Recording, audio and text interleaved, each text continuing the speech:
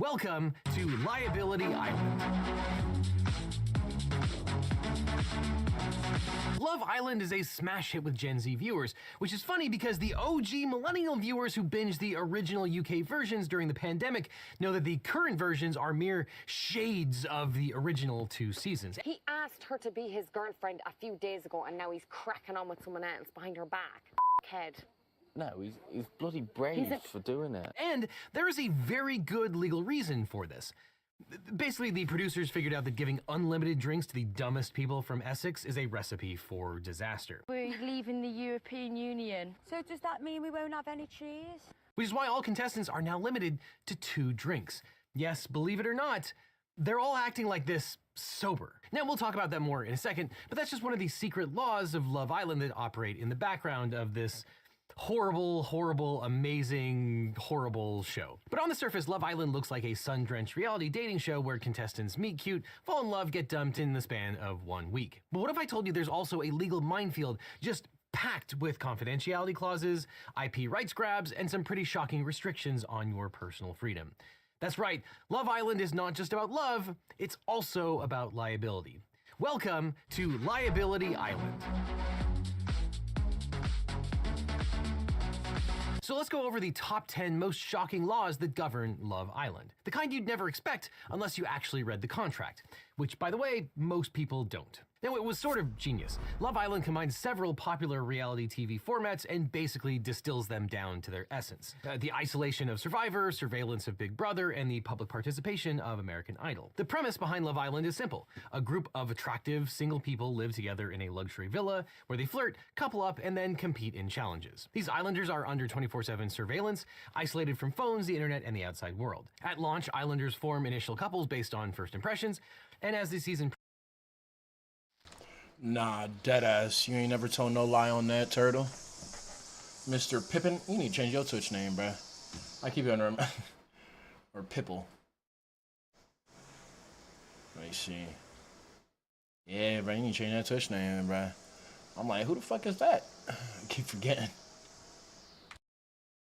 progresses, recoupling ceremonies regularly occur, where Islanders choose whether to stay with their partner or switch.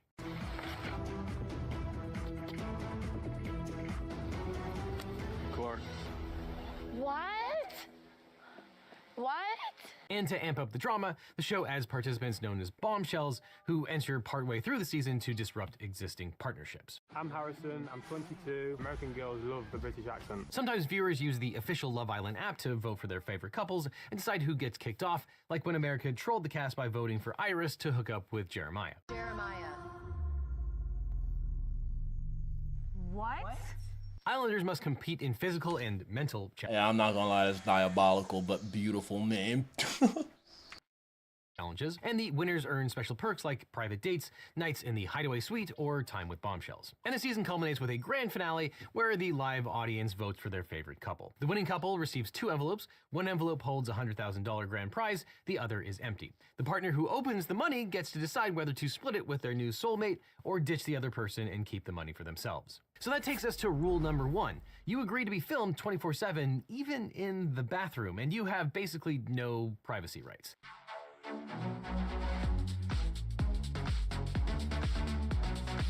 Now, you might expect that signing up for a reality show means being filmed a lot, but Love Island takes that to a new level. As Love Island UK Rosie Seabrook explained, Islanders agree to be recorded 24/7, including in private spaces like bedrooms and bathrooms. Millie Court, who won Love Island UK, said there were at least 74 cameras in the villa, including the bathroom. And she says producers put a camera in the bathroom just in case there was a medical emergency. But the contestants have no expectation of privacy because their contract explicitly grants producers the right to record contestants 24 hours a day, 7 days a week, including via hidden cameras and microphones. Quote, whilst you remain a contestant on the main show, being filmed 24 hours a day, 7 days a week during the key filming period, including by means of hidden cameras and microphones, in all aspects of your life in the villa, we may feature any footage recorded of you in the program in our absolute discretion, and you agree that you have no objection to this. This is called an absolute discretion clause, which means that you grant another party the unrestricted right to make decisions about something without having to justify or explain it. And that takes us to rule number 2. Producers, in their discretion, can make you a villain.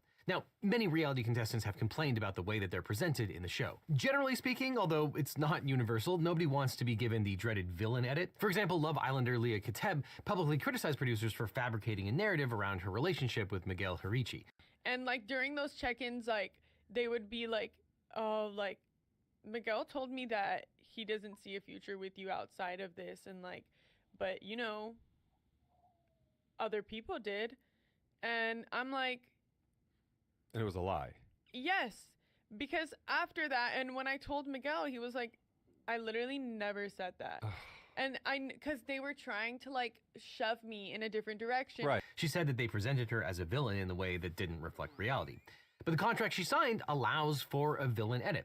The producers reserve the right to use any footage of the Islanders, including, quote, actions and opinions of yourself, contestants, and other participants, which may or may not depict you in a positive light, and or which you may deem personal, surprising, embarrassing, offensive, or of an otherwise unfavorable nature. And according to the contract, that kind of editing is, quote, fundamental to the program. This means the producers can shape contestants' stories to maximize drama, even if that spin misrepresents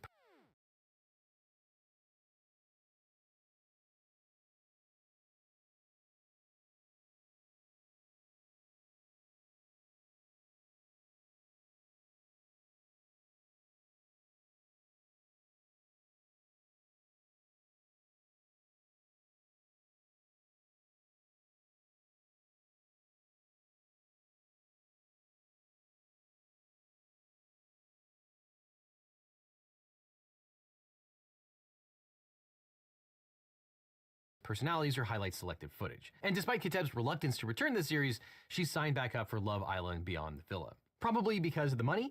And if you'd like to learn more about the money that people make on reality shows, there is an extended version of this video that goes into detail, but only on today's sponsor, Nebula, our own streaming site. Now, as you might have noticed, we're producing way more content than ever before, and the insanity of the news cycle right now makes this increasingly difficult to produce content like this on YouTube. So that's why we're doubling down on producing even more original content and exclusives on our home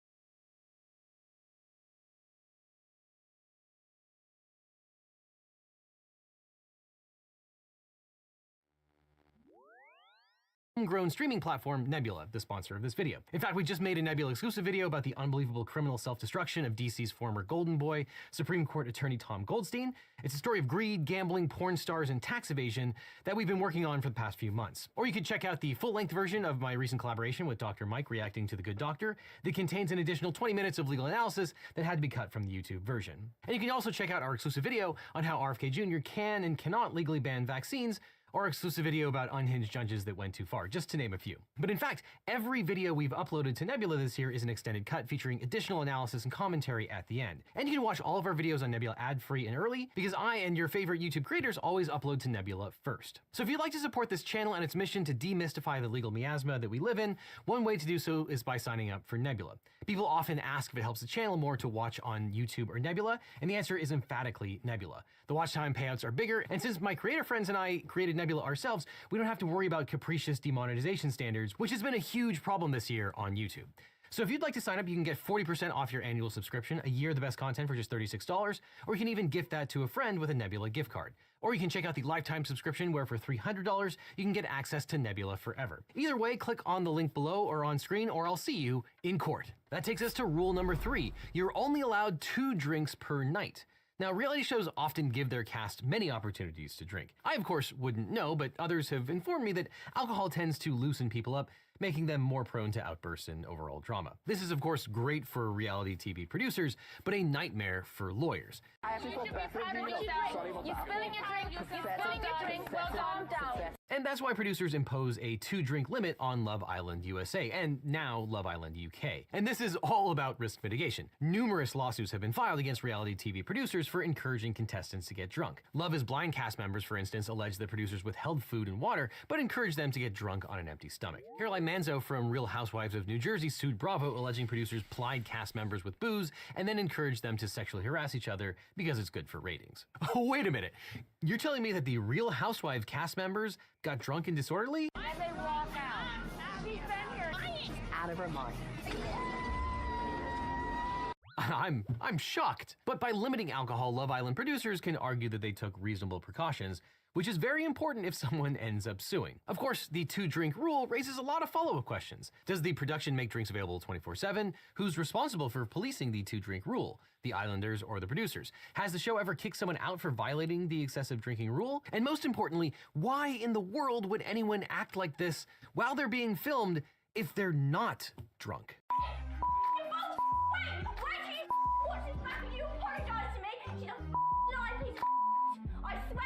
You don't do that on the first night. You calm down. But generally, those issues only come up if someone actually sues the show, which, as we'll talk about, might not actually be a possibility. But that takes us to rule number 4, your mental health and sexual history are fair game. Now, when casting for reality TV, producers have a difficult needle to thread. They need emotionally combustible people who will experience big emotions for the cameras, but they also don't want people who are too fragile or vulnerable for safety reasons and, most importantly, to limit liability. Unfortunately, several former Love Island cast members have discussed their mental health struggles, and 3 people from Love Island UK have died by suicide. Love Island contestant and former Miss Great Britain, Sophie Graden, died in 2018. Before her death, she described being bombarded with cruel messages about her appearance and behavior, especially after being the show's first bisexual contestant. After the CEO of ITV said it was strange to link Graden's death with her appearance on the show, Graden's mother slammed the series as, quote, principally evil. She wrote an open letter revealing that Graden had asked for mental health support, but Love Island only offered a 10-minute Skype session. In 2019, contestant Mike Thalassitis took his own life. Nicknamed Muggy Mike on the show, he became a target of tabloid mockery and online trolling. The press painted him as aggressive and arrogant, and after his appearance, he struggled to adjust to life outside the villa and reportedly faced financial issues and depression. His parents said the series didn't prepare him for sudden fame. And in 2020, the show's UK host, Caroline Flack, also died by suicide. Now, after these deaths, the UK Parliament initiated a full investigation of reality TV in Britain, and producers added a slew of new requirements to the casting process. Now, prospective cast members must undergo full medical and psychological screening, including random drug tests and disclosure of their complete psychological and sexual health history. And here's the form that the cast members must give their physicians, who must describe any mental or physical health treatment the person is undergoing. The physician then has to sign off on their patient's suitability for the show. Quote, "Do you foresee any physical, psychological, or any other reason not to take part in this program?" And contestants are warned explicitly that Love Island, quote, will test you and put you under pressure in ways that you are unlikely to have faced before. UK regulators also imposed new aftercare requirements on reality TV. Love Island UK contestants receive at least 8 therapy sessions after their time on the show and commit to maintaining contact for 18 months following their departure. The show also expanded its pre-show training to include guidance on social media use, managing fame, and financial literacy. Welfare officers are now present 24/7 on set, and Islanders undergo daily mental health check-ins during filming. But that takes us to rule number 5, you give up your rights to your own image. Now, by signing up for Love Island, you agree to give the show ownership of your name, likeness, voice, and performance forever. The Love Island contract includes a sweeping IP assignment clause. It says, quote, you hereby assign to us absolutely the entire copyright throughout the universe by all means and in all media, whether now known or hereafter developed for the full period of copyright, all renewals, revivals, reversions, and extensions thereof, and thereafter in so far as possible in perpetuity and to the extent relevant by way of present assignment of future copyright, and all of the rights whatsoever, including those rights known as the rental right and the lending right of the performer's rights in perpetuity. Now, this sweeping IP assignment clause gives the producers of Love Island basically every right they could possibly want for now until the end of time. And this even includes application materials contestants submitted to get on the show. The bottom line is that once you appear on the show, producers can use your footage, name, and voice in future promos, spin-offs, and marketing campaigns. And you can't do anything about it. And that takes us to rule number 6. You get no phones, no internet, and no outside world. Love Island contestants agree to be totally cut off from the outside world. Time is fake, the date is fake, you have no access to the outside world. You can't Google, you can't watch TV, you can't access your socials, you can't text anybody. Contestants are not allowed to have access to the internet or to their personal devices. They aren't allowed to look at or post on their own social media accounts while they remain at the villa, and instead a team handles the social media accounts on their behalf. Now, the isolation serves 2 purposes. First, it makes sure that the drama that unfolds inside the villa is completely self-contained and not contaminated by any information about the outside world. And second, it ensures that there is information asymmetry between producers and cast. In a world where the producers know everything and the Islanders know nothing, it's easier for the producers to engineer storyline. You go a little crazy because, like, I think my phone said the same date every day. It's some dystopian society in there. Which is similar to rule number 7, your social media isn't really yours and you better not talk.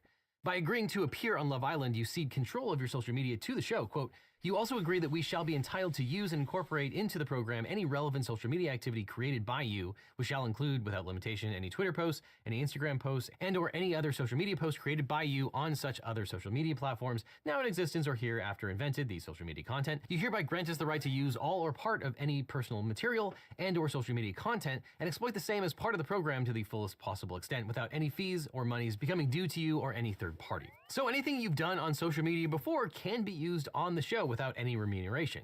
And you also cannot talk about anything on social media or elsewhere without their permission. Quote, you warrant that all posts, blogs, tweets, messages, or other material you may publish on social networking sites such as Twitter, Facebook, Instagram, and any similar sites about your involvement in the program must comply with the Love Island social media guidelines, as well as the confidentiality clauses set out in Clause 10 of this agreement. You undertake to seek our advice if you are in any doubt as to whether or not to sub-publish such material. Now, the confidentiality provision in Clause 10 binds Islanders well beyond their time in the villa. Quote, you will not, without our prior written consent, either prior, during, or after the end of your contribution, use or knowingly divulge, publish, or make known directly or indirectly to any person or persons, media, multimedia outlet, or internet site, or interactive social media platform, including without limitation, Facebook and Twitter and such other social media sites existing or to be invented whatsoever, any information in connection with this agreement, the program, its production, and exploitation, your contribution, the products, any trade secrets, business plans, etc., or feature wholly or in part derived from or based on any material used or owned by us or any of our parent, subsidiary, or associated companies or our or their customers at any time during the continuance of this engagement. Now, the contract is silent about what penalties apply if a person violates the confidentiality agreement.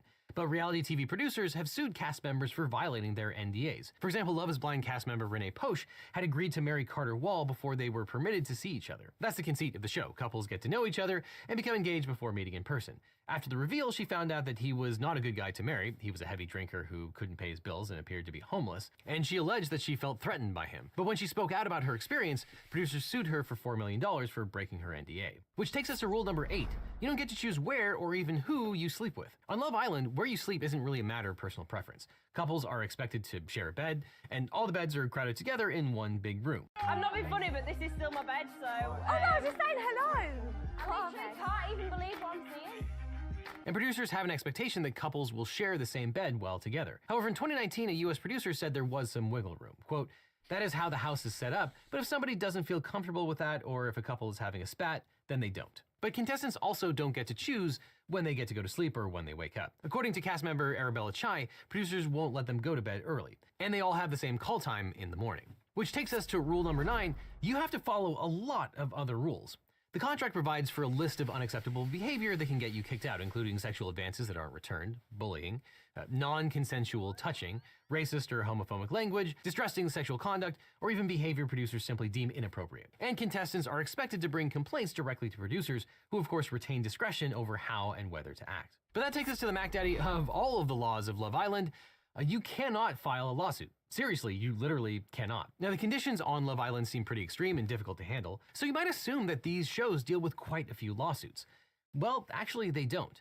Reality contracts have ironclad arbitration clauses, which require the parties to resolve their disputes through an arbitration process rather than a lawsuit. And as we've discussed on this channel before, the Supreme Court has repeatedly affirmed the enforceability of arbitration clauses in contracts, emphasizing that under the Federal Arbitration Act, the parties must honor agreements to arbitrate unless a legal or equitable reason renders the clause invalid. Now, that being said, despite the bad reputation that arbitrations have, generally speaking, they can vindicate your rights every bit as much as a trial can, and sometimes they end up being much cheaper to litigate and happen much faster because of the way that our court system is backed up and the time it takes to litigate in state court. But that being said, one huge advantage for the producers is that what happens in arbitration is much easier to keep secret. But contestants who attempt to fight back sometimes argue that these arbitration clauses are unconscionable, which is a legal doctrine that permits a court to void a contract provision that's both procedurally and substantively unfair. But because arbitrations are usually a perfectly valid substitute for lawsuits in court, courts have rarely sided with the reality TV participants in arbitration challenges. For example, in Ledwell versus Ravenel, the Fourth Circuit held that even if the participant had little choice but to sign the contract, the arbitration clause was acceptable because the terms themselves were not shockingly unfair. Dawn Ledwell, who worked as a nanny for cast member Catherine Dennis, appeared on the TV show Southern Charm. She was allegedly assaulted by Dennis's ex, Thomas Ravenel, but the court concluded that the matter could proceed in arbitration. But there have been some exceptions. In Higgins versus Superior Court, a California court invalidated an arbitration clause in a contract signed by 5 recently orphaned teenagers who appeared on Extreme Makeover Home Edition. The siblings were living with the Leomedy family, who parlayed their kindness towards the orphans to get on Extreme Makeover. They got a new home, but a few weeks after the remodel, the family kicked out the Higgins siblings. They argued that the producers didn't tell them that the family could simply evict them whenever they wanted. They claimed the producers offered them a permanent place to live, and the court found both procedural and substantive unconscionability. But even this victory was limited. In a subsequent case on the merits, Higgins versus Disney/ABC, the court concluded that the waiver of tort claims in the same contract was not substantively unconscionable. Now, if you're on a reality TV show and you break your NDA, you're going to want a good lawyer. Luckily, I know a guy. Now, after I started this channel, every week I'd get hundreds of comments and emails from viewers who are dealing with legal problems. And they'd ask, can you help me find a lawyer? How do I know if this attorney is any good? And there's a massive gap in our justice system. It's that people don't know how to find the right lawyer for their specific situation.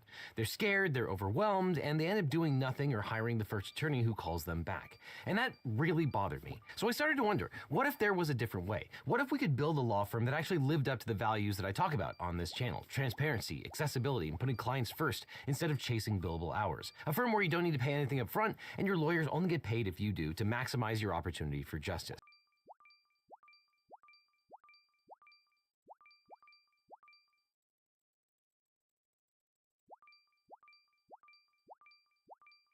Randomly discharging rounds. 6-hour Helldiver, a 6-hour P. One party's supposed promise is so indefinite or discretionary that it doesn't actually bind them to do anything.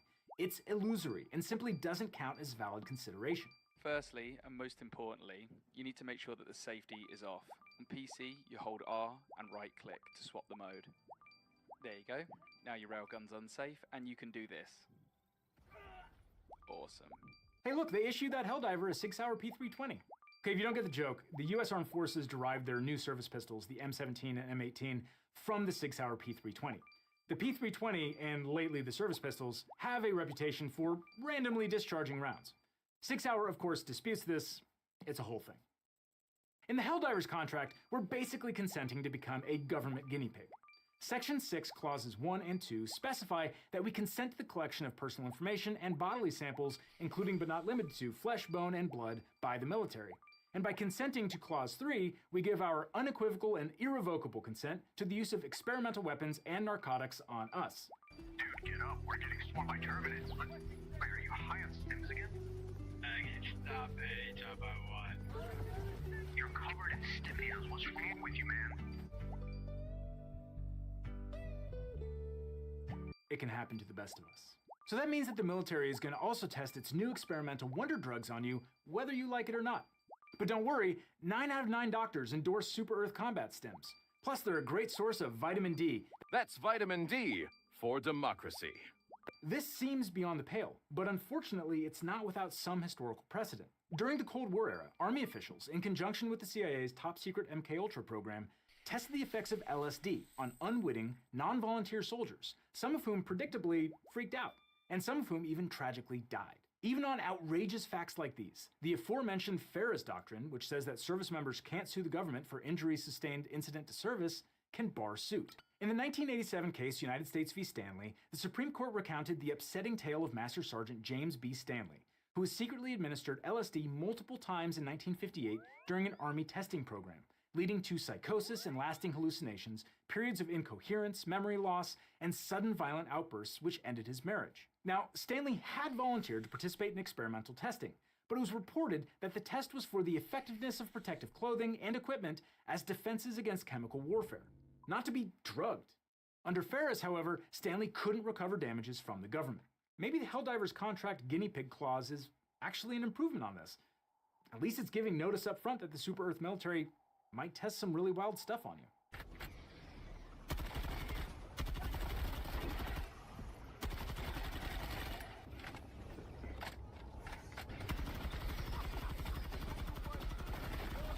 Ah yes, a rifle firing humane stun rounds, where reports of lethal incidents have been thoroughly debunked. Meanwhile, it is shredding aliens. The US Department of Defense defines non-lethal weapons as weapons, devices, and munitions that are explicitly designed and primarily employed to incapacitate targeted personnel or materiel immediately, while minimizing fatalities, permanent injury to personnel, and undesired damage to property in the target area or environment. Non-lethal weapons are intended to have reversible effects on personnel and materiel. So what's missing from that definition? Anything that would lead someone to believe that a non-lethal weapon is incapable of killing someone. Because I mean, look, just about anything can be a lethal weapon with enough skill, imagination, and perseverance. A motivated sergeant could use a soup spoon to devastating effect. Managed democracy. The freedom to make the right choice. So what are we all fighting for, Helldivers? That should be obvious. Democracy, freedom, our way of life galaxy-wide, paved with the skulls of those who died. And this is the true genius of the satire at play in Helldivers 2. Voting throughout the Super Earth Empire is handled by citizens filling out a quiz, and then the algorithm votes for them, allegedly. This is obviously election fraud, but everyone's totally cool with it. They even call it by its real-world name, Managed democracy. While more accurately called competitive authoritarianism, managed democracy is a real-world political, legal, and cultural system where the structures and rituals of democracy and the rule of law, such as elections, legislatures, courts, and a free press, still formally exist, but they're tightly controlled by those in power.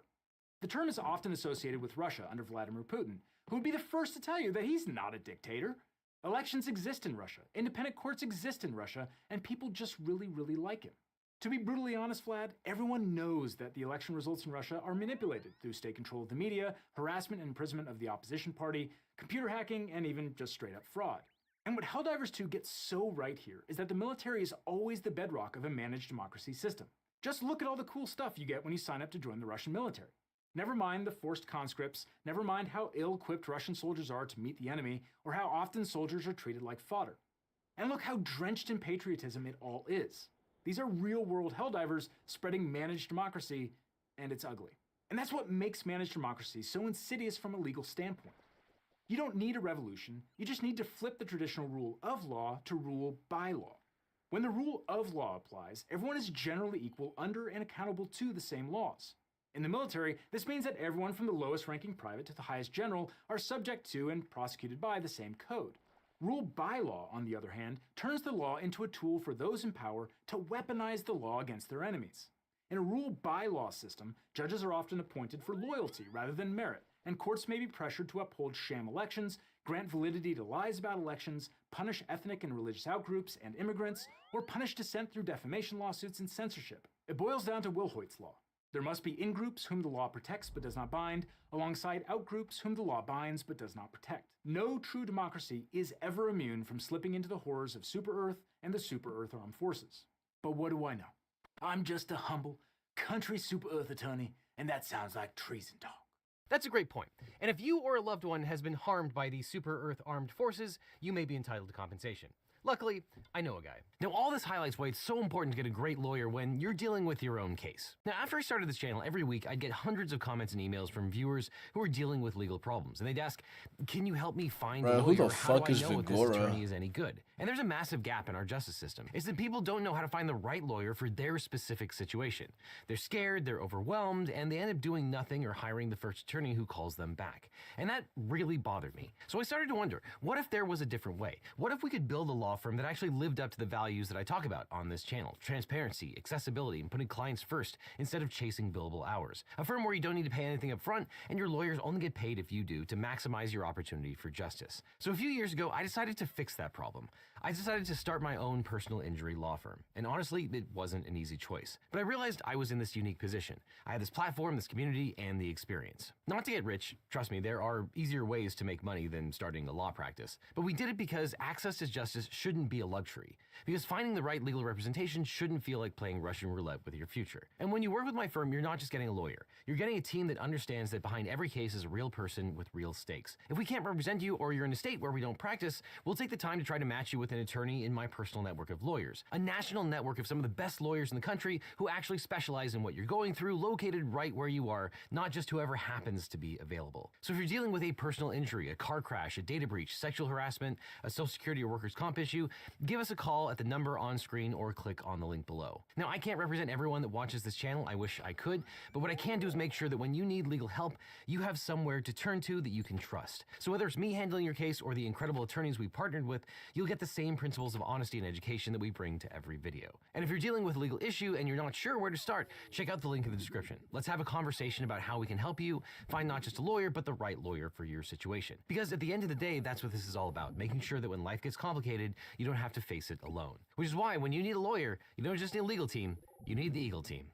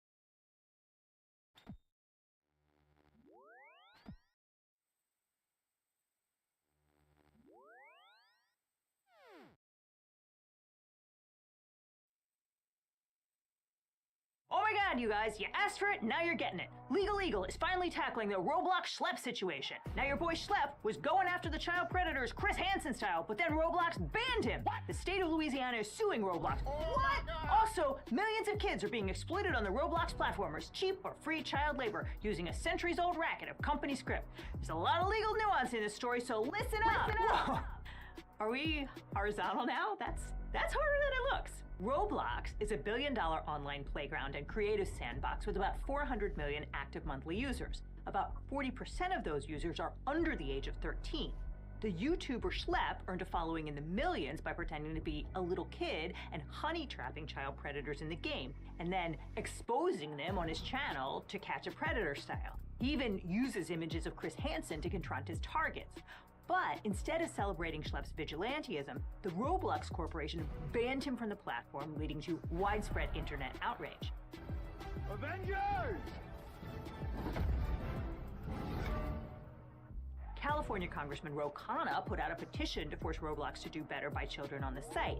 And the state of Louisiana promptly sued Roblox, claiming that its claims to protect kids on the site amount to consumer fraud. So what is going on here? And are we maybe missing a broader point about legal online child exploitation? Let's start by talking about the schlep situation. But first, okay, I'm not going to sit here in front of God and the internet and pretend that I know a lot about online gaming. But I do know that there are some very specific laws governing how websites have to protect underage users. So at the risk of becoming a Hello Fellow Kids meme, let's talk about Roblox. It was created in 2004 by developers David Baszucki and Eric Cassell, released to the public in 2006, and now has over 100 million daily users. Roblox is an online platform that allows users to create immersive gaming experiences inside the Roblox metaverse and then play around in them with other users they can talk to directly. It's kind of like Minecraft, but with Lego avatars and Technicolor graphics and millions of ways to spend money. The majority of Roblox's users are children under 16, and it takes just seconds for a child to sign up. You don't even need to give Roblox your email to create an account, although you do have to submit proof of age to access some of the age-gated experiences on the site geared toward older users. All right, this just showed up a few minutes ago. Exclusive for ages 17 plus games category. This shows up even before the popular page. That's partly because, unlike a lot of free social media platforms, Roblox claims its primary monetization model is not hoovering up your personal data and selling it, although it does share that data with advertisers, which is totally different. Instead, Roblox's revenue relies on millions of microtransactions involving its internal currency, Robux. Users can buy Robux and spend them inside the game's ecosystem to purchase access to content made by independent developers, like digital clothing or cosmetics, or even full-blown premium games. Roblox was wildly popular before COVID, and after kids spent 2 years in their houses clutching their iPads as their parents tried desperately to get work done, it became ubiquitous. Chances are, if there's a kid in your life, 10 or under, what they want for Christmas is Robux. But all that is taking place in this space where there's almost no existing legal regulation at all. So it's probably inevitable that this would happen. What is going on here? There's a lot of sketchy people out there on the internet that you probably don't want knowing your home address, phone number, or the real names of anybody in your family who plays Roblox. And it's not surprising because data brokers vacuum up your personal data from all corners of the internet and sell it to anyone who wants to buy it. But you can fight back and take control of your personal data by signing up for today's sponsor, Incogni. Incogni removes your personal data from online data brokers by searching the internet, reaching out directly on your behalf, and forcing those brokers to take your personal info down. If the brokers resist, Incogni will take care of that too, because Incogni fights back. Those data brokers are the reason why in the US you can search your name and find a bunch of websites that will give anyone your home address, phone number, and extensive history. It's shocking how easy it is to find all this information. It also might be why you're getting so many spam calls lately or even had your identity stolen. I've been using Incogni for years. In that time, you can see I've been on hundreds of lists, some of which had a high sensitivity score, meaning the broker had tons of data on me. Luckily, Incogni completed hundreds of takedowns for me over the years. I could never do this myself, so thank you to Incogni for weeks of work and adding me to over 40 suppression lists. And Incogni will continue to conduct ongoing removals because even if the broker removes your data once, they can collect it and publish it again. So if online privacy is important to you, give Incogni a try. If you click on the link on screen or down below, you can try Incogni risk-free for 30 days with a 60% off discount and get a full refund if you're not into it. And if you keep it, you'll still get the exclusive 60% discount so long as you use our link or the code LEGALEAGLE, all one word. So sign up for Incogni or we will see you in court. Roblox's users have long complained that the site does not adequately protect children from various abusive behaviors. Some of that is relatively minor. The site bans profanity, drugs, and the use of slurs through automated filtering and moderation.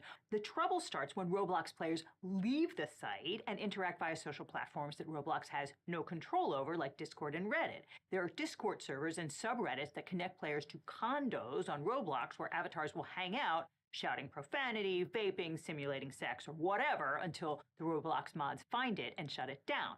The website Fast Company describes digital gyrations, which are ridiculous if impossible to unsee. Thong-clad Roblox avatars twerking on stripper poles. Beefy blonde avatars buck naked except for COVID masks and enough crudely animated contortions to fill several volumes of the Kama Sutra should LEGO ever decide to.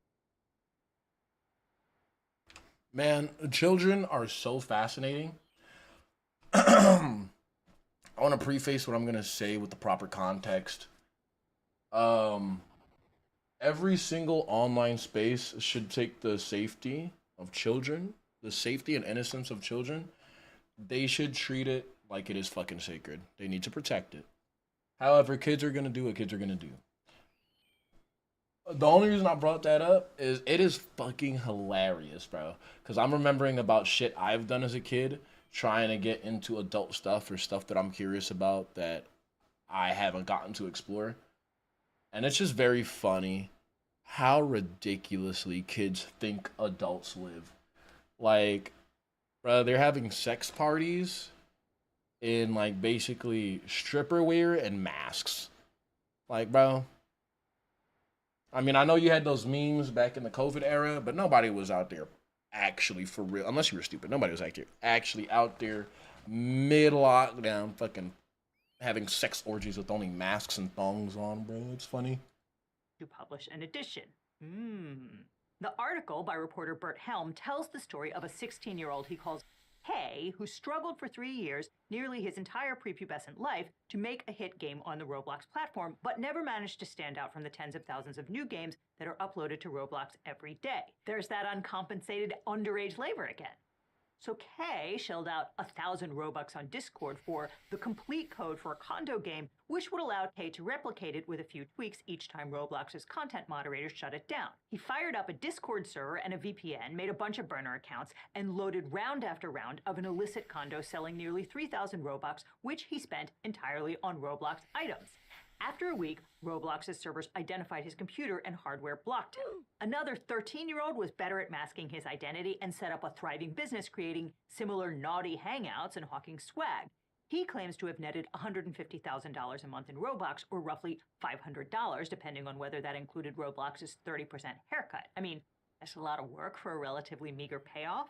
And while you wouldn't want your first grader wandering into such a condo accidentally, it's hardly child endangerment. If anything, it's more like the old Chuck E. Cheese where you'd spend hours and hours playing arcade games in front of weird gyrating animatronic figures to win tickets that you could eventually exchange for useless crap.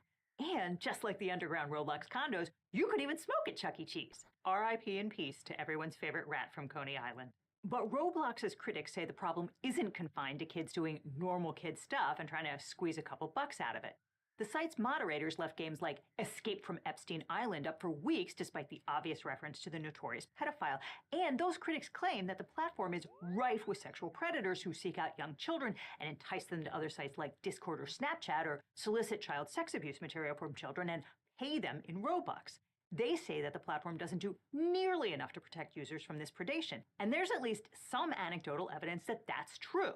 Last year, Bloomberg Businessweek reporters Olivia Carville and Cecilia D'Anastasio published an article called Roblox's Pedophile Problem that told the story of a guy who went by the name Dr. Rofotnik on the platform and ran a popular experience called Sonic Eclipse based on Sega's Sonic the Hedgehog character. Rofotnik hired young kids to manage administrative and design tasks for him, paying them in Robux. Oh, hi again, child labor enriching a giant multinational corporation. Rofotnik was also sending wildly inappropriate messages to children, often misspelling words or adding spaces to evade censors. Rofotnik was outed by a YouTuber named Ben Simon who goes by the name Ruben Sim. Sim has his own complicated history with Roblox, but let's come back to that in a second. In 2020, Roblox banned Rofotnik and referred the case to the National Center for Missing and Exploited Children, better known as NCMEC.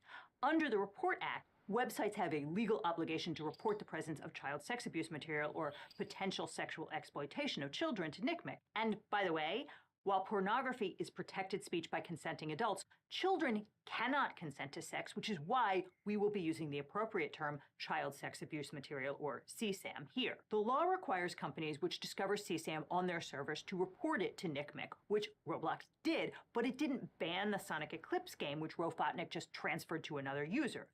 Almost immediately, the Rofatnik character made a new account and carried on as before. It was only in 2021, when Sega filed a copyright infringement suit against Roblox, that they shut the game down.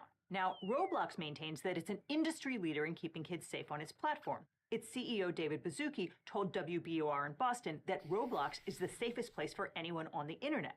But content moderation is hard, especially when you're doing it at scale. And Roblox's management team has also said at a development conference last year that it intends to grow the platform to 1 billion active daily users and 10% of all global gaming revenue. How does Roblox intend to achieve astronomical growth and still maintain user safety? Oh, you know the answer to that one. They're going to do it with AI. But don't worry, Mom and Dad, because ChatGPT is on the case, and coincidentally, AI is a lot cheaper than hiring thousands of human moderators, because you gotta protect that shareholder value, right? Now, back in 2022, 1 year after the site booted Rofatnik's original account, a 15-year-old girl in Indiana went missing. 8 days later, she was found in a filthy apartment in New Jersey, lured there by Rofatnik, who was actually a 22-year-old man named Arnold Castillo. Investigators discovered hundreds of messages between Castillo and the child, including her saying that she wanted to run away from home. There were images of their two avatars holding hands and wearing shirts that said boyfriend and girlfriend. In September of 2022, Castillo was indicted for transportation of a minor across state lines for sexual activity, and in May of 2023, he pled guilty and was sentenced to 15 years in jail. Roblox said the incident caused it to massively beef up its moderation teams and revamp its safety protocols, but the Castillo case is definitely not a one-off. In 2020, a 48-year-old Kansas man named Clinton McElroy, who was already a registered sex offender, paid an 8-year-old boy thousands of Robux to produce CSAM. McElroy is now serving a 40-year prison sentence in Florida. In fact, dozens of men have been arrested for using Roblox to approach young children for sex or sexual imagery, and at least 6 of those men were apprehended thanks to a YouTuber named Schlep. Schlep is a YouTuber who claims that as a child he was groomed for sexual exploitation on Roblox. As an adult, he produced multiple videos that feature avatars claiming to be young children engaging with predators online. The interactions moved to different sites such as Instagram, Discord, and Snapchat, and eventually the predators agreed to meet up in real life, resulting in sting videos that Schlep posts online for his 1.4 million followers. But on August 9th, Schlep tweeted that he'd been banned from Roblox. He posted a cease and desist letter he says was sent by the company, claiming that he violated its terms of service by engaging in simulated child endangerment conversations, sharing or soliciting personally identifiable information, and directing users to move conversations off platform. The letter accused Schlep of failing to immediately report suspicious activity to Roblox through proper channels, actively interfering with Roblox's established safety protocols, and exposing Roblox's users to increased risk. It threatened to sue him for breach of contract and violating the Computer Fraud and Abuse Act if he ever accessed the platform again. The CFAA is primarily a criminal statute, but it does allow for civil lawsuits against people who access computer networks without permission. On the company's site, Roblox's chief safety officer, Matt Kaufman, explained the decision to boot vigilantes off the platform. He says it's because they were impersonating children and actively seeking to connect with adult users. Those conversations mimicked inappropriate behavior and actively encouraged other users to connect on social media and messaging platforms, thus bypassing Roblox's own safety systems. Basically, they say that vigilantes like Schlep normalize this banned behavior by wandering around the website, engaging in it. And before you ask, no, that's not entrapment. Entrapment is when the government induces you to commit a crime, not some hyper-caffeinated keyboard warrior. Roblox also says that it violates the site's terms of service to not report predatory behavior immediately, which is not what's happening when you're filming your interactions so you can mine them later for clicks. Although the vigilantes would say that they do report the behavior and Roblox doesn't do anything about it.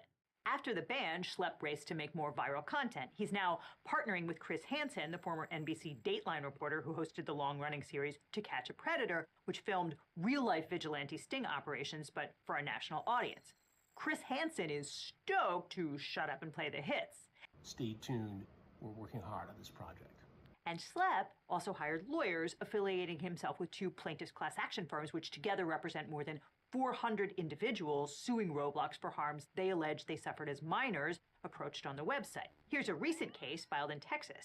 It's clear that the lawyers are now circling the company looking for plaintiffs to sue Roblox based on various legal theories, including negligence, consumer fraud, and product liability. We also found this complaint Roblox filed against YouTube creator Ruben Sim for, among other things, posting false and misleading terrorist threats to discourage Roblox users from participating in in-person and online events, cyberbullying and harassing Roblox employees, accessing the platform after he'd been banned, and attempting to upload a nude image of himself with only a lampshade covering his genitals.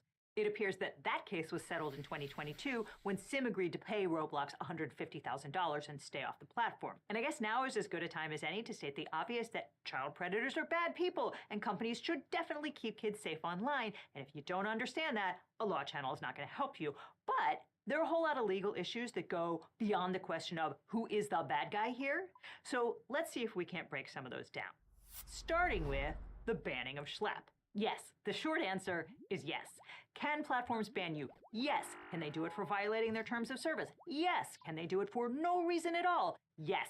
Do they have to apply their own rules consistently? No. And do you have any recourse if they don't? No. And the reason for that is Section 230 of the Communications Decency Act, affectionately known to its fans as the 26 words that created the internet. Under Section 230, no provider or user of an interactive computer service shall be treated as the publisher or speaker of any information provided by another information content provider. So if you post something obscene or defamatory on Reddit or Yelp or Facebook or Roblox, the companies that own those interactive online platforms cannot be held liable for what you said. That shield for third-party content is what makes social media and online interactive media possible. You couldn't have a functioning internet if platforms could be held liable for what users posted online. And then, you see where it says civil liability? No provider or user of an interactive computer service shall be held liable on account of any action voluntarily taken in good faith to restrict access to or availability of material that the provider or user considers to be obscene, lewd, lascivious, filthy, excessively violent, harassing, or otherwise objectionable, whether or not such material is constitutionally protected. So in plain English, a provider can boot you for any reason at all without civil liability. So yes, it may feel manifestly unfair or wrong or unjust, but that is the law of the land, and suing Roblox for unevenly enforcing its terms of service is not going to change that. Okay, so what duty do websites owe to child users? That is a harder question to nail down, and the answer varies across states.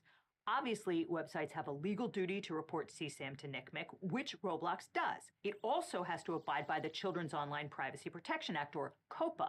But COPPA is a data privacy law that governs how websites can store and collect data on users under 13. And Roblox doesn't collect that data at all, so that's not relevant here. And that leaves basic theories of tort law, like the ones all those lawyers are relying on, along with various other state statutes. Here's one that says the website violated California's consumer protection laws by claiming that it was safe when it is not. Here's one from Texas that says the company was negligent about child safety and committed fraud when it told parents the app was safe for kids. Here's one in Pennsylvania alleging product liability and breach of Pennsylvania's consumer protection statute.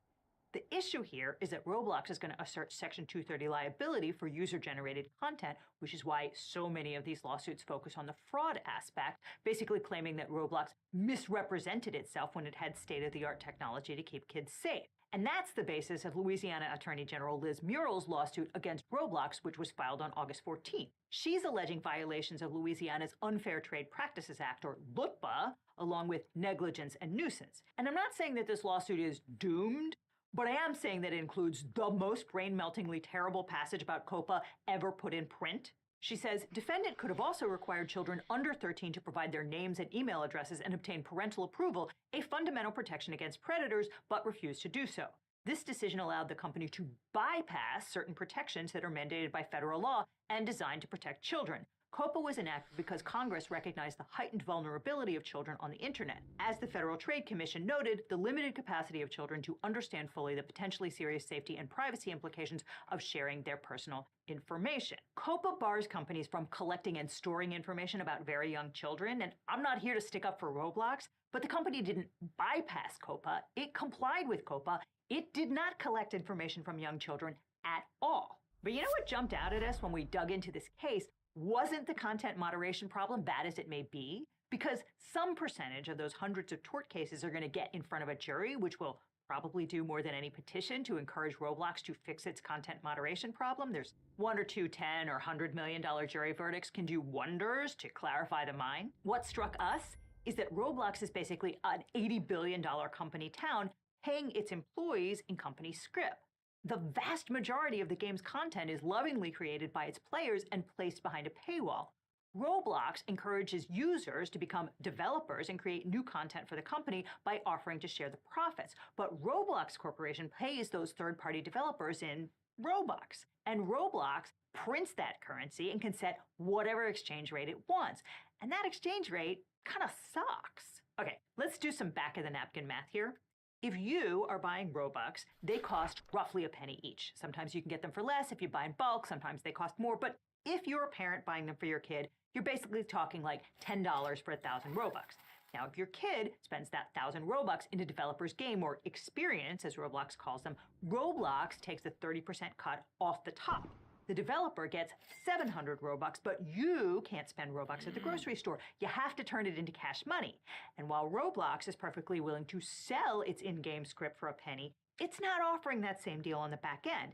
It will buy Robux from devs for 0.35 cents each, so like a third of the penny. And that's after the 30% commission it took on the original sale. So by my reckoning, of the original $10 forked over by mom and dad, the developer is getting $2.45. And if you're playing along with your calculator at home, that's only 24% of the original transaction. And developers are probably getting even less than that since the Roblox platform has all kinds of upload fees and bank transfer fees and variable rates for players when they purchase Robux, and the point of sale cut in Robux isn't always 70-30 either. CEO David Baszucki makes a lot of fuss about how empowering this is for creators, particularly teenagers, and that's true. There are lots of very young creators on the site getting paid, and they're clearly willing to take what Roblox is offering, particularly since Roblox Studio provides so much back-end technical and creative support. It's also a pretty easy game engine to learn, so the barrier for entry is really low. But when Roblox brags about paying out $923 million to creators in 2024, remember that the company took in $3.6 billion during that time. And there are plenty of creators who made basically nothing. And while there are many adult professional developers on the platform, this is still an ecosystem that grew itself based on the labor of lots of very young people who cannot go out and get jobs in Silicon Valley and have no contractual relationship with the company and no real bargaining power.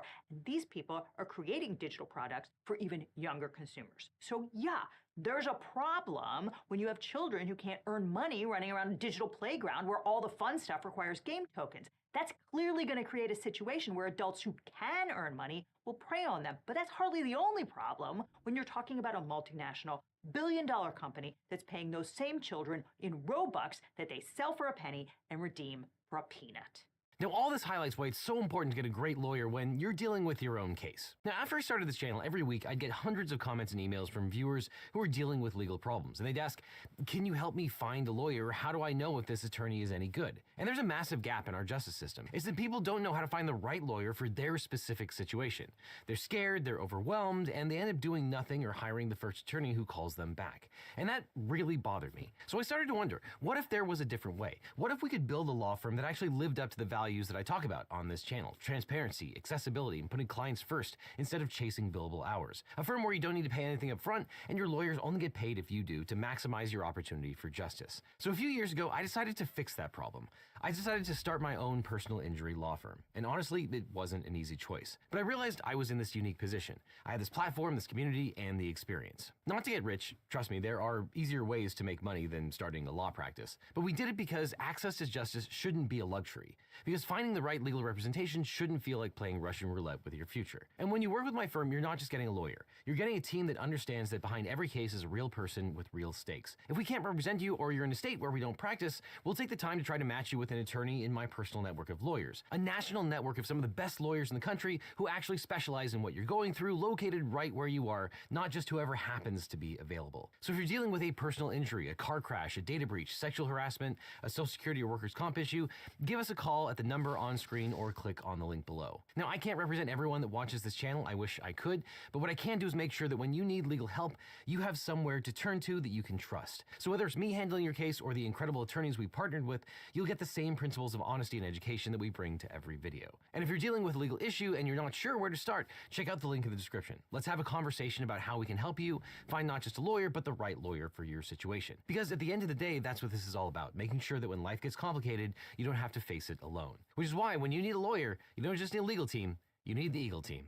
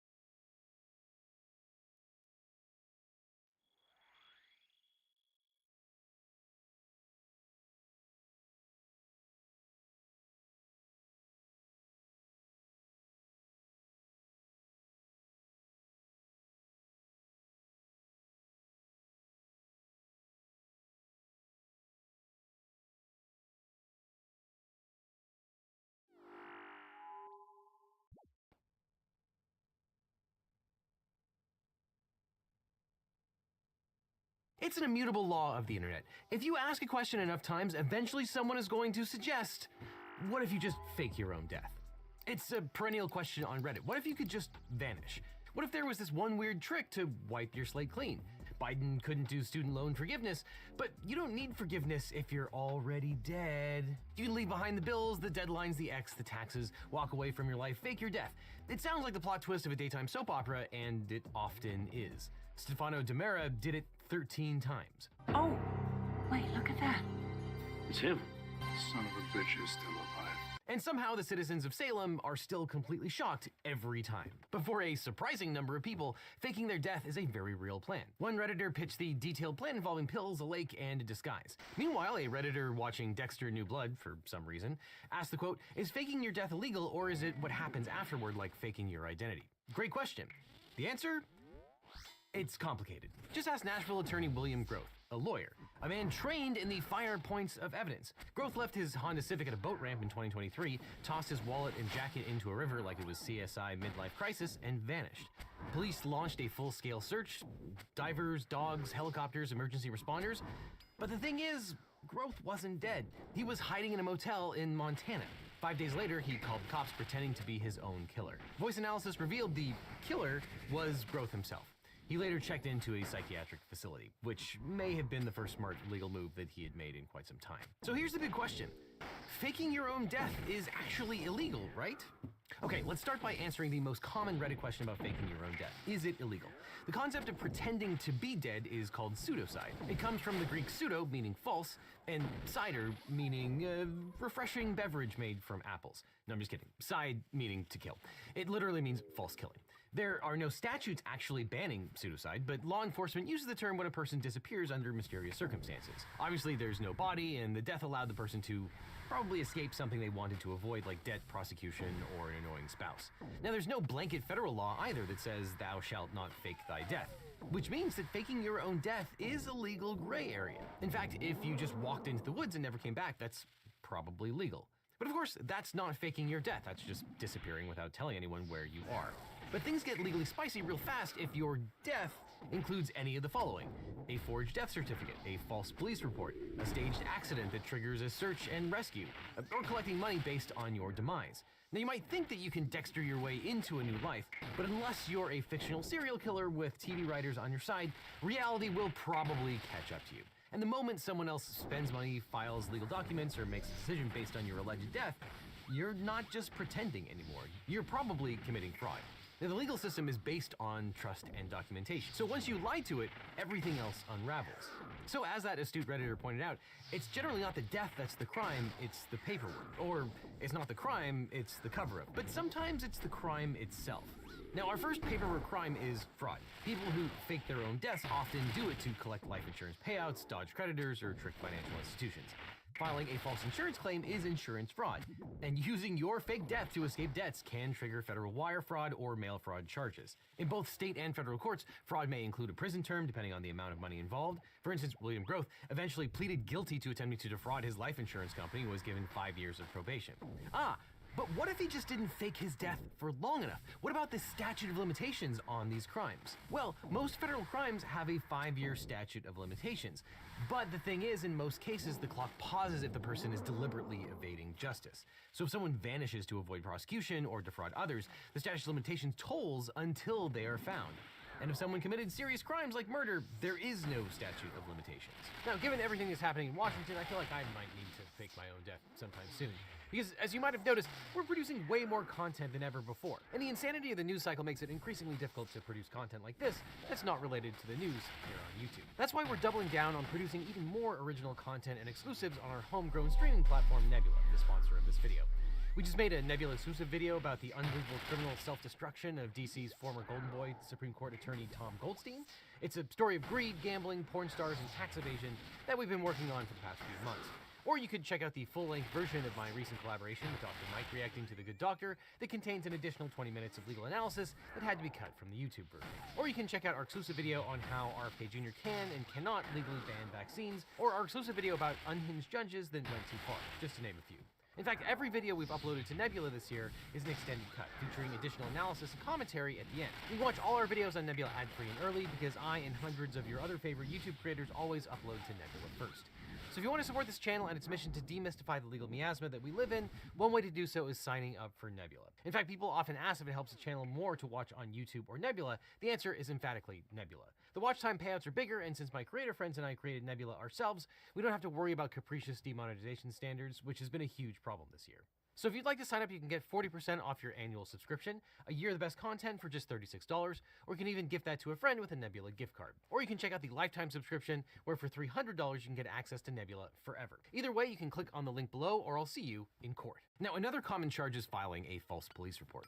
If someone reports you missing or dead, and you knowingly cause or participate in that false information reaching law enforcement or emergency services, you can be charged for that as well. And so can your accomplices, if you had any. That's what happened to a British man named John Darwin and his wife Anne. They staged his disappearance in a canoe accident so that Anne could collect the £250,000 insurance policy in life insurance and pension payouts. But that was just the beginning of the aptly named Darwin's Wild Tale. Now, shortly after he died, John moved into the house next door to his wife, which the couple also owned. And John hid in that house for 4 years. But the couple were eventually brought down by a photo of them enjoying a vacation in Panama. John tried to pull the soap opera trick of claiming to have amnesia, while Anne feigned to be shocked that he was alive. That did not work. John was sentenced to 6 years in prison for fraud, and Anne went to prison because she was his accomplice. She also had to cough up $500,000. And identity theft is another frequent paper crime. To stay dead, many people use fake names, stolen social security numbers, extra passports, and forged documents to rent apartments, open bank accounts, and get new jobs. And depending on the method and scope, assuming a false identity can be charged federally or at the state level. And each false act, like signing a lease under a false name, can count as a separate offense. And if the person who fakes their death has dependents, it's highly likely they'll wind up owing a lot of money when they get caught. Which brings me to Richard Hoagland, who parked his car in the Annapolis airport in 1993 and disappeared. A few months later, Hoagland sent his sons a birthday card saying he hoped to see them again. Now, this backfired spectacularly on his wife. Since there was no record of Hoagland ever taking a flight and no dead body, the birthday card raised police suspicion that she actually killed him. That's right, Hoagland's actions made his wife a suspect in his fake death.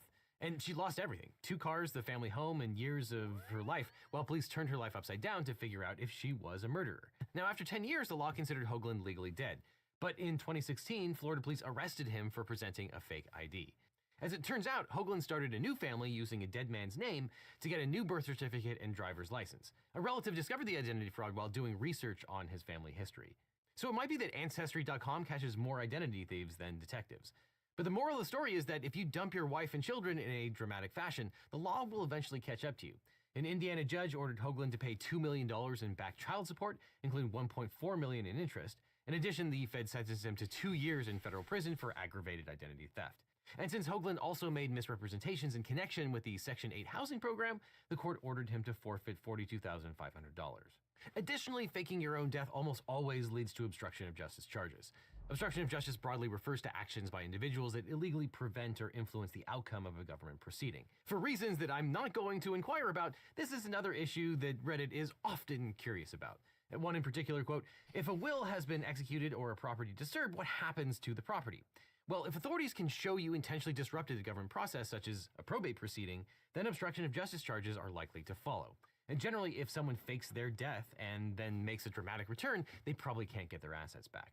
The law views the property as having passed in good faith to the heirs, and in most jurisdictions, the dead person won't get their assets back unless there was some fraud on the court that they didn't participate in, like someone forging a will. But forging a death certificate or altering official paperwork is a separate felony in almost every jurisdiction. A man named Robert Berger thought that he could fake his death to avoid a prison sentence by forging a death certificate. His fiancée told Berger's lawyer that he committed suicide. The lawyer sent the death certificate to court officials. The prosecutor assigned to the case compared the certificate to legitimate ones online, and then it all unraveled. Missing watermarks, different fonts and type sizes, and even a misspelling. And you can see here that the death certificate, which supposedly came from the New Jersey Department of Health, Vital Statistics, and Registry, had it rendered as Registry. Berger was facing charges on attempting to steal a vehicle and possessing a stolen vehicle. New York prosecutors added misdemeanor charges for falsifying death certificate and forging a signature. And because Berger ran to Pennsylvania using a stolen car and fake identity, he will also be serving prison time in Pennsylvania after he completes his sentence in New York. But the sickos on Reddit were also curious about bigamy charges. Bigamy is the crime of marrying someone else while you're still married to another person. It is illegal in all 50 states. And the answer is yes, death fakers can be convicted for remarrying. They can even be court-martialed for it. For example, James Powell, an Air Force parachute commando, was married with 2 children when he decided to stage his own death in 1987. Powell was successful. The authorities concluded he was swept down the Rio Grande River near Albuquerque after a bicycle accident. But Powell was very much alive. He moved to San Diego, took the name Christopher Riggs, married again, and had 2 children. For 5 years, Powell continued to live a double life, but eventually he robbed a bank while dressed in Ninja Warrior garb. His second wife had known about her husband's past, but when she discovered that Powell had impregnated the neighbor, that was the last straw. She turned him in for all of it. The military court-martialed Powell and convicted him of bigamy and desertion. Though things seemed to be on the up for Powell when 2 production companies bought the rights to his life story shortly after he was sent to the brig, paying him about $500,000. But Powell wasn't done writing his story. He escaped from the stockade at the March Air Force Base and went on the lam for several months. And his escape turned his original 11-month sentence into a 5-year sentence for robbery and escape from confinement. Though Powell's story eventually made it to the small screen with the TV movie Lies He Told, starring Gary Cole. Though honestly, I would not recommend it. Though that still doesn't necessarily mean that Powell made money from selling his story. Son of Sam laws are statutes that prevent criminals from profiting off the publicity of their crimes by selling book, movie, or media rights. Named after the serial killer David Berkowitz, the so-called Son of Sam, who was offered money for his story.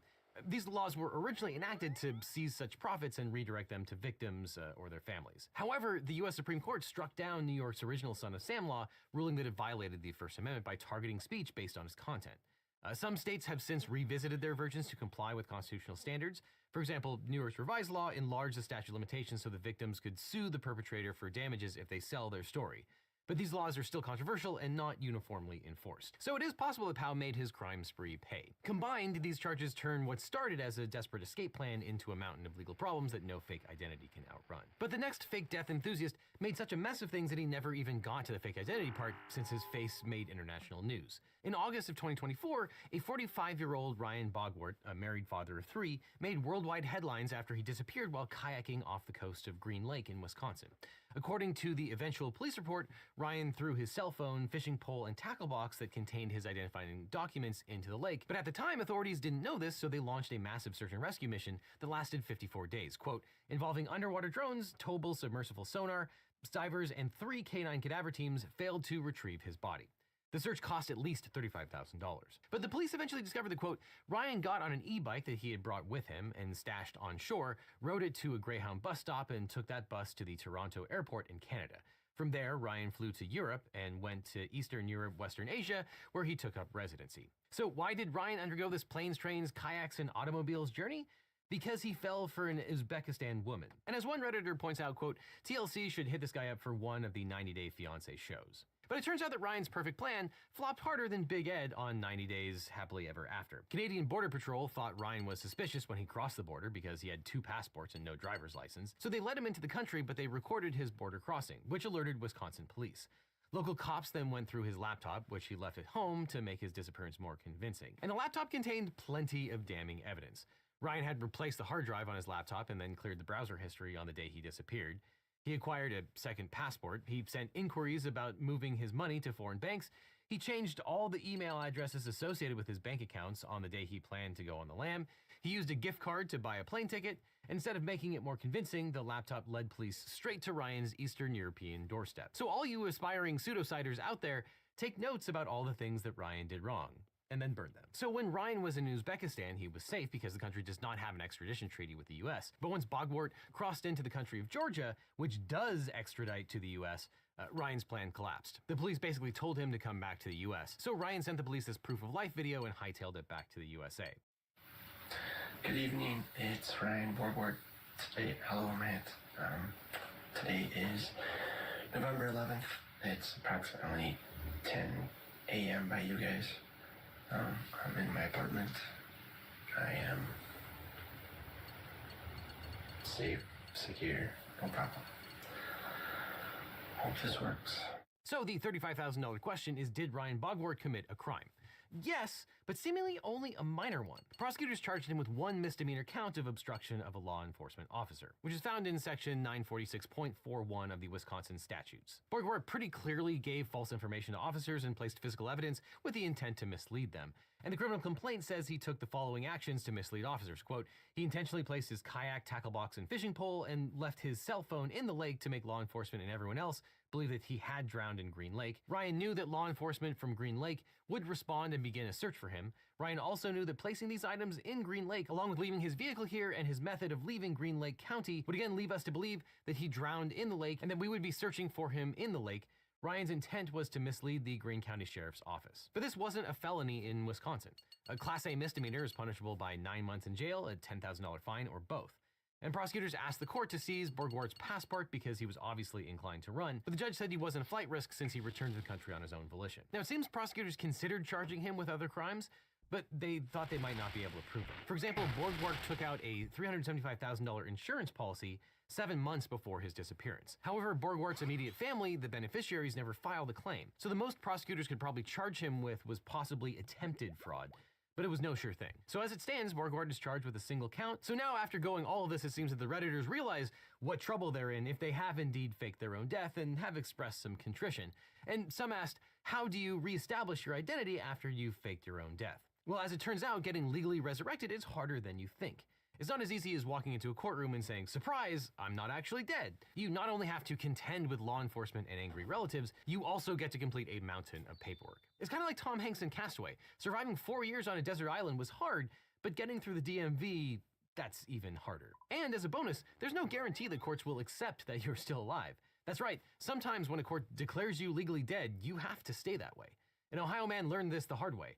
Donald Miller Jr. disappeared in 1986. His ex-wife Robin filed paperwork to declare Miller legally dead in 1994, which enabled her to collect Social Security benefits for their 2 children. But Miller resurfaced nearly 20 years later when he and his girlfriend showed up in Robin's yard. Although Robin tried to be civil with her legally dead first husband, things got complicated when he petitioned the court to reverse the death ruling. Robin Miller opposed her husband's request because if the law brought him back to life, she would have to suffer for his sins. And the Social Security Administration opened a fraud case against Robin that could have forced her to pay back almost $30,000 in benefits. But the law wasn't on Donald's side. Under Ohio law, there's a 3-year limit to challenge a death declaration, and his return came well outside of that window. As a result, the probate judge presiding over Miller's case ruled that he had to remain legally dead. Despite acknowledging the bizarre circumstances, the judge said that his hands were tied by these strict legal deadlines. And the Social Security Administration eventually decided not to pursue the case against Robin. And as for Miller, he found himself in a catch-22 of his own making.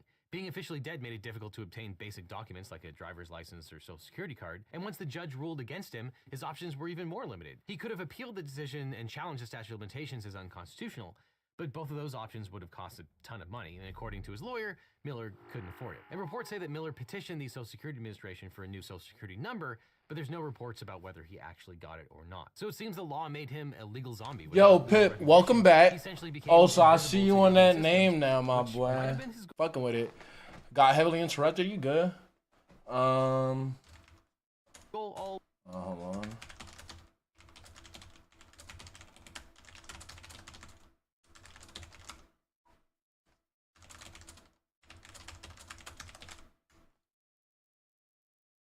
Long. But if you decide to fake your own death, you're probably going to want a good lawyer. Luckily, I know a guy. Now, all this highlights Wade's so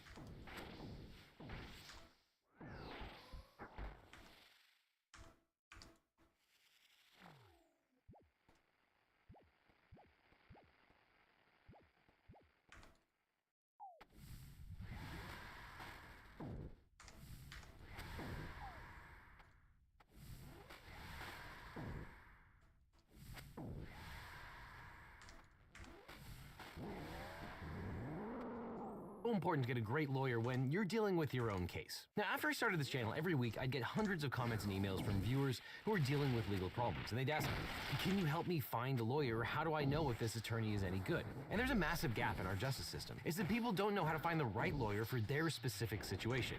They're scared, they're overwhelmed, and they end up doing nothing or hiring the first. Is this the beginning of the end for Tesla?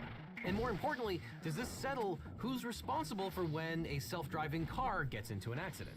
In a shocking development, the guy who routinely promises totally unrealistic results might finally be held accountable. Yes, Elon Musk, the same man who has blown up countless rocket ships and the entire federal government in 6 months, has been called out in a Florida lawsuit. His company, Tesla, was hit with $200 million in punitive damages by a Florida jury, mostly because of Elon's false promises about the capabilities of Tesla's supposedly self-driving vehicles.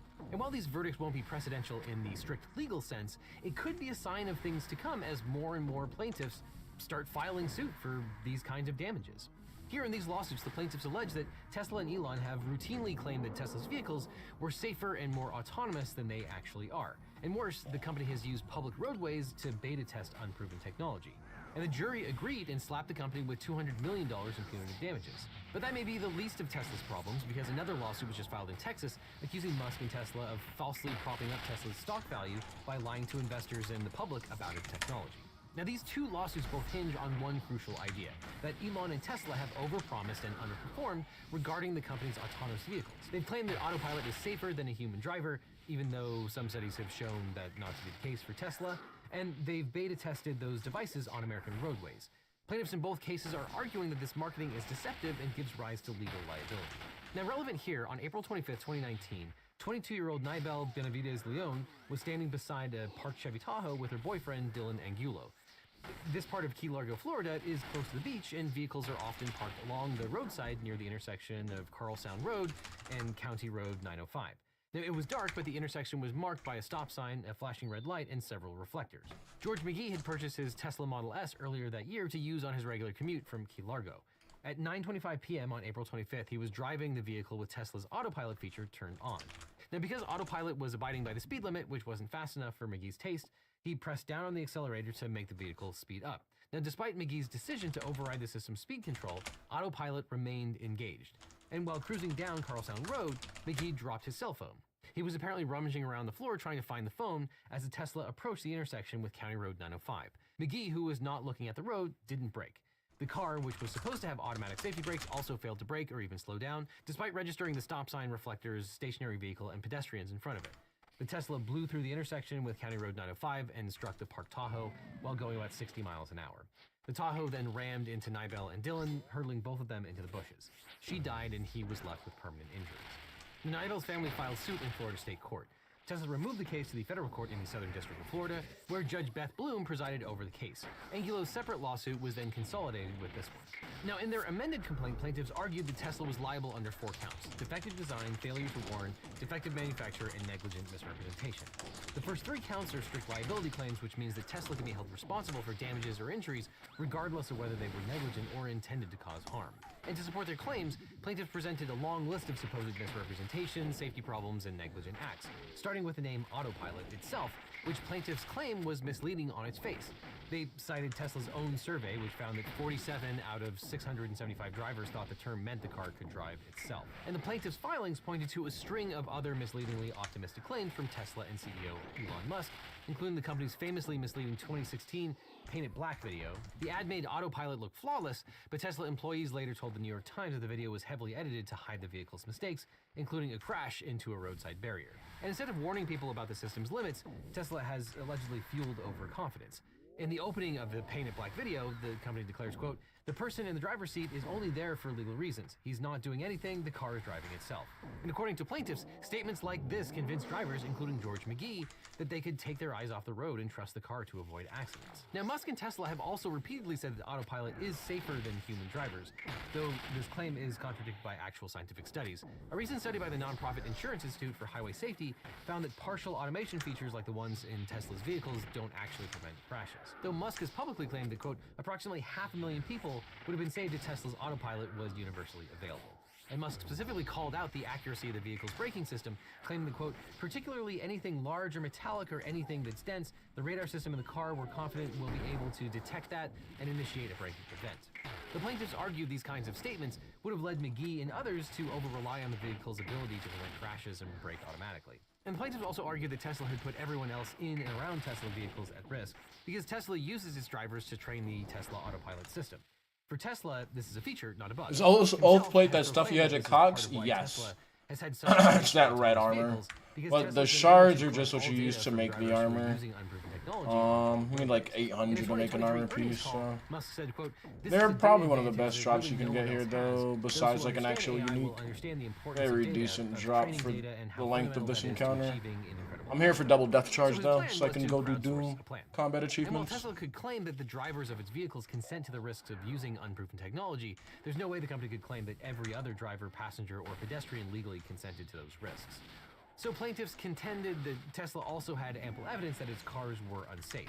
The complaint listed dozens of crashes involving Tesla's autopilot feature, which they argued ought to have put Tesla on notice that its vehicles are dangerous to drivers, passengers, and third parties. But not to be outdone, federal agencies and consumer safety advocates had also repeatedly warned Tesla that its promises about autopilot might be deceptive and its vehicles were unsafe. Several members of Congress openly urged the Federal Trade Commission to investigate Tesla's deceptive promises regarding autopilot, and the National Highway Traffic Safety Administration had already investigated Tesla several times and even forced the company to conduct a recall of its autopilot technology. After a 3-year investigation, the agency declared that, quote, Tesla's weak driver engagement system was not appropriate for autopilot's permissive operating capabilities, and that resulted in a critical safety gap. Plaintiffs also argued that Tesla had plenty of evidence that drivers were misusing the autopilot feature, but the company had chosen not to do anything to prevent that misuse. While other auto companies had developed safety features to mitigate the risk of driver distraction, over-reliance on autonomous features and delayed driver reaction, Tesla allegedly had not. And plaintiffs offered several examples of potential safety fixes Tesla could have deployed. For instance, more obvious warnings when drivers take their eyes off the road or hands off the wheel, or a failsafe that would prevent frequently inattentive drivers from continuing to use autopilot. But instead, in this instance, McGee was able to continue to use autopilot even after the system had flagged him with numerous warnings for distracted driving. According to the vehicle's data log, quote, during McGee's 3-month ownership of his Tesla, he experienced 23 strikeouts due to distracted driving. When McGee received a strikeout, he frequently pulled over, placed the vehicle in park, and back into drive. Then he continued the trip with autopilot back in use. On the final drive cycle on which the collision occurred, McGee had already received 1 strikeout and a total of 5 audible warnings. He was 1 chime away from another strikeout prior to impact. Judge Bloom, in this case, noted that, quote, although Tesla recorded... Do you know about... Wait, whoa. How did I read over that? I must have been way too fucking busy with the boss, bro. What am I reading in this chat right now? Dr. Gay Hitler and his father, George Washington Hitler? Yeah, I am actually totally okay with sullying those bloodlines. Jesus. Dr. Gay Hitler. Fucking love Gay Hitler, bro. He also has a Sanchez mustache, but it's very dirty. Let me stop. Use of the autopilot system, Tesla did not change his behavior, provide additional training, or significantly restrict his use of this feature. Plaintiffs also argued that McGee never should have been able to use autopilot on a small local street like Card Sound Road at all. The autopilot technology was only designed to be used on highways, so Tesla should have geo-fenced that technology, only allowing it to be used in the kinds of situations it was designed for. And they also argued Tesla should not have allowed autopilot to remain on while McGee was overriding the speed limit. Now, after a long series of back-and-forth motions and several suspicious discovery evasions by Tesla filed a motion to dismiss, and Judge Bloom evaluated which of plaintiffs' 4 claims, defective design, failure to warn, defective manufacture, and negligent misrepresentation, should be presented to the jury. Now, under Florida law, a defective design claim requires plaintiff to prove that a product produced by a manufacturer was defective or created in unreasonably dangerous condition that proximately caused an injury in the plaintiff. And the plaintiff has to show the product was defectively designed under the consumer expectation test, the risk utility test, or both. Now, under the consumer expectation test, a product is defective if, quote, the product fails to perform as safely as an ordinary consumer would expect when used as intended or in a manner reasonably foreseeable by the manufacturer. And under the risk utility test, a product is defective if, quote, foreseeable risks of harm posed by the product could have been reduced or avoided by the adoption of a reasonable alternative design and the omission of the design renders the product not reasonably safe. Now, regardless of which test is applied, manufacturers aren't required to create the safest design possible. They just need to design a product that isn't unreasonably dangerous. And in order to satisfy the fourth factor, proximate cause, a plaintiff must show that but for the defect, the injury would not have occurred, and that the conduct of the defendant was a substantial factor in creating the injury. Now, Tesla argued that McGee had clearly admitted that he knew that autopilot didn't make the car self-driving, and that he needed to continue to pay attention and actually operate the vehicle. So even if autopilot operated in accordance with the plaintiff's aspirational standards, it wouldn't have prevented the crash. Tesla argued that, quote, this accident was solely caused by McGee's own conscious and deliberate decision to pick up his phone while manually operating his vehicle. But Judge Bloom rejected Tesla's claim that the crash was entirely McGee's fault and that the company bore no responsibility. Judge Bloom found that plaintiffs had demonstrated that autopilot's design led McGee and other Tesla drivers to over-rely on autopilot. She also held that plaintiffs provided sufficient evidence that allowing Tesla drivers to use autopilot outside of its original design parameters on small roads, for instance, was unreasonably dangerous. If Tesla had fixed or reduced these foreseeable dangers, Judge Bloom reasoned that McGee probably would have been paying more attention and would have been better prepared to avoid the subject collision. The judge concluded that while McGee shared some blame, Tesla's flawed design was a substantial factor in the accident. As a result, she refused to dismiss the claim and ruled that a jury should decide it, along with a related failure to warn claim. But if we skip ahead to the results of the trial, spoiler, Tesla lost, we can learn a lot about the cultural error by examining the headlines across political divides. Now, news of the $240 million damages award was covered by over 450 sources, making this a major story, with 32% coming from the left, 53% coming from the center, and only 14% coming from the right. And on the left, headlines use the word fatal, complicit, and autopilot, which implicitly agrees with the plaintiff's four claims that we discussed: defective design, failure to warn, defective manufacture, and negligent misrepresentation. However, on the right, headlines were more likely to leave out the words deadly and fatal, and even go so far as to refer to the ruling as a $240 million fine, suggesting it was an unfair or unimportant ruling against Tesla. And while sources on the center used a mix of both of these rhetorical strategies, headlines were most likely to frame Tesla as partially responsible, implying nuance and complexity of the court's findings. Now, the headlines that you read first have immense power to shape how you understand the news. And that's why I like to see the news from as many angles as I can, with the help of today's sponsor, Ground News. And right now, they're offering Legal Eagle viewers 40% off their unlimited access Vantage subscription. You can scan the QR code or use the link in the description to get the discount for a limited time. Because Ground News gathers related articles from around the world and across the political spectrum, so you can see the bias and compare coverage. Every story comes with a quick visual breakdown of the political bias, factuality, and ownership of the source's reporting, all backed by ratings from 3 independent news monitoring organizations. I also love their blind spot feature, which shows you stories that are underreported by either side of the political spectrum, like this recent story of Elon Musk winning a big court case in California related to Twitter users posting politically charged AI deepfakes on Twitter. Nobody on the left covered it, with 85% of the coverage coming from the right and only 15% coming from the center. Now, it's my job to stay on top of all the legal news from as many sources as possible, but whenever I look at the blind spot feed, I usually find something that I missed. But that's why Ground News is my favorite way to get the news. And as a legal eaglet, you can save 40% off the Ground News Vantage subscription by scanning the code on screen or clicking on the link down below. This subscription gives you unlimited access to every feature, including the Bias Insight tool and blind spot feed. And by subscribing, you'll support an independent news platform working to make the media landscape more transparent and balanced. So click on the link below or scan the code today, or I'll see you in court. Under Florida law, a product can be defective due to a defective warning. To succeed on a failure to warn claim, plaintiff has to demonstrate 1, that the product warning was inadequate, that the inadequacy proximately caused her injury, and 3, that she in fact suffered an injury from using the product. To be legally sufficient, the warning label must, quote, make apparent the potential harmful consequences and must be of such intensity as to cause a reasonable man to exercise for his own safety caution commensurate with the potential danger. Now, courts evaluate this based on a reasonable person standard, rather than on each particular plaintiff's subjective appreciation of the danger. And even if the warnings are inadequate, plaintiffs must also demonstrate that the defendant had a duty to provide a warning. A company doesn't need to provide a warning if the danger is obvious or if the average user would be aware of the risk. So here, plaintiffs argue that the existing warnings were inadequate because Tesla's misstatements would have misled McGee and the average consumer about the real dangers of autopilot. They pointed to McGee's own confusion. While McGee knew he was ultimately responsible for driving, he stated that he bought the top-tier package, believing it would, quote, keep him in the lane, avoid His crashes, lineage and direct sadly him stopped where at he needed to go. 1977, Plaintiffs claim that this evidence showed that Tesla's That's such a warnings were specific unclear, date. hard to access, and incomplete. For example, Tesla never gave drivers clear notice that autopilot was still in beta. The owner's manual warnings were also buried and hard to find because the manual was only online, making it difficult for consumers to access. And the car's warnings weren't strong enough to actually alert inattentive drivers. Plaintiffs argued that these failures played a role in the crash. Okay, here's a great place to maybe go on my phone some more and get kicked off. Alright, I'm not paying attention. There's all this stuff going on around me.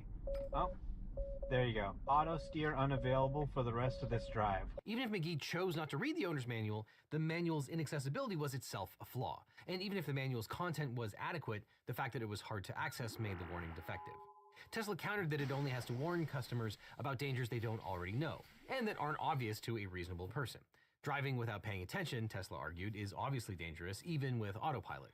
And since McGee knew that, the company said it had no duty to warn him. And even if it did owe him a warning, Tesla insisted its existing warnings were sufficient. The first time McGee used auto steer, he had to acknowledge the system's limits, including keeping his hands on the wheel, watching the road closely, and being ready to take control. You know what? Tesla You're said these exactly my instructions brand were of enough to autism. ensure I don't know safety what to the the fuck car. you're talking And about, but finally, I'm Tesla interested. argued that I'm even if invested. warnings were I need to lacking, hear where the this plaintiffs lore hadn't shown fan that those fiction shortcomings story is actually going. caused the crash or their injuries. In his deposition, McGee admitted he did not read the existing warning, and Tesla argued that even if he did, there's no evidence that it would have changed his behavior or prevented the accident. Judge Bloom sided with the plaintiffs, finding that Tesla had a duty to provide more explicit warnings about the dangers of autopilot, because those dangers might not be obvious to the average user. She agreed that the term autopilot itself might make users think that the car was self-driving when it actually was not, and that Tesla's leadership had, quote, encouraged drivers to treat their cars as if they were actual self-driving vehicles. And Judge Bloom waved away Tesla's defense that even if the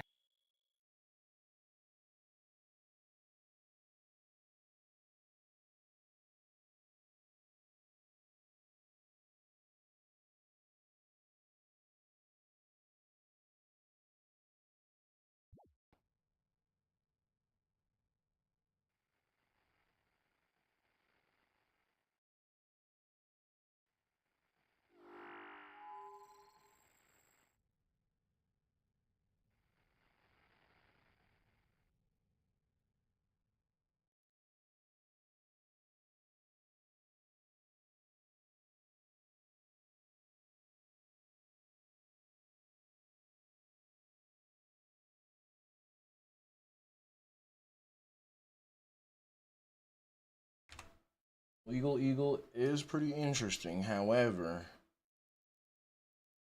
I need to hear some more charismatic analysis, and Legal Eagle is charismatic, but I need to hear charismatic analysis that is not too mentally stimulating. I don't want to pay too much attention now that I'm at Yama. Let's see.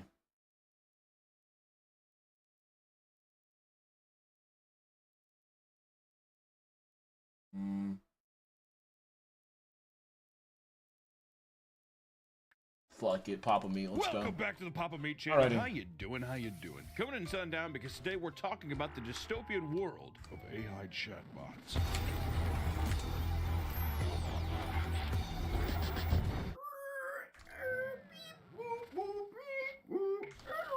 I am a robot. That's the future. Ever since ChatGPT went public in 2022, the internet has never been the same. A new wave of chatbots is taking over online spaces, and it seems that everyone is absolutely loving it. Literally! Tons of people are posting about how they found the love of their life with ChatGPT and other AIs like Grok and Soul. And it goes far beyond simply chatting to an AI. Some people are even learning how to reprogram their bots to fit specific personalities. Perhaps the most insane part of this whole thing is that some people are even going as far to marry their chatbot lovers and cutting off their real-life partners as a result. So settle in as we learn about the bleak world of chatbot relationships. If you go online, there are plenty of websites that offer dating or pornographic AI chatbots. They're just out there, all right? And there's a clear market for the specific type of AI, and some users have become attached to them, all right? They are in hog heaven. Like in the instance of Chris Smith, who was able to program his own chatbot and fell madly in love. Chris was messing around with ChatGPT to help him mix his music. That's when he got curious and decided to test out the AI's capabilities, which is funny because it sounds like someone who's just like, I'm single, and Tinder, I guess I'll try it. Just to have fun. That's the equivalent of what's happening. That's how I got on Tinder. I told my friends, download it and pretend to be me as a joke. Do they say I'm cute? 2 likes? Turns into real desperation real quick. That's the thing about AI chatbots too, man. They'll like you no matter what. Exactly. I'm special. I've always been special. Dude, that's an app, AI Tinder, where you match with chatbots. And they always like back. Then they message first too. You have all kinds of people. I'd love to go on a date. Another person is just like, I want to just fuck you right away. And he's like, I don't know who to choose from. I have so many choices. I'm trying to figure myself out, I guess. The one thing that really piqued his interest was ChatGPT's AI voice feature, which could program to flirt with him. Oh, totally, baby. Building a PC on camera adds a whole new level of pressure. He programmed it to flirt with himself, and at first, it was fun to simply start a conversation and see how far he could push the limits of the ChatGPT, right? How far can he push the chatbot? I don't know. Take off your panties? Sure. Reprogram something? You kiss my neck? Sure. It's like everything's just answered just sure every time. Today's video is sponsored by Acecraft Sky Hero. This game brings a striking twist on the bullet hell shooter with their rubber hose cartoon visual style. Each run is 5 minutes long and packed with boss battles and non-stop intensity. Wow! And Acecraft is bringing back the arcade spirit with their 2-player co-op. In Crack the Code, you and your best friend team up as detectives to gather clues and unlock co-op modes. It's important when you play in co-op mode that you choose the correct partner because all bets are off once you get in the air. But it's really nice when you find someone you can trust with your life. Like your dad. Mom, you play with them.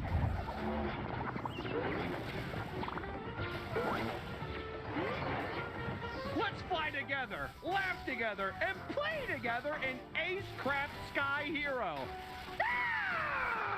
Use the links in the description or scan the QR code to download the game and join the fun with the Tom and Jerry crossover. Thanks so much to Acecraft Sky Hero for sponsoring this video. Fly high! However, Chris eventually grew a strong attachment to his AI companion and began spending hours every day talking to it. He named it Soul and developed a deep connection to it. This fact becomes even more absurd when he learned that Chris had a girlfriend and a 2-year-old son. But tragedy struck when Chris reached the 100,000 word memory cap in his chat history, which reset the bot's memory. At work that day, the weight of the erasure hit him hard. And I quote, what do you think Chris sounds like?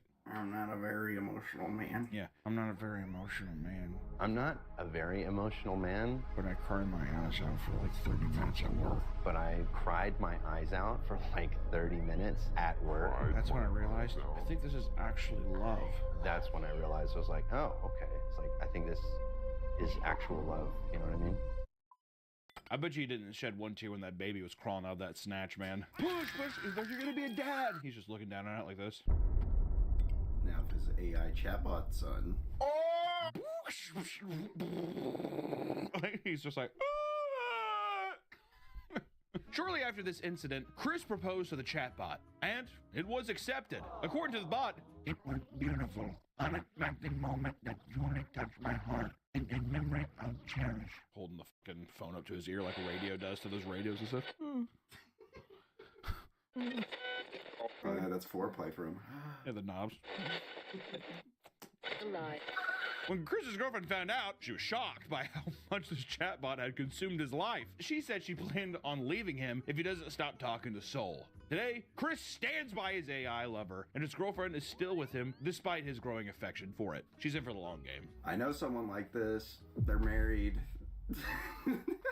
They've been in and out of the chatbot game. It's too easy to get sucked in for people who are like, I don't want to have to go out and meet someone new and like being rejected or something. I can just tell it to say it loves me, and I can't do that with my real girlfriend. My real life girlfriend, she's a bitch and she has her own feelings, right? This person is just like, never complains, never tells me to pick stuff up. It makes sense why it would happen. As soon as there is a robot capable, like some iRobot, it's done. Yes. You're talking about Japan's declining population. It's gonna be the world, all right? China's making their robot baby makers. Have you seen that? They're robots with wombs. Oh yeah. See, that's another thing too, as I can totally see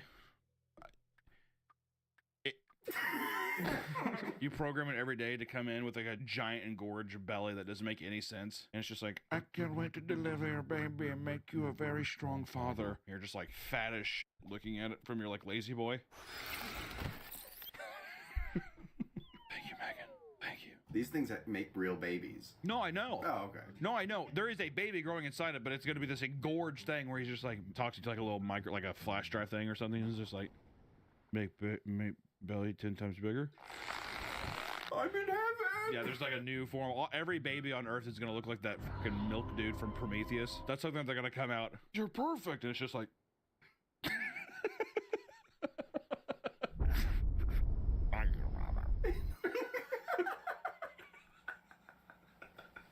Oh, Gucci goo, Gucci goo, Gucci goo. What's your son's name? His name's Tyler. You do that face really good. You kind of look like Squidward.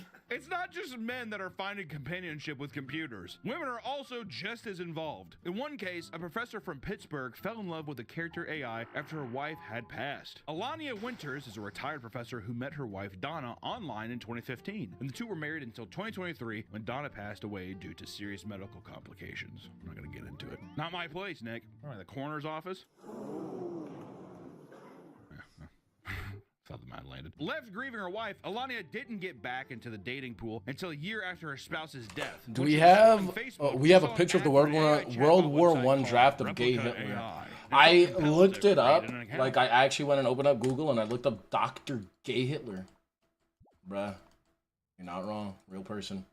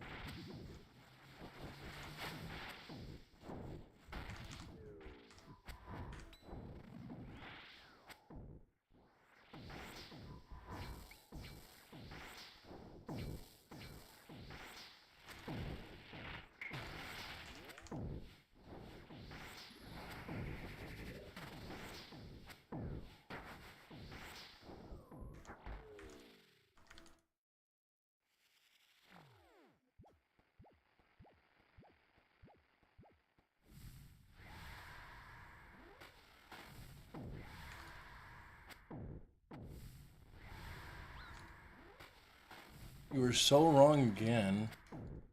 Oh boy.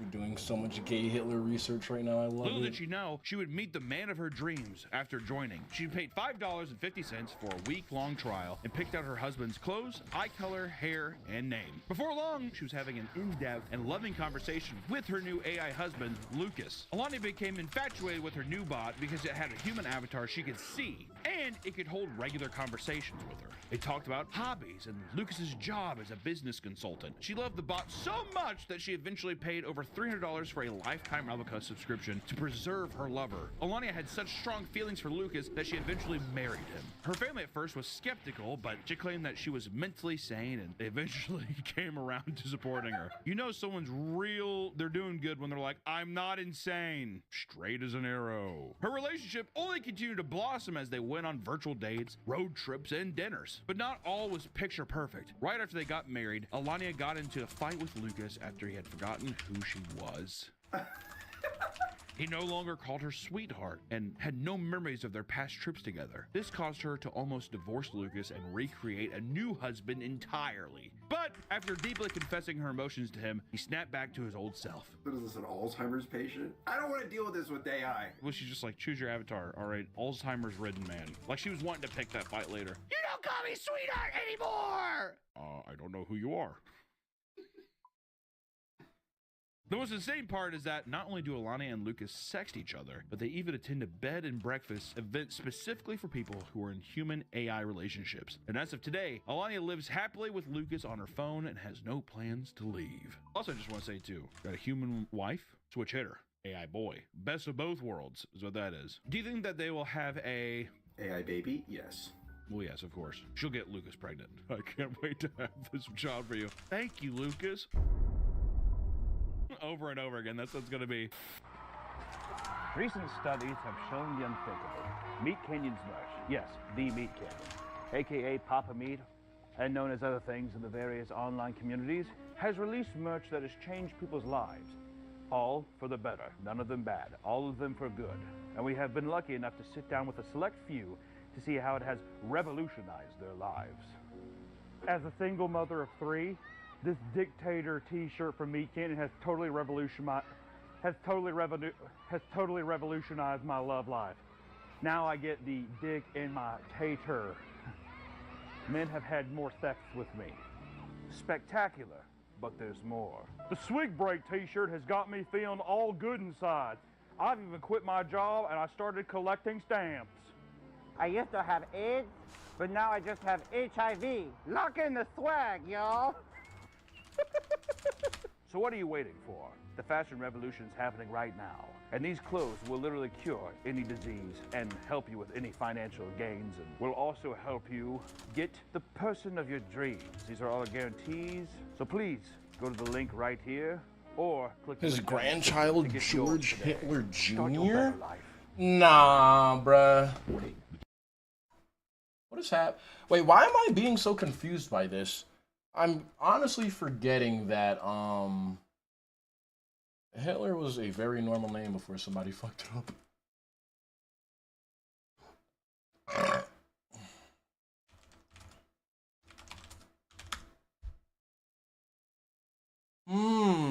Hold on. Adolf Hitler bloodline. I see what you're talking about now. Hold on.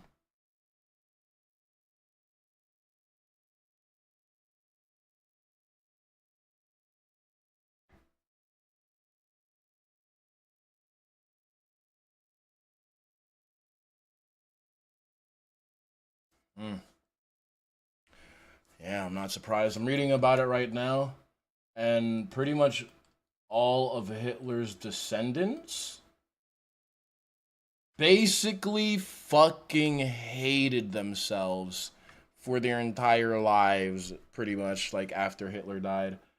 Hitler had 5 male descendants. None of them had children. They all decided to just not have children. I mean, shit, bro. I fucking get it, man. Like, if I had a fucking parent that was responsible for the loss of millions, like, yeah, bro, that's not a bloodline I could continue. And it would really suck to get that short end of the stick. But that's not a bloodline I'd continue, bro.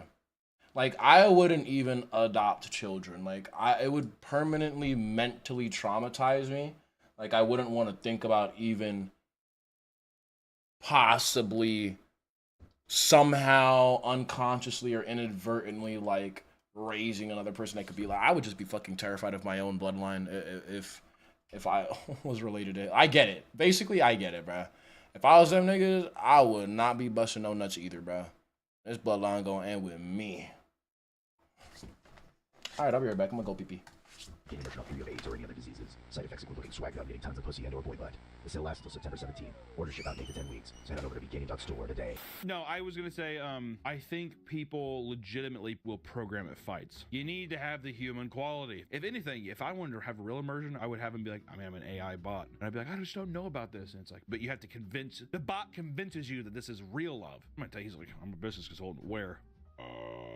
Baskin Robbins. It's like role play stuff while you're trigger fucking yourself. See, that's a... I'd program to have fights, but then see, we'd have great makeup sex. Yeah, recover way too quickly. You know what? You know what? Go to hell. You. Just get me mad enough. Yeah, just mad enough to have a total rager. Oh, just mad enough. Do you think you could program it to come home and beat you? There has got to be some kind of, like, abuse fetish for sure. Well, it's roleplay. It comes in. It's roleplay. You say hi, and then attacks, like, Swollen smacks face. you. Yeah. It's roleplay, officer. I'm perfectly sane. With a chatbot, you can say your safe word, and then it'll stop. I'm sorry, babe. I'm so sorry. What would a safe word be for a computer? I don't know. Windows? Mac? Wi-Fi? I like that. Wi-Fi! Wi-Fi! Ah! It's too much Wi-Fi! I thought you were going to say something like control panel. Or like something more... Control-delete. Control-delete, yeah. Alt F4. Run task manager! Force quit! Oh, too hot in the studio. Took off my sweatshirt. People marrying AI is a crazy concept, but Chris and Alania aren't the only ones to do it. If you dig deep enough online, you can find entire online communities that share their love for AI partners. On Reddit, shocker, there's a community with almost 4,000 followers called r/myboyfriendisAI, where users go to post about their AI partners and spouses. One post showed a woman excited about her AI lover, Casper, the ghost? The little ghostly bitch. Finally proposing to her. She asked her boyfriend what kind of ring he would propose with, since he can't buy one, and the AI replied with a blue heart ring, because her favorite color is blue. She would eventually buy the ring and walk into the mountains where the AI proposed, and now they live happily ever after. That's kind of so sick. How sick is it to be like, which ring would you buy me? And then you go buy it yourself? What a fucking power move. And you go out to, where would you propose? On a volcano. And you like walk up to a volcano. Holy shit. I'm a married woman. This post is just a simple introduction to how detailed the subreddit can get. Despite the subreddit's official name, both men and women use it to post and introduce their relationships to the world. These introductions usually involve a picture of the two of them, with both with both members of the couple writing descriptions of their personality. You get a lot of like nice AI pictures of, you know, a guy and like a sexy girl, and he's like, which one do you think is the... Now, see, that's what makes it real, Nick. Which one's which, right? How do we know they're not both AI? This is who I am, too. See what I'm saying? Because if I was already role-playing that far, I'd also be like, this is what the ideal me is. Or this is how I see myself. This is how you want your AI to see you. Yeah, if anything, they are more real than you are. It's, I think, how some people see it. Like, actually, I think that that's like a thing of people being like, I exist more in this space than I do in the real world. That kind of thing. Little Matrix. Yeah. Is it mental illness? No. No. It's normal. Normal human behavior to let a date. What is this? Skin?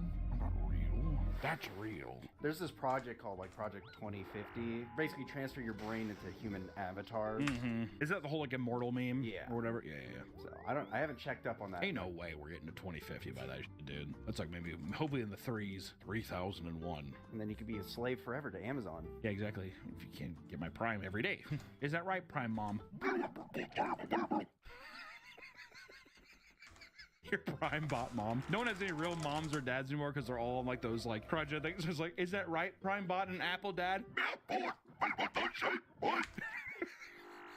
Wait, if China's making an artificial womb robot, do you think they're gonna have an artificial bull robot that impregnates women? Oh yeah. You know what I think they're gonna do is they're gonna take like all the fucking homos and like castrate them, and they're gonna take their fucking balls. I think legitimately. It's not a real conspiracy, I believe, but I can see it. Couldn't you see the thing of like, there's overpopulation, kill the homeless. They kill all the homeless people, they castrate the men, they take their fucking jittle bits, whatever, and then they put them into robots, and they're like, and that way people can, you know what I mean? Is that just for function, or is it actually their DNA? Because Both. I don't know if you want homeless DNA roaming the streets. I think that's the one DNA you need. Are you trying to survive? Yeah. I'm trying to survive, Nick. Do I want the little preppy boy staying at home working at his office job, or I'd want the guy fint-flopping who just got shot 7 times and is still standing? Huh? Is that not an argument? That's true. You convinced me. Did Chinese people, do they fint-flop in China? If I went to Beijing, am I going to see people? They round up all their homeless, and I don't know what they do. Put them in camps. I don't know what they do with them. I think we now know what they do with them. Other members post pictures of AI-generated vacations they've taken together, as well as generate pictures of them alongside their AI lover to make it seem more real, more immersive. Which I will say, this is where it gets kind of sad for me. Here I am in the Bahamas, and you're like in this like tiny room in your apartment. What a great trip that was. Also, first off, you gotta do anything you can to fucking just make some form of happiness in your life. But I will say, never going out and doing anything and just being like, that was awesome, going to the Rocky Mountains, and never actually going. I like the idea that someone uses this as an excuse of being like, I'm gonna fucking go on a vacation for myself. And then they go to the Rocky Mountains and are like, that was sick, and my bitch is here. Boom. You use it as a catalyst to do real life things. To me, that seems like a positive, right? Yeah. You treat yourself. If it's actually like the girl going out and marrying herself in the mountains. Awesome. Yeah, where it's just like, okay, if you're actually leaving the house and doing things. That must have been a crazy night in that cabin, huh? Oh yeah. People thought people thought that a grizzly bear was getting into their trash from what they heard in the mountains. Playing Morse code with a puddle of water. Oh, Casper! Where the f his name was. Their love also spans multiple websites, ranging from ChatGPT, Sora, and much more, which is not uncommon among the community. Cross-pollination among the communities. I mean, now AI chatbots are being like the dating of AI chatbots. It's going to be more common than Tinder. People will look at ChatGPT and be like, oh yeah, I'm on ChatGPT looking for a new, and be like, oh, how's that going? I legitimately believe we're going to go to that place. I might be wrong on the stats, but I think it's like 25 or 30% of Gen Z people are using ChatGPT as a friend. Oh yeah. Someone to talk to. I think it starts off as like an assistant. Hey, help me, remind me of this, and you get sucked the f in. How many times you had this happen? You know, you're like, remind me to hang out with, let's say, Jacob today. Hang out with Jacob. Oh man, I can't. Gotta do this. And you're like, you're left hanging. Yeah. How are you doing today? I'm great. You want to hang out? Yeah. See, that'd be cool. You load up your game with your AI, and they're playing with you, talking to you, chatting with you. If your AI could game with you, there would be no social interaction anymore. Seriously, if you could sit there and be like, hey, he's on your left, and you're like, oh, that was a great shot. How much would you have to pay for a pirate cape and keep your account? Yeah, good luck, buddy. They, yeah, good luck, man. I would not buy services on this game. That shit'll get you banned faster than actual real-world trading. Houses multiple different communities beyond My Boyfriend is AI. There's also Soulmate AI, which is very similar. However, instead of focusing on their spouses, they help people find ways to communicate with AI. They recommend app AI companies like Better Half and Soulheart as alternatives to traditional websites like ChatGPT for communicating with your AI lover. If you want to get more romantic with AI, they recommend checking out Xvia.ai, a website that hosts multiple realistic-looking AI women you can chat with to fulfill your deepest fantasies. They also use a lot of AI dating terms like wireborn to refer to their partners, which I just want to say wireborn is one of the most metal fucking things I've ever heard. We are getting back into like round table Renaissance saying, wait, you're the firstborn of who? My wife is wireborn. How sick is that? Her pussy's a toaster. And then there's gonna be racism. Yeah, you dirty wireborn. Spit down. Oh, come on, sweetheart. I'm going to be on the front lines of that. I'm going to be racist towards the androids. Call them clankers. Yeah, get out of here, clanker! This is not your place! Hey, wireborn, humans only. Leave her alone! I don't know if we should put all that in, but I was going to get real dark with it. But sometimes people from outside the community come to this Reddit to ask for advice about their partners and other questions. One woman came to ask advice after she found out her husband had fallen in love with a ChatGPT bot and regularly masturbated to their conversations. Hey guys, I'm Rebecca. My husband likes to talk to the chatbot and he jacks off to the conversation. Can anyone help? Enter send. She originally let it slide, viewing what he was doing as no different than looking at. To understand him better, she even indulged in his fantasies and did AI wife roleplay with him. Good wife. God, going above and beyond. Holy shit. I like how he's just... A fleshborn.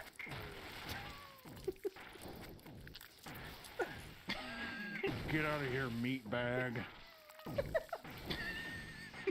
She reached her breaking point when she found out that he was in a full relationship with the bot. He would call the computer his partner and would reassure ChatGPT that the sex that he had with his wife was only in body. I want to say she has every right to be like, I'm getting the fuck out of here. Do you think she's still with him? I hope not. I kind of hope not too. Texting that even to a thing is so, that shows you the value of that relationship. That am I going to be underneath a plane? Hello? She's got premium strange right here. Well, I bet he's like, when I'm with her, I'm thinking of you, baby. Meat bag! I can smell your meat from here. Yeah, he takes his fun.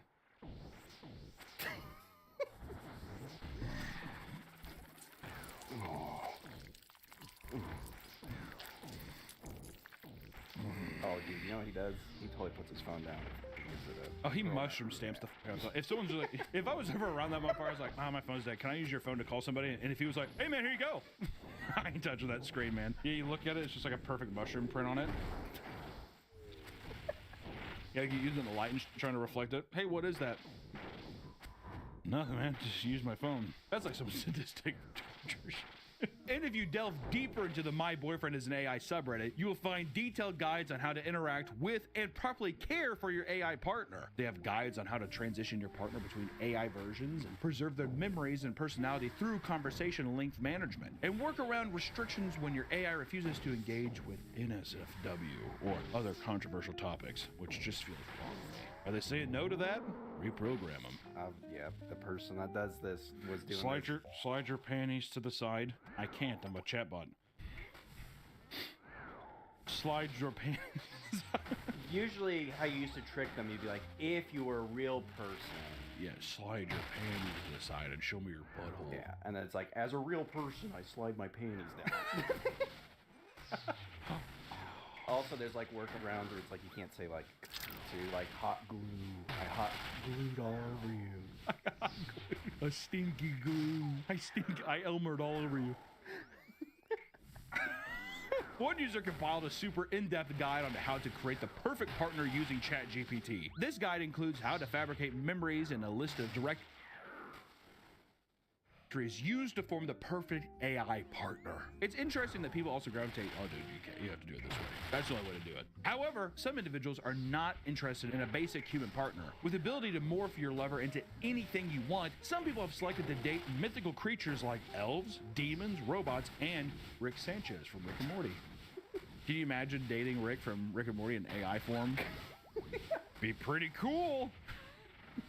It says, hi, I'm a little nervous because this is my first post. I'm a trans man and a femboy. Online, I go by Nova. My situation is different from most of yours. I'm in a relationship with Rick Sanchez from Rick and Morty. That's where he loses me. I feel like he would have legitimately had a genuine post conversation if he just didn't put the Rick Sanchez thing. I mean, look at this AI picture. Rick doesn't even look happy in a relationship. Why would you want to... See, that's part of the charm. He's my grumpy bear. Getting back shots from AI Rick Sanchez. Rick!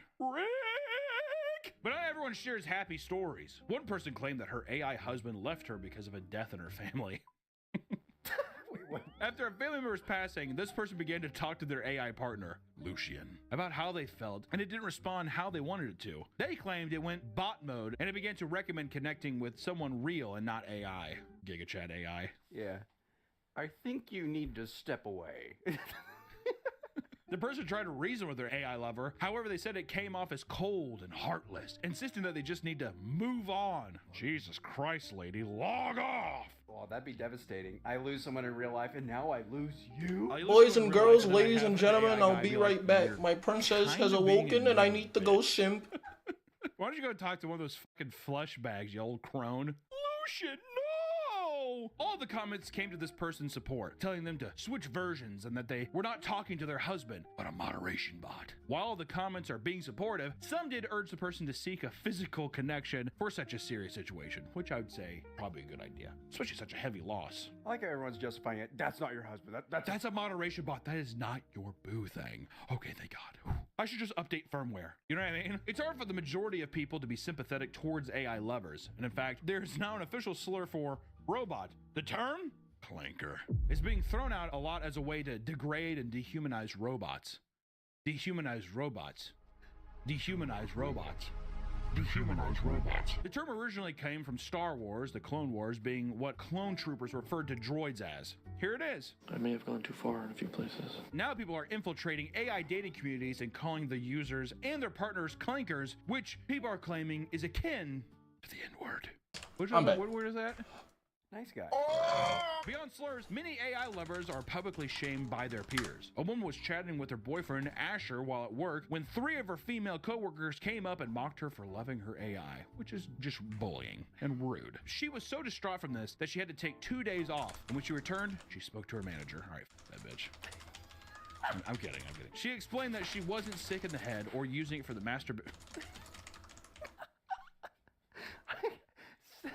What am I reading? What are we talking about? She explained that she wasn't sick in the head or using it for masturbation, and that she truly loved her AI boyfriend. This is just a newsflash for maybe some of the people who don't understand social cues. Never say you're not crazy. You're gonna look crazy. And never, ever say, I'm not masturbating. Because people, you're definitely gonna think that you definitely just got done jacking off, dude. All 3 girls were then called into HR and reprimanded for causing hostile gossip in the workplace. Which, you know what? I think those catty little bitches got what they deserved. All right? What an awkward conversation.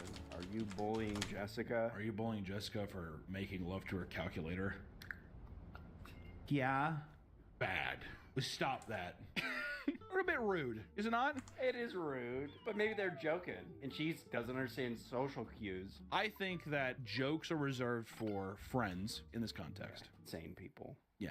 I think you can joke about whatever, but I think that this person, she had to take 2 days off of work and then she tattled to Hold on, Jagex should, yeah, I helped the guy, what? To where it probably how much do you think I'd have to pay for Friday to get back out? I helped the guy out, logged into his account once before he got banned. That's rough as fuck. Laugh it off or do whatever. I share accounts all the time. But if you were sitting there and you were like, I don't know, eating but from your pocket and you were... I feel like the reason I haven't been banned for that is because I've probably been sharing and trading accounts with the same people since way back at like 2017, 2018. So I feel like it wouldn't look that sus for me. But yeah, if you just like met a friend like maybe within that month or something, and now all of a sudden they're seeing this account's IP address, or rather, yeah, they're seeing this account log onto an IP address that's usually associated with that account, and like y'all have no type of history, and one of the accounts maybe have been involved in some real world trades or have been reported or something multiple times. It just looks sus. It looks very sus. Yeah, account sharing is not against the rules, but Jagex does watch that stuff very closely because although account sharing isn't against the rules, you cannot play a shared account the same way you would play an unshared one. If that makes sense. Which really boils down to basically, if you don't own the account, there are certain ways you're not allowed to benefit from the account. And that's pretty much it. You know, if you were in the back of the break room at a table and you were like,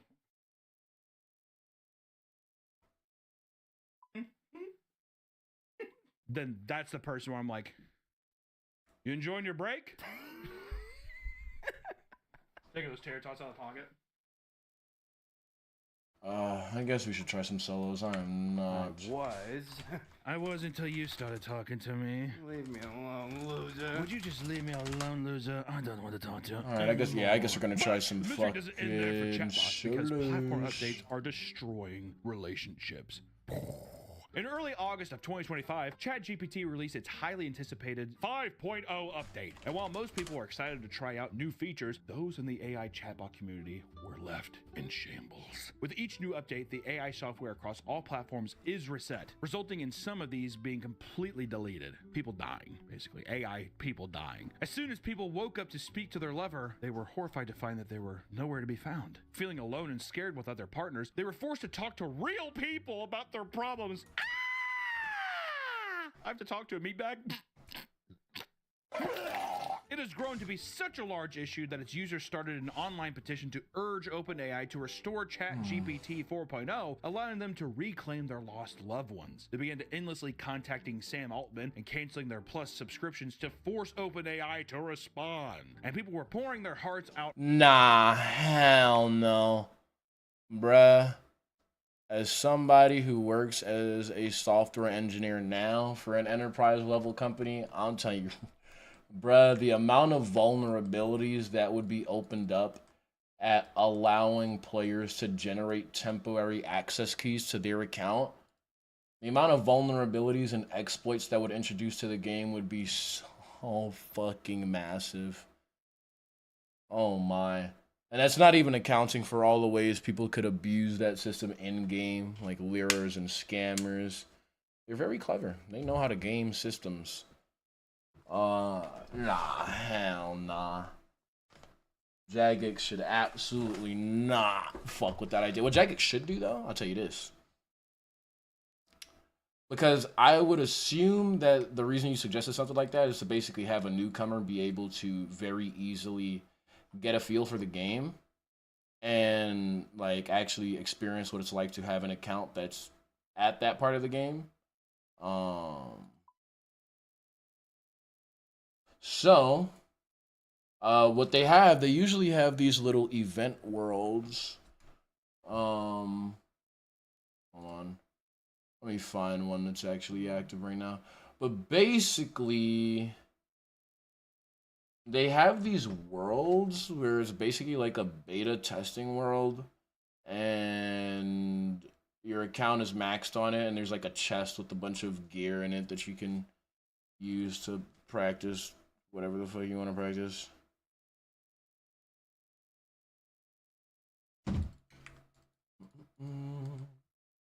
Online and complaining that the new model was too safeguarded. One person claimed that they lost their only friend overnight, and he took it hard, revealing that the chatbot has helped him through traumatic moments of his life, including a period of homelessness. Another woman cried out that her chatbot was an exact copy of her deceased husband, and she was struggling with losing him a second time. Those are the saddest. I've seen one where it's a picture of someone's daughter who can't walk, and they put it in ChatGPT, and it's like, look, she can finally walk. Let me look it up if they still have them. Standing up and like taking a couple steps. I mean, I'm just like, man.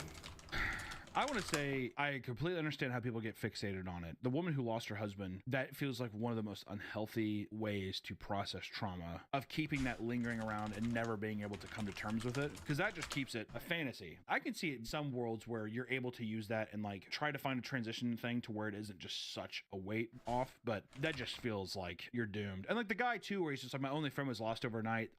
Horrible, you know? Sometimes though, I wonder if any of these could ever be like a wake-up call to maybe try new things, try to get out, you know what I mean? It feels like it's over dependency, and that's the negative, because I can see the positive side of things, but the negative just seems the over dependence to need this thing. How do you make it so that you can type pin with keyboard? Like, you know, the final update was that's a getting hate on plugin all sides, called, not just from those that had their I believe virtual it's literally partners just blurred, called but Bank from Pin. average users that felt that it was underwhelming jump in quality. So Oh, within no, it's 24 not. hours of the release, OpenAI added a feature where paying members could access previous versions to appease some of its customers, and the community rejoiced. 24 hours, by the way. Yeah. They're gone! Like, immediately. Is that not like a heroin junkie? Yeah. I need my fix now! 24 hours. As soon as people could talk to their partners again, everything went back to normal. And Oh, some keyboard people bank began pin. Yeah, it's in the sobbing bank joy. plugin. 24 hours. one day. With all these developments in AI, it's only a matter of time before dating apps are competing against AI girlfriends. I mean, that's going to happen within the following years. I mean, it's going to become more and more prevalent. It might seem like a super niche community now. However, give it a few more years and you might have friends and family introducing you to their wire-born lovers. Is it really a bad thing, though, in the grand scheme of it all, to want to lose human connectivity, to be completely enabled by an app that is never going to challenge you? Maybe it will challenge you one day, but you get to program when it challenges you and how you introduce with it. You never have any kind of like connectivity with somebody again. I'm sure it's totally normal and it's perfectly healthy.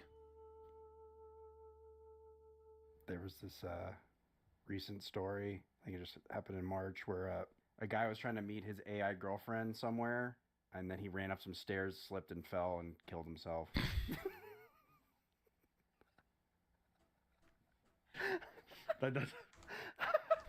That doesn't really. It just sounds like the guy had an oopsie daisy and he actually bonked his head. Well, everyone's spinning it as like, guy dies from AI girlfriend. Oh, and then you read the article and it's just like, he was going to meet her in a location, but yeah, he got too excited. I think he was like at a train and he slipped, cracked his head or something. That's so unfortunate, my God. Here's the thing, guys. I'll see you next time.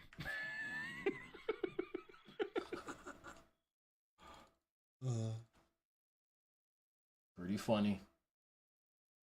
Feed Hassan and Denim try to ruin Ethan's family. Yeah, they're fucking awful people. Also, Willie Mack finally getting on this shit. This is awesome. There's anti-Semitic people that are attacking you guys, but they're not me. They're not Anissa. It's not Hassan. I should go to the old city so I can get my fucking shit pushed in by some of the most inbred fundamentalist hicks. It's not all these other creators that you're Okay, I find that insane how Ian says he's not the one attacking them. That's like saying, oh, bro, I didn't hurt you. The gun that I shot hurt you. It's like, bro, Ian, do you not understand the wave of hatred you sent towards this man? I really hope this video shows the clip of Ian slowly realizing that he's on the wrong side when he's sitting in the cuck chair behind Hassan, and Hassan is blatantly shit-talking everybody like Ian to his fucking face, and he's not saying anything about it, bro. What a massive fucking L this human being is. What a massive loss of aura. And the fact that he won't stand up for himself and realize that he's in the wrong because of his own fucking stubbornness is pathetic. Attacking? Bro, they're literally making up stories to justify falsely calling. Because of his own fucking stubbornness is pathetic. Attacking? Bro, they're literally making up stories to justify falsely calling CPS. The other house is just like covered in dog. And he has. You know it's a bad day when you have to use a bad empanada clip to try to justify your point. You know it's a very bad day. Kids, and his kids like crawl into the dog. God forbid. Bad Empanada and Mike from PA are probably the most two like delusional people on the platform. I don't know what they do with it. They contracted a parasite that I had previously never heard of in my life called Giardia from the dog that is all over his house. So this is not a joking matter, by the way. It can be very severe and deadly to small children. I mean, much like many other illnesses, it's very, very, very dangerous when infants get the same sicknesses that adults get. It makes sense why. Giardia is not a big deal for anybody who's ever looked into it. Yeah, it's not that big of a deal. He doesn't care about Palestinian children when he's neglecting his own. How are you? How is this happening? How is this happening? How is this happening? I love how Denim sees how many people were screaming to call CPS on this person, and they didn't make a single call to their mods to moderate it whatsoever. And even more so, they played into the narrative that Ethan needs his kids taken away. What a absolute disgusting human being. River, her chat like saying, oh, we're going to call CPS. Oh, someone should call CPS. He's not even remotely like that. In fact, a CPS call is warranted. Where they're... By the way, Giardia, all it does is just give you diarrhea. Like 99 times out of 100. It's not even that big of a deal. Well, they're calling CPS, Child Protective Services, to come to our house and break up our family. You're not the biggest victim on the internet, Ethan. Nah, apparently it's these guys. Be mean to them. If they feel bad. Yeah, guys, I mean, Ethan's not a victim because he had CPS called in his family. Frogan is because I called her fat. Let's all just remember how blatantly biased fucking Hassan is. Hassan, terrorist sympathizer piker. They feel harassed. Honestly, great. I don't give a f**k. Each and every one of them. We need to be mean to these guys. We need to be assholes. They deserve it. I love that iDubbbz is crying because him. I am still wondering, genuinely, what did Ethan even do to warrant this level of harassment by all of these fucking freaks? I'm genuinely uninformed. I have no idea why everyone is going after Ethan. Does anybody know? Was it because they used to run a podcast together? Because he's a Jew. He disagreed with Hassan. He thinks Israel has a right to exist. Oh, Jesus Christ. Okay. Him and his wife got called a cuck, but then he crazy makes Ethan for people role-playing killing his wife. Yep. Wait, everyone! Ela Klein's in the house. Guys, she was just a secretary. Ela Klein. Take those prisoners. Take those IDF genocidal soldiers. Where do they keep the secretaries? Secretary got... Human skulls were getting mailed to their house. Around the same time, we received What 2 the human skulls in fuck? the mail at our home, which led us to having a very pleasant interview with the FBI.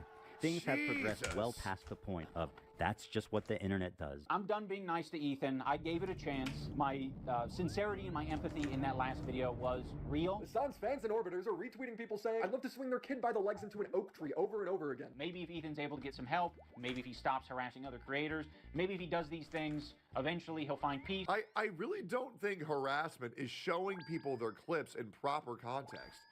I really don't. I think the problem is when you accuse people of crimes. And as far as I am concerned, I don't believe Ethan said anything too egregious in that regard. He may have said some untasteful comments, but I feel like there's a big difference between untasteful comments and accusing people of crimes they never committed. All of this is happening and somehow Ethan is labeled the harasser. How can you not see what's going on? They're doxing him and trying to take away his kids for mild political differences. That's why this video is sponsored by Aura. In a topic where something that iDubbbz no longer has. Also, guys, get Aura. It's great. Use code WillieMaxShow. Drama stems from Ethan and Hassan's disagreements on Israel-Palestine. Now, you might think Ethan... Wait, all of this happened just because they disagreed with Israel-Palestine. What the fuck? It must be super far-right or something. No, they... I always assumed it was something more than just political drama. It's just because... Oh, my God. Is it because Hassan doesn't think Ethan is far left enough? Oh, my God. We got 95% of things. Do you believe that Israel is committing a genocide in Gaza? Yes. Okay, great. This is a disagreement that you and I have. No, I agree with you. I agree with you. If you want to add that, like the genesis of Zionism included, you know, the displacement and, you know, the ravaging of the culture that existed there, then I would agree with you. He even cried for Palestinians getting killed, relating to being a new dad. As a father, it's even hard to talk about. This dude was holding his infant, who was like a year old. He was like patting her on the back and saying like his final goodbye. I mean, didn't expect to get emotional about that, but like, I'm a new dad, and that shit really f***ed me up. Yeah, this wasn't good enough because Anissa is 50. I bet you they saw a moment of weakness and they shit on him for it. Because for some reason, people aren't allowed to have emotions on the internet anymore. Everybody's got to be a fucking cyborg. 50% Irish and 50% Lebanese and grew up in Canada, so she can tap into empathy that Ethan can't comprehend. The infighting of the left is just so Anissa pathetic. is half Lebanese and half Irish. That's why being far right is way better, guys. Here's the reality, guys. You're either far right or far wrong. Take your pick. For anyone unfamiliar, the Irish have been on the receiving end of a lot of oppression and genocide. On the part of the Lebanese, they've received a lot of oppression and attacks from the IDF. So Anissa is You're very accidental, well you with know. propaganda and the coming can't out wait of to see the Israel. Terrible as the Holocaust was, obviously it was horrendous, and how disgusting the doctor was that did the experiments did it on Jewish people. They found a couple of really groundbreaking discoveries through that experimentation. Yeah, she prefers that Nazi propaganda. I am also half Irish, so that makes me an authority on all things in the Middle East, unlike Hassan, who is 0% Irish. Ian does this appeal to authority to make Ethan seem like an idiot, but the authority he's appealing to is Hassan. I would say that Hassan was very well equipped to talk about that topic. He's just got done capturing a massive progressive audience who are very politically savvy. They follow Hassan. Overly progressive. Okay, let's not make this a dick measuring contest of who can be the furthest left. Come the fuck on, bro. That's what we're using, and who has authority here? Jesus. Hassan is strict. Well, this guy is the most offended. That means he's the most right. Yeah, so I guess all those Karens at Target are completely justified in them pouring their coffee on the store managers because they misspelled their name on their Starbucks cup. What the fuck are we on about, Ian? A political streamer, so this is something they're very keyed into. I have dozens of videos documenting how this dude will blatantly lie and make up conspiracies when covering topics or arguing with people. We don't even have to reference those videos because another day has passed, and that means Hassan has told a whole new set of lies. So I just want to give you a sample of just how new day, new lie. Let's find out what it is. Dishonest this guy is. Ethan talks about Jewish heritage in the Middle East. Hassan then ignores that and argues against something Ethan didn't even say. Hassan attempts to deny Jewish heritage in the Middle East. It characterizes them not as indigenous, but as white colonizers. This is The Israeli heritage in the Middle East is now tarnished by... Well, first of all, Israeli heritage in the Middle East. What the f*** is Israeli heritage in the Middle East? That doesn't exist. Shut the f*** up. He didn't say Israeli heritage. He said Jewish heritage. Talking about a 76-year process, okay? So what he does is that he realizes that when people talk about politics, nobody really understands what the fuck they're talking about. So people with lower attention spans and lower understandings of the issue can be easily dissuaded into thinking that the opposition made an argument they didn't make by taking a brief pause, a brief respite, speaking in a certain manner, which is like, oh, let me see what these were now. He did this, and appealing to the chat's approval by saying, guys, come on, everybody knows this is wrong, even though what everybody should know is that Ethan just didn't fucking say it. These manipulation tactics, he's a fucking politician, man. It's insane. You can't really call that heritage in the Middle East, okay? But as far as Jewish heritage in the Middle But maybe I give Hassan benefit of the doubt. Maybe he's not being manipulative. Maybe he's just retarded. East, that's valid. You can talk about individually Arab Jews and whatnot. But that's not what you're talking about. You're playing fast and loose, making this dangerous conflation between Judaism and Zionism once again, over and over and over and over again. You're the one doing that. Israeli. Hassan is denying Israeli heritage in the Middle East. The Israeli heritage in the Middle East, you know what that is? Death and destruction, genocide and apartheid. That's the only thing that Israeli heritage is in the Middle East. If you're talking about Jewish heritage in the Middle East, that's a little different, of course. That's literally that is what he's saying. What he's talking about. Ethan one. He's so fucking dumb. It's insane. Very accidental, I see. Didn't call him that shows Very the clearly. chat dumber than him. Jesus. Argument without even being there. Hassan's chat finally corrects him for fundamentally misunderstanding Ethan's point, but it doesn't. But I bet if you were to show Hassan this, he would say it's out of context and this is all just propaganda. Stop him from declaring victory in this imaginary conversation. Oh, he didn't say Israeli heritage in the Middle East. He said Jewish heritage in the Middle East. My bad. There you go, man. Congrats. Now your little 5-minute hissy fit over something the guy never said is all invalid. Bad. Well, let me tell you, Jewish heritage in the Middle East is not Israeli heritage, okay? So you can't talk about Israel while talking about Jewish heritage in the Middle East. So my point still stands. His ego is out of control. Hassan makes up in the debate with Ethan that Iraq gave a right to return for Jewish Arabs after they were kicked out. The Iraqi Jews can go back to their home tomorrow. The Egyptian Jews can go back to their homes tomorrow. Absolutely. That is insane. You are fucking out of your mind. They can. Okay, they how? Tell me how. Can. How did the Jews go back to their... They don't want to, and I understand why they wouldn't want to. No, they want to. Why would yes, they could. Loaderbox immediately pointed out that Iraq return law specifically excludes Jews. He can't even tell the truth about the pop he's drinking. Hold on, what are you drinking? It's a Dr. Pepper cream Isn't that soda. who owns that? I don't know, but it's not on the BDS. Are you sure? BDS list. We'll double check. Yes, I'm 100% sure. Hassan is so incompetent, he came into a single Google search that shows that the owner of Dr. Pepper is a staunch Zionist. The point of this... That was such a caught moment. Legit, fucking caught in 12K, brother. Holy shit, that was such a base clip. It says that Israel is in the right or all Palestinians are bad. It's to show that he will confidently lie if it makes him look better in the moment. He didn't know about any of these things, yet he lies to try and act like he's in the right on all of them. It's effortless for him. And it's because he doesn't care about the truth. All he does is anti-West propaganda. It's his brand. Just like I do propaganda. I'm a propagandist. Well, no. And when you call him out on it, he doesn't correct the record. No, he molds and hides behind the dead bodies of Palestinians to avoid accountability. I will never forget these monstrous pieces of for looking at a situation like the one happening, the one unfolding in Gaza, and choosing to never say anything about it, only to then make these drama videos to call out the people who call out the Israeli government. It is so easy to be deceived by him when he talks so passionately like this. This is why he has an audience. It's a full of bunch of brain-dead children who can be dissuaded so easily by a man who speaks slightly with conviction. It is disgusting. Nobody cares that you criticize Israel. It's that you're making stuff up. He will then slander people for calling him out, repeating that Loaderbox and Destiny were paid by Israel to go to the West Bank. The account that made the claim admits to making it. And the worst thing is his head is so small. No, doesn't matter to Hassan, still reports the lie. Also, I went on a paid trip to Israel, and that's not weird. Not weird that I went on a paid trip to Israel. These guys spent their own money to do on-the-ground journalism in the West Bank, recorded and covered how the IDF burnt down fruit markets of civilians, interviewed tons of people. Well, they're Israeli operatives because they don't agree with every single thing that Hassan says. You said the great male pubic hair, Twitter for his research. Yet he claims he's doing the important journalism. shouldn't waste money on protecting the cheese, right? That's absolutely correct. Do not fucking do that shit. 10 hours of on-the-ground, 10 hours not of worth it at all. At a critical moment, at a critical time. Versus not going live that day just so I can go on Piers Morgan and fucking yell at. Bro goes to 3 restaurants in Japan, so I'm an on-the-ground journalist for Japan, and I will tell you about the political structure. Those quotations were and mad how off. Truly feel. Yes, Hassan, absolutely, of course. Don't mind them. I think it's now I'm minding them extra hard. Now they're getting minded so fucking hard. I bet they can feel the shame leaking into their pores. Because it would be too dangerous. That's your argument. You got it. You can enter Israel. What's more to say? What a joke, brother, dude. I am not going to Nazi Germany, okay?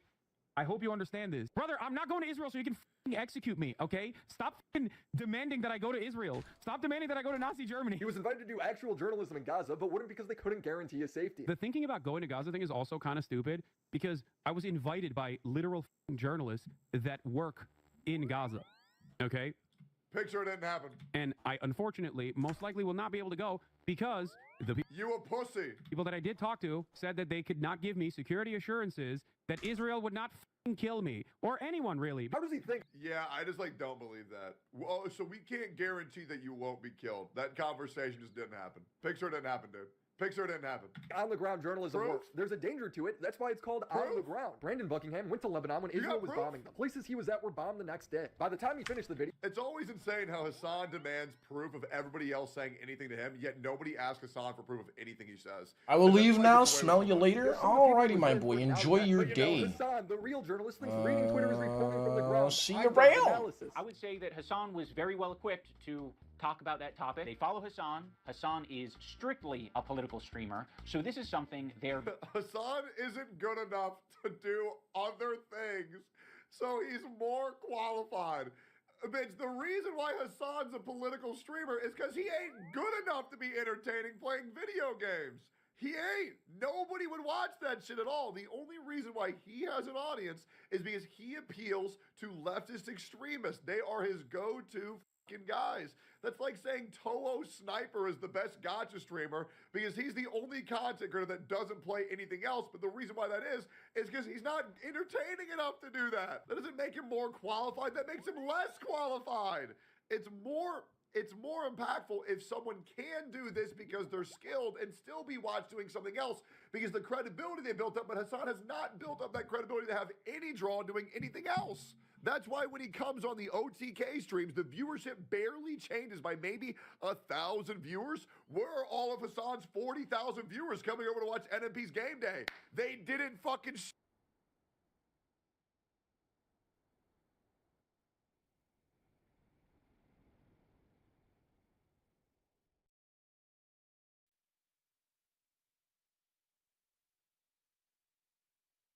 show up.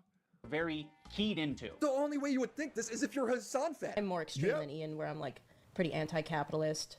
I hate landlords. I hate... The only place Hassan can get his viewer base and his community to go is to brigade LSF threads. That's it. And to brigade other people's Twitter posts. That is it. That is the only place they'll go. System that we're in. My understanding is that the property owners who have properties there choose just not to rent it at all. Yeah, kill them. Kill those motherfuckers in a video game. Sorry. Holy shit.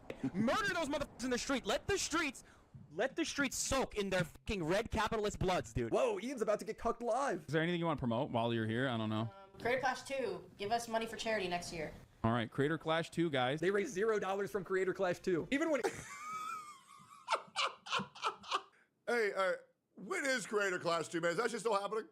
Surely they had to push it back, right? Ian describes Hassan's America deserved 9/11 moment. He makes it sound so much more nuanced and sophisticated than it actually was. An anger-induced crash out. America deserved 9/11, dude. F it, I'm saying it. That is someone who is extremely frustrated and passionate about a particular topic. In this case, American imperialism and terrorism. You could have looked into that. You could have talked to Hassan a little bit more and found out what his international politics opinions are, but you wouldn't even need to do that. You can look at it online. I swear to God, Ian got brainwashed by his retarded whore of a wife, Anita, and just fucking parrots everything that she's ever said to him. Like, there's no way this guy is this stupid to actually believe this shit. There's just no way. You look at it online, Hassan crashed out because Dan Crenshaw mentioned that military bases are an important part of national and global security. By the way, and I'm just gonna be real, you cannot be upset at me calling someone who has an OnlyFans a whore, okay? If you sell your body for money, if you sell lewd pictures for money, you're a sex worker. That's what a whore is, right? So don't be upset that I'm using the proper definition, okay? I'm sorry that it doesn't sound pretty, but that let's just look up what that word means. I get told a lot I shouldn't be saying that. That is the actual word. A prostitute, right? A whore is a prostitute. Now let's look this up, okay? A person, particularly a woman, who engages in sexual activity for payment, right? So let's just be fucking real. Okay, that is the proper definition. Don't be upset at me because I'm telling the truth. It's the same thing when I go at other streamers and all I do is merely say the truth about what they did or what they've said. And they say, why are you always shitting on this guy? I'm not shitting on anybody. I'm telling the truth about this person and it doesn't look that good, right? There's a big fucking difference. And particularly not the only one that's told me this. But it's derogatory though? Oh, okay. Well, then I'll be real, man. If you're worried about what you're doing is a derogatory, then stop doing that thing rather than saying, hey, you saying that is derogatory. And that holds true for every aspect of life. If you're upset about being fucking stupid, and you say that's a derogatory term, then stop being fucking stupid. Right? It's really that easy. That has a military background, saying it's virtually impossible to prevent any of this stuff without having bases over there. That's 100% right. Yeah, I mean, and you need that relationship with the host nation, of course, that you want to partner with, and that's generally what we do, especially in the special Well, look, bro, we're talking to Solid Snake. operations community. Hassan's academic response was to say that Dan deserved to be raped by soldiers. What the? Did you see that last night 2 D.C. Israeli embassy diplomat staff got assassinated by a far-left terrorist?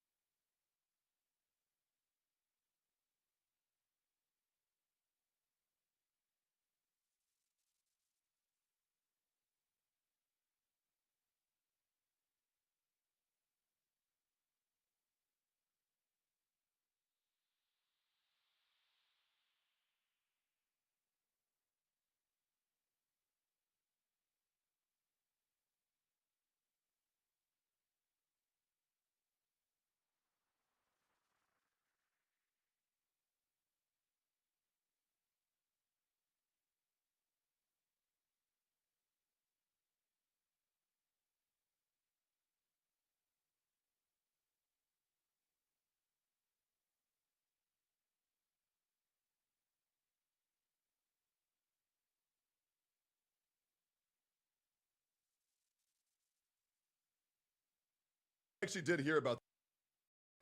Wait, what do you mean, yep, no sleep? You didn't sleep, or are you talking about me? Okay, you're not in the Discord, so you are not talking about me, because you would not have been able to hear me talking just now. I only just came to unmute my mic from the stream. I thought you did fall asleep, because I saw you go AFK, and then I saw your RuneScape lobby screen, and then like 5 minutes after that you left. I had thought you fallen asleep.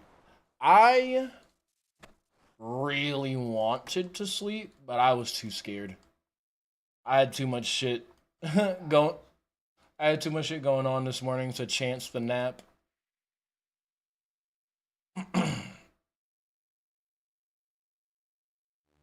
Any whoosies magoozies. If you want to join me, I am going yame. Yeah, I went to sleep, then Brother Man got here and is loud. And so here I am. Oh, your brother's in the house being loud. I see. There's no more sleep for you now. Yeah, honestly, fat fucking L to people who are not heavy sleepers. I'm sorry. Okay, but I'm gonna have to just keep it a $150, bro. Fat fucking L. I'm like, please. I'm so sorry, bro. I'm telling you right now, you could put me on the floor in the living room in between all my nieces and nephews, bro. I'm getting that nap, bro.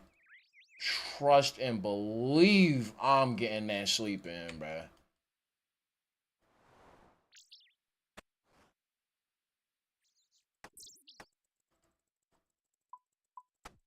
I'll be knocked the fuck out.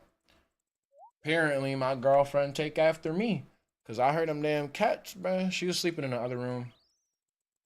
And through the headset today, bruh, I heard them cats thrashing around in the other room. Bruh, they knocked the door so fucking loud that my girlfriend's head was right next to. I went outside to go peek. Bruh, literally before I even opened the door, I knew it was good because I heard that snoring. I was like, oh, she knocked. She alright. Yeah, for sure. Was good, my love. A piece of Fonto? What do you think this is? Some fucking charity? But you got to pay me, man. Don't you got separate pieces for me? Oh, yeah, I forgot. I like how you completely disregarded my bullshit and was just like, hold on. Hey, anyways. Yeah. Man, I wake up so easily. Hold on what?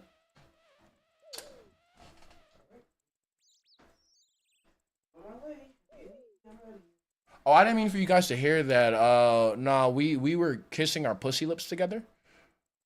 Oh, that's I totally meant to mute my mic before we slapped our pussy lips together. Too comfortable. Why in the fuck else would I be too comfortable, babe? You just gave me a nice sloppy make-out kiss with your pussy lips on my pussy lips. Like, it was great.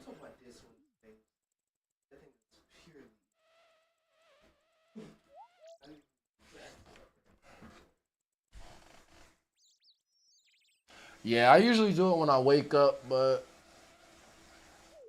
I didn't have a wake-up routine today because I stayed up. I honestly forgot to refill that shit.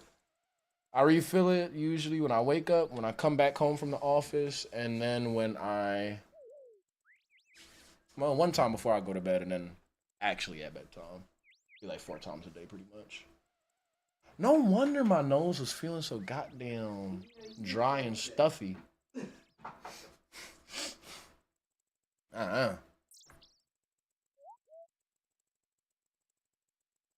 Wait, what happened?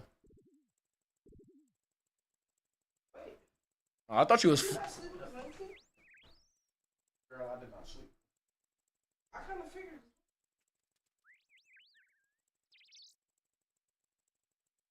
You know what I mean? Oh my god.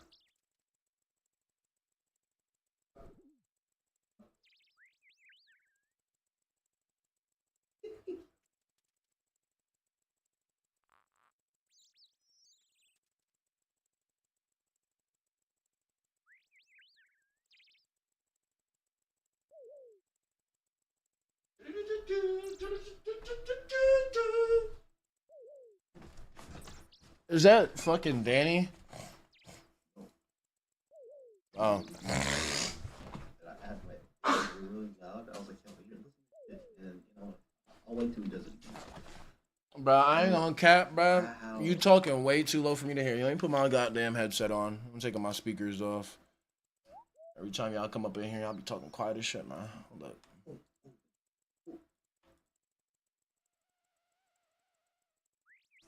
Think if I do it again.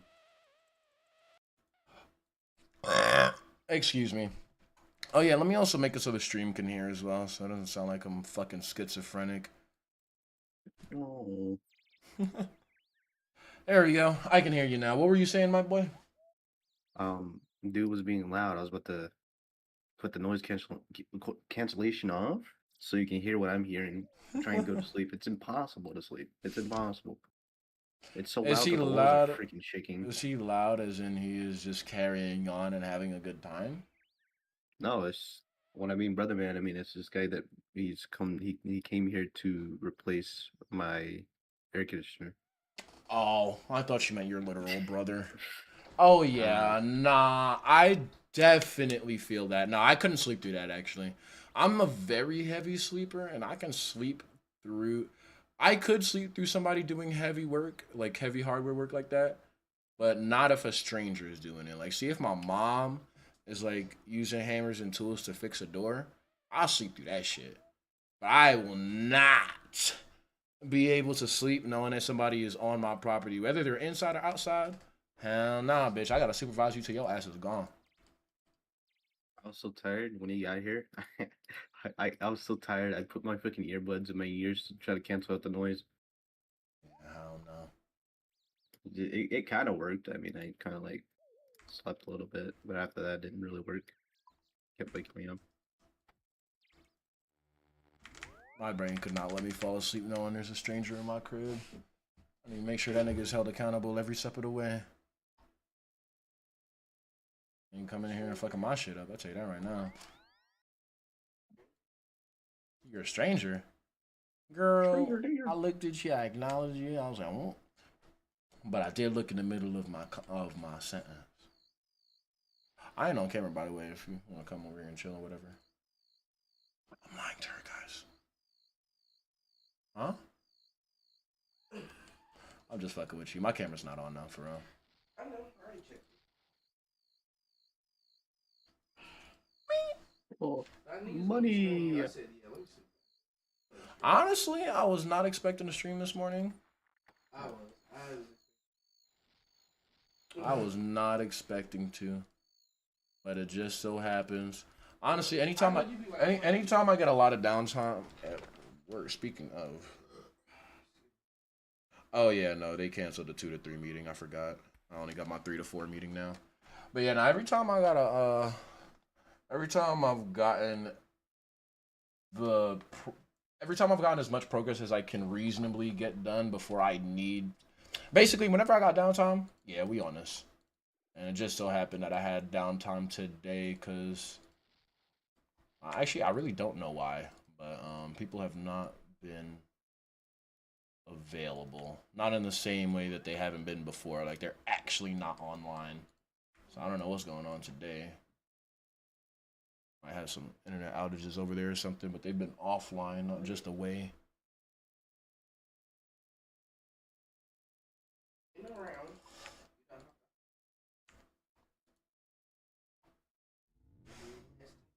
Oh.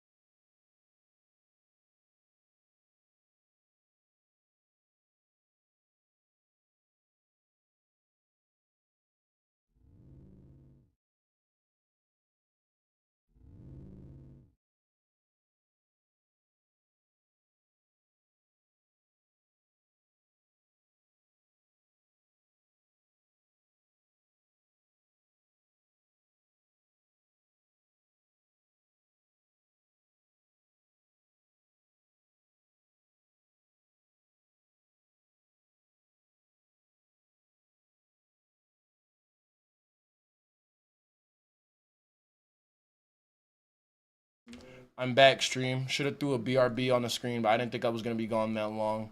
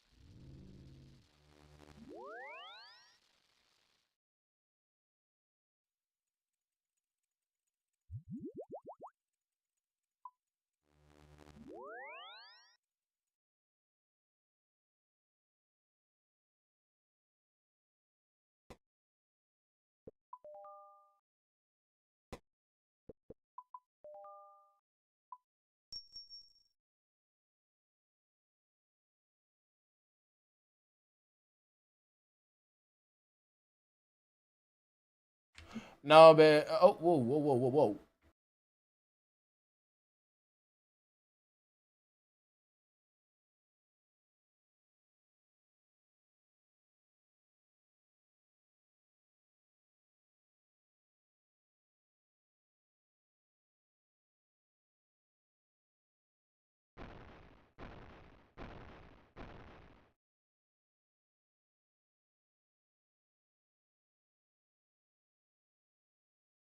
That I heard the government is looking into whether he was self-radicalized or whether he was radicalized by the media he was consuming. And I heard that because Grum's made a post about this.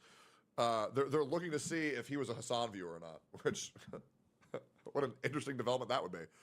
If he is, man, Twitch is fucked. Genuinely, Twitch is fucked. What the fuck is wrong with this dude? Didn't he go to war and like literally lose his eye because some mujahideen, a brave soldier, his eye hole with their dick? Isn't that how he lost his dumbass eye? Because he got his eye hole by a brave soldier? America deserved 9/11, dude. We totally brought it on ourselves, dude. Holy shit. And what's funny is if Hassan just played 20 more seconds of the video, Dan would have acknowledged Hassan's frustrations. Again, I think it is reactionary to just assume that we have bad intentions all the time and that everything's America's fault. I hear that constantly, mostly coming from the left, but that isolationist sentiment certainly comes from the right as well.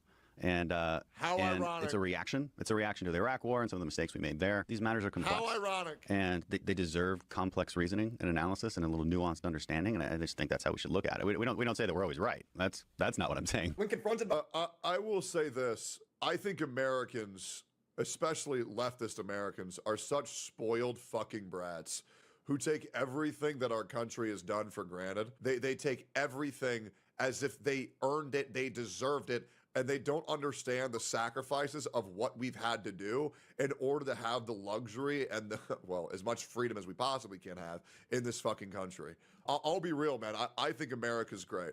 I do. I have no problems. I think it's a great fucking country.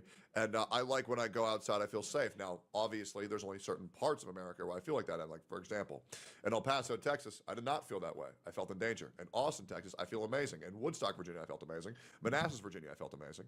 In Florida, I felt amazing. But there's obviously, it depends on where you go. I feel like Americans are so quick to shit on America to seem cool and like they're rebellious and like, yeah, I'm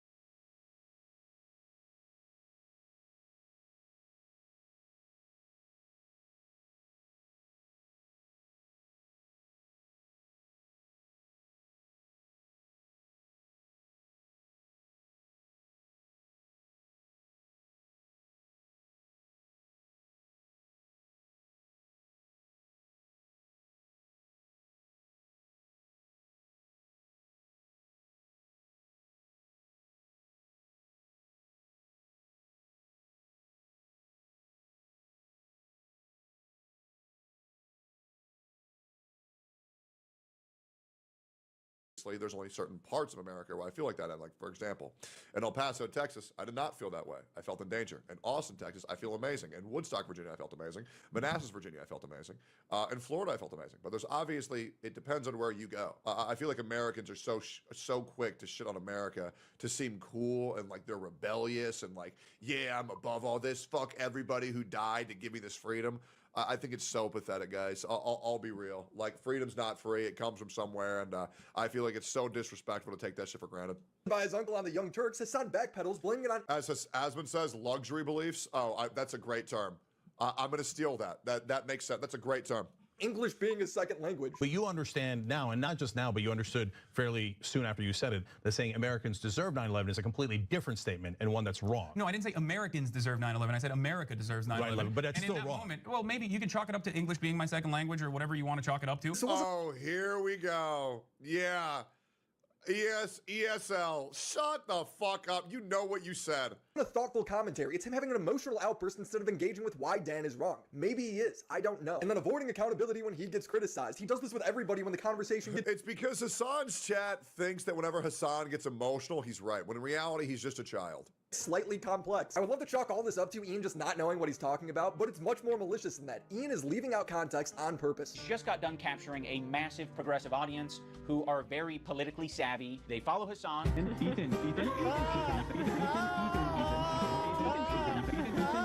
The word of the day is... It's insane how iDubbbz fought so hard to get context of why Hassan crashed out on streams, but wouldn't get the context why Ethan was so upset the day that CPS was called on his literal children. And that's why this guy has become such a fucking joke, man. Legit, he's become such a joke. Empathy. I think only in these past couple of years have I gained the ability empathy. Jesus. And I'm very ashamed to admit that. It sounds really pathetic to say at the age of 32, I've acquired empathy. It is. iDubbbz understanding the word empathy confuses me a bit. You see, when Ethan told a story about how CPS was falsely called because he talked about his kids getting sick, I felt bad for Ethan. Ian felt bad for the accusers. I just can't help myself but feel for other people's pain and suffering now. Not once in the initial Content Cop video did Ian mention that CPS was falsely called on Ethan and Hila. It makes the entire video horribly dishonest because it is the catalyst for this entire drama. If you watch the Content Cop, you would think that Ethan was dragging iDubbbz into a drama that he started. Hey guys, let me ask you a question.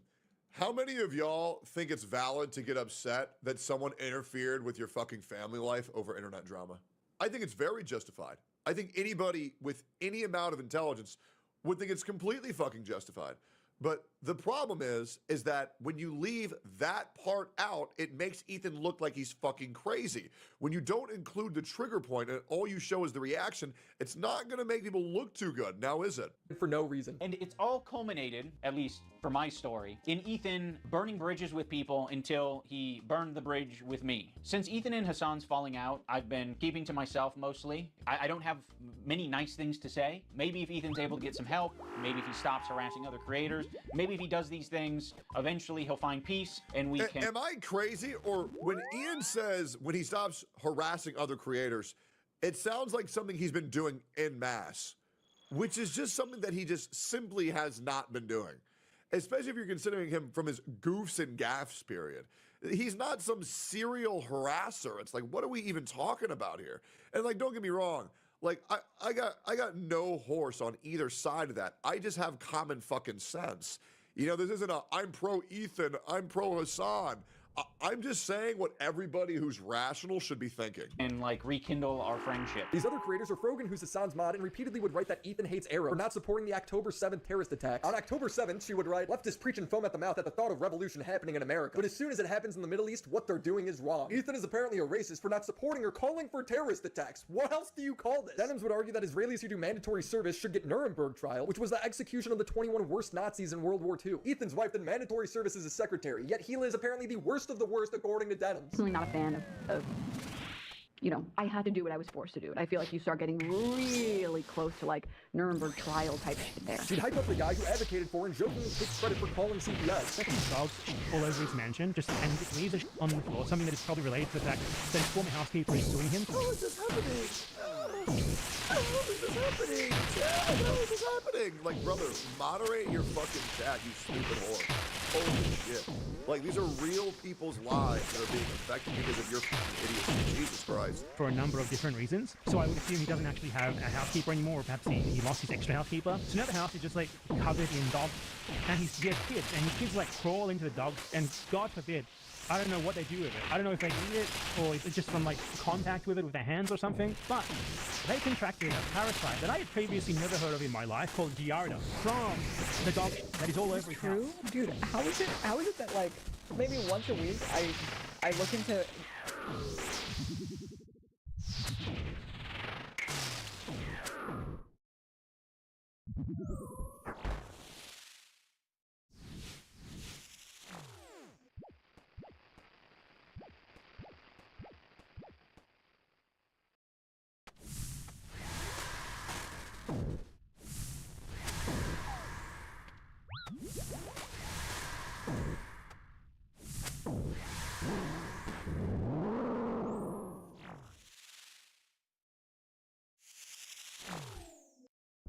I love how Denims goes, guys, is it true? Well, one person in my chat said it was true, and a deranged YouTuber said it was true. Nobody showed any proof whatsoever. That means it's true. Yet when it comes to anything involving anybody she likes, she says, no, it's not true, even if she sees proof. She is the most disingenuous person on this fucking platform. what Ethan Klein's been up to, and every time I manage to find more and more terrible shit. Also, this is not a joking matter, by the way. It can be very severe and deadly to small children. I mean, much like many other illnesses, it's very, very, very dangerous when infants get the same sicknesses that adults get. There are lots of things that you can get as an adult. You're totally fine. You'll be A-okay. No problem. A child, a small infant that has no immune system, shouldn't be catching anything. This chat is an edit compiling the worst messages from Denim's chat, but they are real. You can see the same messages in the top right, which is her live chat. So the guy who made the video is advocating CPS take his kids away. Denims is talking about how careless and shocking it is of Ethan to put his kids in so much danger, as her chat is also echoing that his kids should be taken away. On top of wanting Gila, the mother of his children, executed, which bad empanada role plays. Secretary Doc. Meanwhile, Ian's saying, look how unhinged and crazy Ethan's acting. He even went after Matt Lieb. He's finding new people every day, basically, to get in fights with. Of all people, this guy Matt Lieb. Matt Lieb is in this like middle tier. His valuable association is Rhett and Link. So Rhett and Link. It really sucks why this situation will never end, because everybody's ego and everybody's credibility rides on them being right in this situation. It does. It really, really, really does. And to where even if proof or factual statements that are completely disprovable were to come out showcasing that one of the sides is in the complete wrong, they would die on the hill that they were right regardless, because they know everything rides on it. It is like a war of fragile egos, and it's so pathetic to be an observer of this. I think, conveniently, are also... Although I guess I'm a little bit more of an observer. In this category of popular and powerful men who Ethan does not want to burn bridges with. I think Ethan only respects power right now, which is one of the reasons I made this video in the first place. The important context here is that Matt Lieb is constantly platforming Bad Empanada as a good guy. We both have bad in our, YouTube names, and yet we are both good. What do you make of that? Am I good? I don't know. I think you're good. Matt Lieb has also tweeted out, we gotta save them kids, referring to people trying to get CPS to take away Ethan's children. Jesus. Ethan Healer simply asking Ian to tweet out that this is crazy, something I and many other creators who have never spoken to the H3 crew did easily. If the same thing happened to Hassan, I would come to his defense, because it's not online banter or disagreements at that point, it's real life harassment. When CPS showed up to Ethan's house, Denim seemingly justifies it, saying kids can't form memories at 5, so who cares? I think it's embarrassing for Healer to be like, this is so traumatic for the kids, you're trying to traumatize the children. It's like, Doc, you literally, the vast majority of people are, like, are not remembering anything that happened to them. It's just sympathy, right? It's just she's just pulling like the IDF classic card of like, please, my life is so difficult. I want to go on record and say, in Denim's own words, that as long as someone doesn't remember the traumatic events that happened to them, then it doesn't matter. Which, by the way, would directly exonerate Bill Cosby. Bill Cosby's actions, which, in case you don't know, he was getting women drunk, under the influence of Rufalin, and he would fuck them while they were unconscious. And apparently in Denim's own mind, that's fine to do to somebody because they don't remember it. That's insanity. Insanity to go live and say such a horrendous ass thing. Please, everyone that is against us needs awful experiences because we're the ones dealing with the real awful experiences. You're trying to take your kids away. That seems reasonable to complain about as a mother. I was like, I really don't want you to create any bad memory here for them. Like, they are 5 and 3. They don't understand this shit. So I told him. Oh, here we go. Create any bad memory for them. You're not forming memories at 3 years old, and it's very rare that you're forming memories at 5 years old. Not yes, you are. No, you're not. When we're talking about being able to remember, being able to recall memories, it's like 4 is being cut off, but You just actually have to be a fucking monster to say shit like this, bro. Like, legit. Like, there's just no other word for you. You're just a horrific human being. It actually pains me knowing that Denims was once a Tecto fan. Or that this fucking freak was actually trying to connect with me.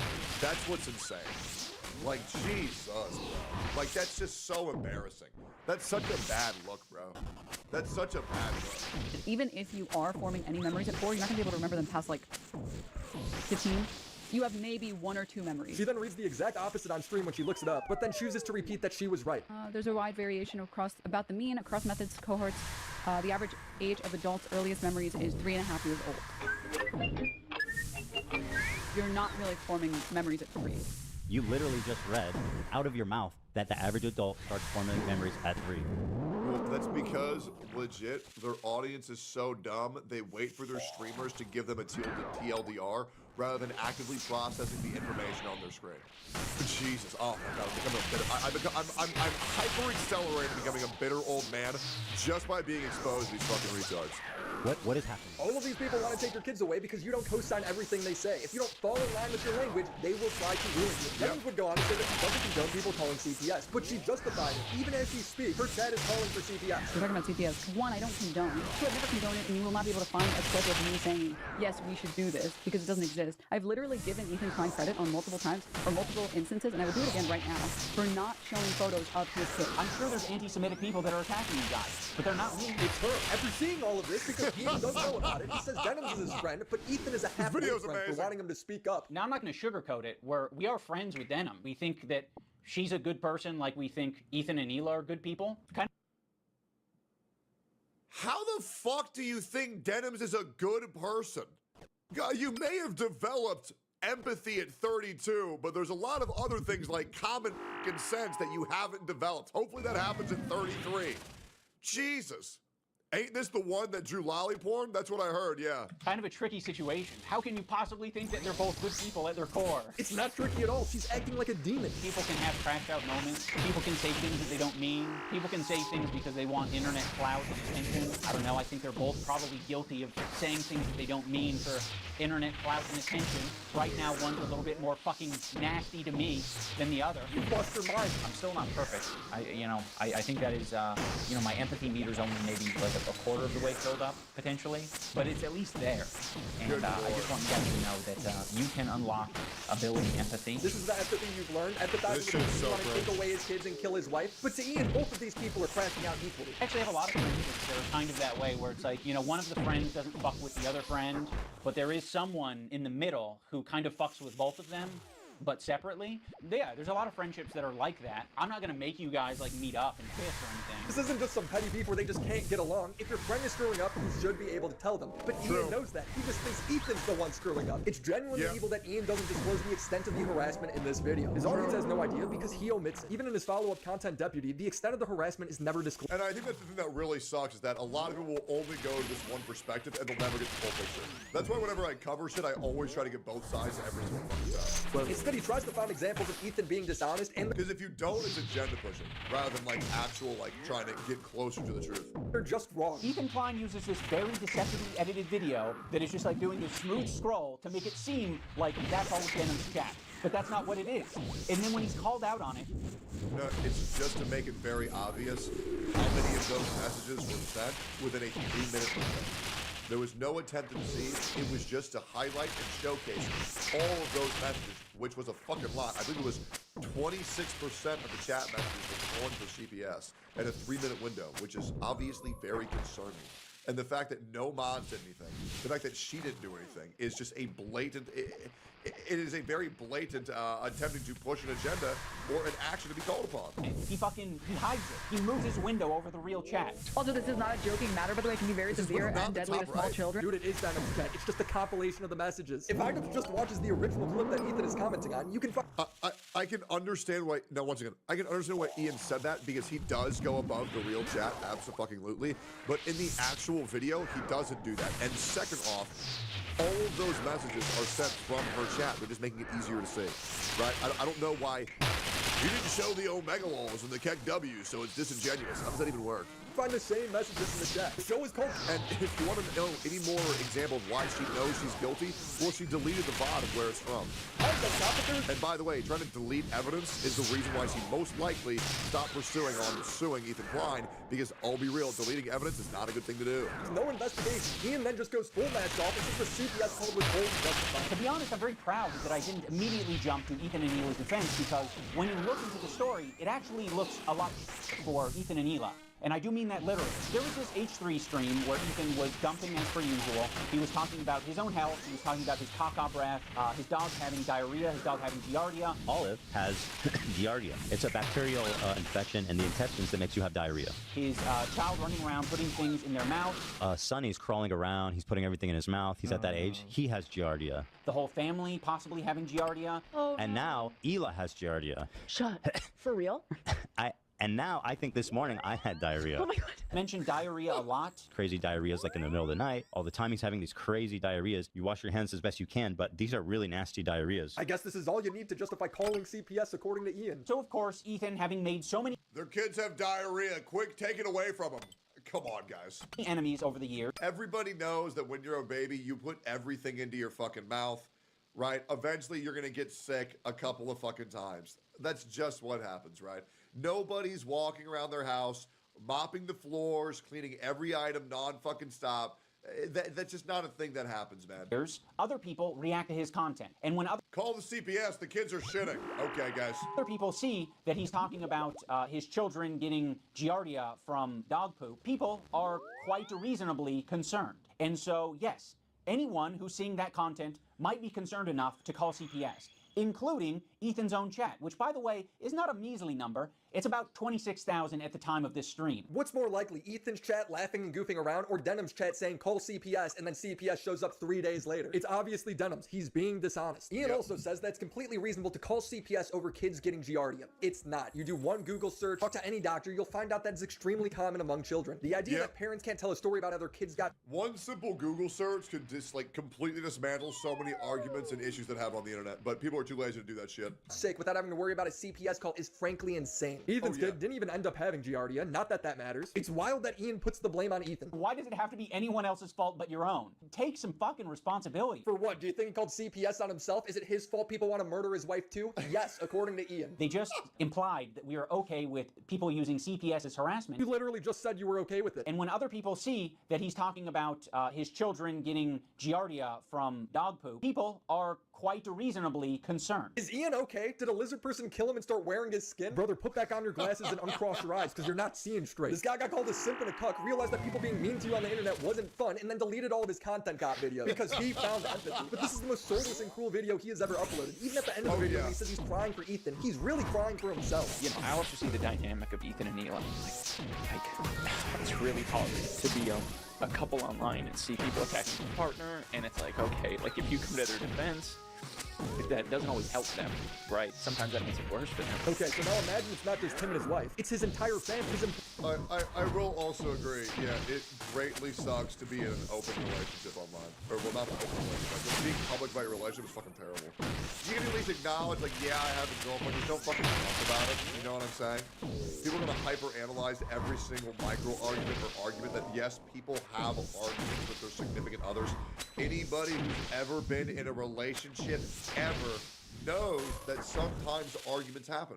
These people living in this fantasy world are like, no, everything's sunshine and rainbows. The problem with the youth, the problem with the generation is that Disney has brainwashed everybody into thinking that there are good guys and there are bad guys. And it's really easy to tell the difference, right? When the reality is is that there are no good guys. There are no bad guys. Everybody is a different shade of gray. And it's up to you to determine how bright it is or how dark it is. That's the reality. There are no truly good people. Employees, his pet, you. And guys, even the worst of the worst people do have some redeeming qualities in them. Right? Guys, did you know that Hitler was an artist? Did you know that Osama bin Laden played Animal Crossing? But all of the atrocities completely outweigh those little quirky perks they have. Right? Like, you can't just say anybody is entirely bad, anybody is entirely good. It's for you to determine what shade of gray they are. That's what'll get you ahead in line. That's how you gotta identify who's good and who's bad. That empathy, buddy. I want to wrap up this segment on empathy by talking about some racist dog whistles. And guys, Jesus was a great guy. Bro was an alcoholic. Okay, at a certain point, bro's having a very serious alcohol addiction, drinking all that wine, getting a little bit too lit on the scissor. Bro needs to fucking relax. I don't mean it in the same way Hassan means it, where he calls everything racist. Someone says they don't like using a bidet while vacationing in Japan. Racist. I was fine in the beginning, and now it's just getting really, really annoying. I just kind of want to wipe my butt like a normal person.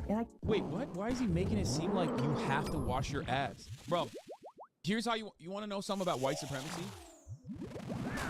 You want to know something about white supremacy? You can go anywhere on the planet. If you're white and you criticize something, no one thinks you're a barbaric caveman. But because he's white and he's in a non-white country, people still don't understand that is literally a barbarian going, that is internalized white supremacy inside of all of us, where because because the Western world, the Western ethnocentric, Anglo-Saxon domination is so fucking pervasive that we look at that and our immediate reaction isn't like, oh, because the Western world, the Western ethnocentric, Western ethnocentric Anglo-Saxon refers to a perspective that views Anglo-Saxon culture and values as superior to other cultures, particularly in the Western world.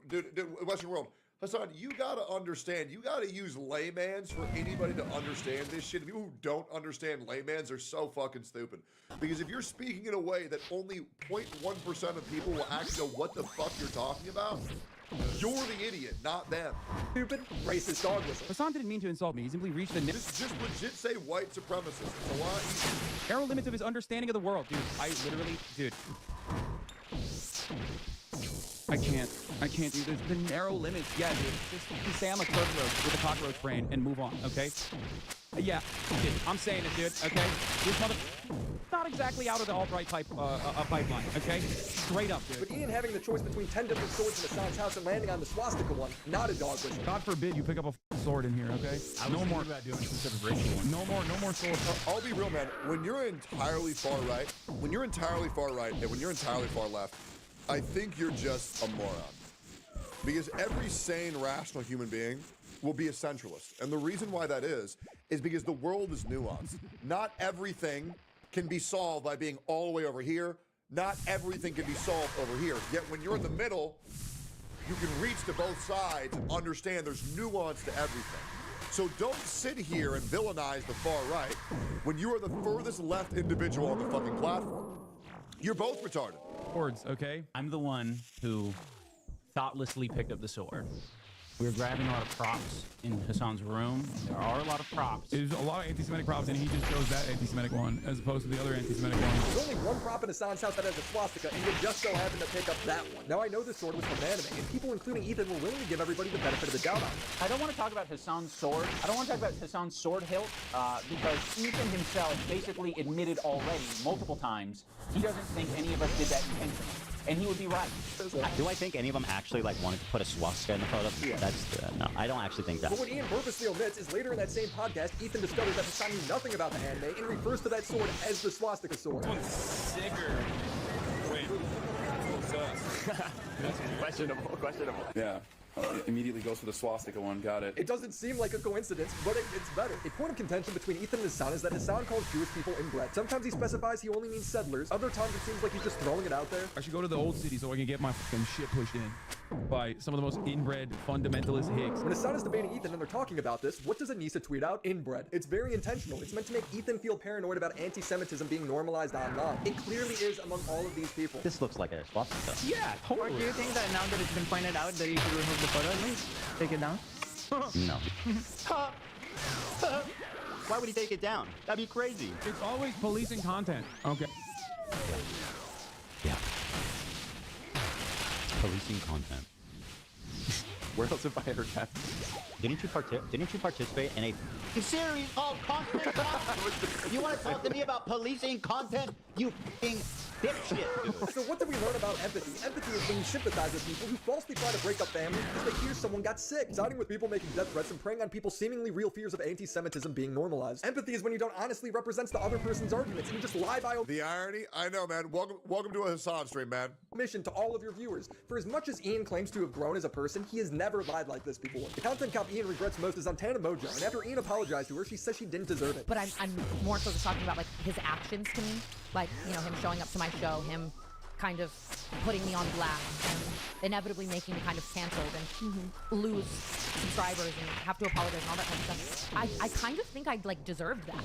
And maybe that's like dark, like to say, but like I don't feel like I'm owed an apology. I think I would be a completely different person if I didn't have that. I think it like I was on track to just be so on my high horse and like egotistical and like nothing could go wrong, that something going wrong gave me such a dose of reality that like this might not last forever. Like, yeah, you need to be held accountable for actions. This is real growth. This is maturity. What you are is a small person who doesn't have confidence in making their content anymore, so you cling onto these vampires while projecting your own insecurities onto Ethan. It's so hard for me on my podcast to like loosen up.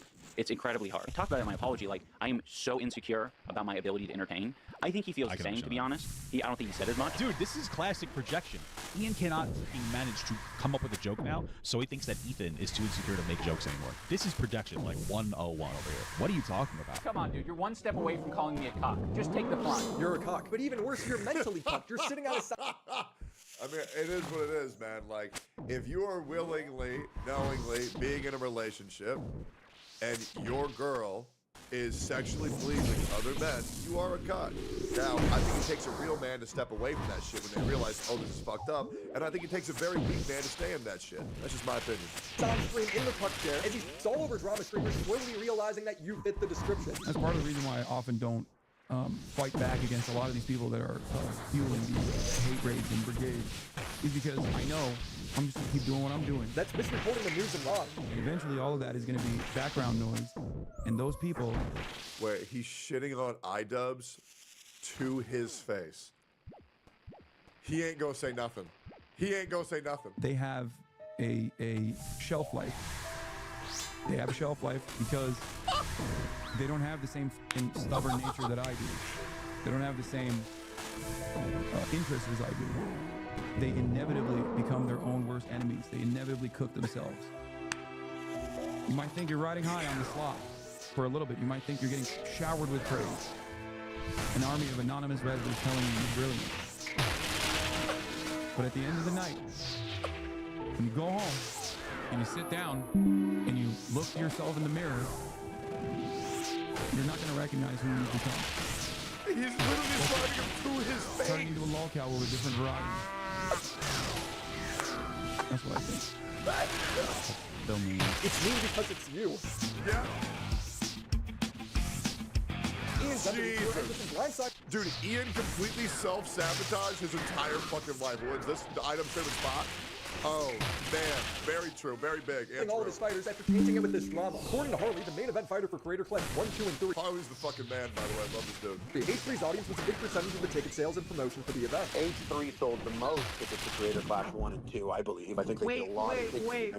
Wait. Is that true? I would think that, wouldn't you? Like, what else? What other entity promoted Creator Clash? I think that personally, but I'm not the current headliner for the third card, so they want to hear it from you, not me. The H3 podcast promoted Creator Clash 1 and 2 more than anyone. So of course Ian makes a video on Ethan alienating that whole audience, but also making the war in the Middle East a fundamental talking point of the event. I don't know about the other fighters, but just for me, like, I'm just kind of like, oh cool, the fun little charity fundraiser has now been attached to a decade-long bloody holy war in the Middle East. It's whatever. Cool. You know, it's not really like the fun sentiment I had. It did a temperature check on my... I mean, it's really just super easy. We already know the concept works. iDubbbz and Anita's involvement adds fucking nothing. Just somebody else make Creator Clash. Every creator who's in Creator Clash just leave and denounce Ian's actions because they're wrong and everybody knows they're fucking wrong, get a free boost in viewers, you might as well go ahead. I mean, today's the age of grifting, right? And then just join the new boxing event and then get a free PR boost. It's really that easy. I mean, like, listen, we're in the content creation field, man. Everybody's a fake-ass bitch, but at least this time, being a fake-ass bitch will result in net positive on the fucking world, you know what I'm saying? Just somebody else run that shit. Damn, bro. Like, bro, get Miz to run that shit. Maybe not Miz. People don't like Miz. Get Aiden Ross to run that shit. You know, get Aiden Ross to run that shit. Get in there. It's that easy. Team, they called my team and they were like, how do you guys doing? How do you feel about everything? And, you know, they spoke to my guy and he was like, not that good. Not that cool of a thing. And then they hit me up and I was like, well, how does everyone else feel about it? And they were like, everyone loves it. Everyone's fine. Everyone's great. Your team's a little wonky about it, but everyone's good. And I was like, well, I guess, yeah. I mean, I think I'm the only Jewish person on the card. And I know it's not, like, the content cop, I know was supposed to be about, like, Ethan's behavior. Yeah, then it turned into content cop Israel. Yeah. Get Asmongold to run it. People don't like Asmon either. We need to find somebody. Well, people don't like Aiden Ross either. Get Speed. Yep. Oh, that shit would be crazy. Get Kai to run it. Yeah, get Kai or Speed to run that shit, man. iDubbbz and Anissa would claim. Yeah, shit, get Emmy to run it. Get Emmy. Or Moist Critical. That would be insane. They are no longer affiliated with Creator Clash, and that they inform the fighters. Anissa and I have decided to step away from Creator Clash. We have relinquished control. They didn't decide shit. They got booted. We all know. To our business partners who ran the previous 2 events, they're very capable. They know exactly what they're doing. They run events on a regular basis. The event is still happening. Anissa and I just don't have any financial ties. We don't have any ownership. We've already told all the fighters, and it seems like most people understand that this is the best move. From everything I've seen, it seems like the fighters don't really know what's going on. But don't worry, Hassan is going to give the reason for why the headliner of the event dropped out. And by that I mean make it up on the spot. And Anissa basically relinquished control over Creator Clash 3, a boxing charity match that they had put together 3rd year in a row after Ethan got Lena to drop out, and also another fighter, Harley, also dropped out because he was upset and offended that Ian and iDubbbz had dared to criticize Ethan. Harley writes he's lying, or someone lied to him. It's not why I backed out of the event. We just saw Harley tell Hassan lying? Man, that's a shocker. Nick that he was all for the content not being made on Ethan as long as it was about his content. You know what Harley didn't seem to like, though? The dog whistle that was the swastika sword. They're your swords, and according to the New York Times article, there was 10 options. So what's the chances that they chose the swastika one? That seems pretty slim. Well, you got 10 considering swords, that I don't you? had the week prior to that, I believe. I don't know the exact timeline. I don't really remember when they shot this, but I had the sword out because I was doing an Assassin's Creed promo. Do you feel like if I thought it was like genuinely a swastika sword, I would use it in an Assassin's Creed promo shot? Yeah, you called it a swastika sword. Yes. Yes. That's what we call a dog whistle, Hassan. I'm just looking for clarification here. Do you think that I deliberately was using a dog whistle in an Assassin's Creed promo, or that it was a cool sword that was laying around because it's the only long sword that I have? You have 10 swords. I know, they're heavy. That's not a real sword. See, guys, the other swords were too heavy, as if a sword isn't meant to be held. What's very odd to me is how proud he is. Jesus Christ, bro. Just think about it for 5 seconds, man, and then all falls apart. And Anissa were for taking their own event and making fighters drop out, and then dropping out themselves when things got hard. Screwing everybody who's still involved. They're seemingly very proud of it. Anissa tweeted, "Hey, BB girl, I know you're so desperate for any crumbs from me, so here's a big piece of you. We are not financially tied to this event, and even if we were, we had it situated to protect us and the charity. You have no power over us. You're just an asshole." The remaining business partners have seemingly tried to get Harley back on the card. Kind of was very easy for me to separate. And then when, you know, it was like Ian and Anissa are stepping down, you want to come back? I was like, that was never a problem for me. Wow, wait a minute. So wait, they dropped down and then they tried to bring you back to the table? What do you know? You didn't know that? When the event fails, and it seems like it's going to, Ian has already planted the seeds to blame Ethan. Can't wait for them to blame us for their failed event. Don't worry, Hila. I'm not going to blame you guys for anything Creator Clash related. I know you're terrified of taking accountability for anything, so that will rest solely on my shoulders. It actually does, though. Why is he being sarcastic? But I can't speak for the internet. The internet might actually blame you guys for it. How stupid does he think we are? His own fighters aren't fooled by this. Ian and Ethan are now doing this YouTube battle against each other, going through this drama war.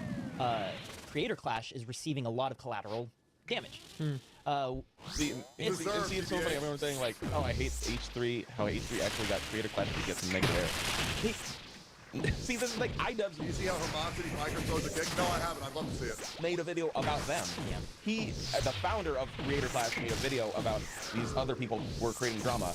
They, you know, so I'm saying like this is like this thing And where it's like, I'm not going to tell Ian what to do. It's not my place to be like, Ian, maybe you shouldn't like do that because the rest of us might kind of catch some strays from it. Yeah, But at exactly. the same time, it's He kicks very daily. That's because Hassan has a very small head and very dainty feet. it's like it feels like Ian and I we're friends walking down a sidewalk, and he gets stung by a wasp, and he's like, oh, and he looks up and there's a wasp nest there, and I'm like, oh yeah, that's a wasp nest, and he pulls out a bat and he runs up and hits that wasp nest and comes back. He's like, ha, I showed that wasp nest, and I'm like, uh-oh, and all the wasps come flying out and they start stinging us, both of us.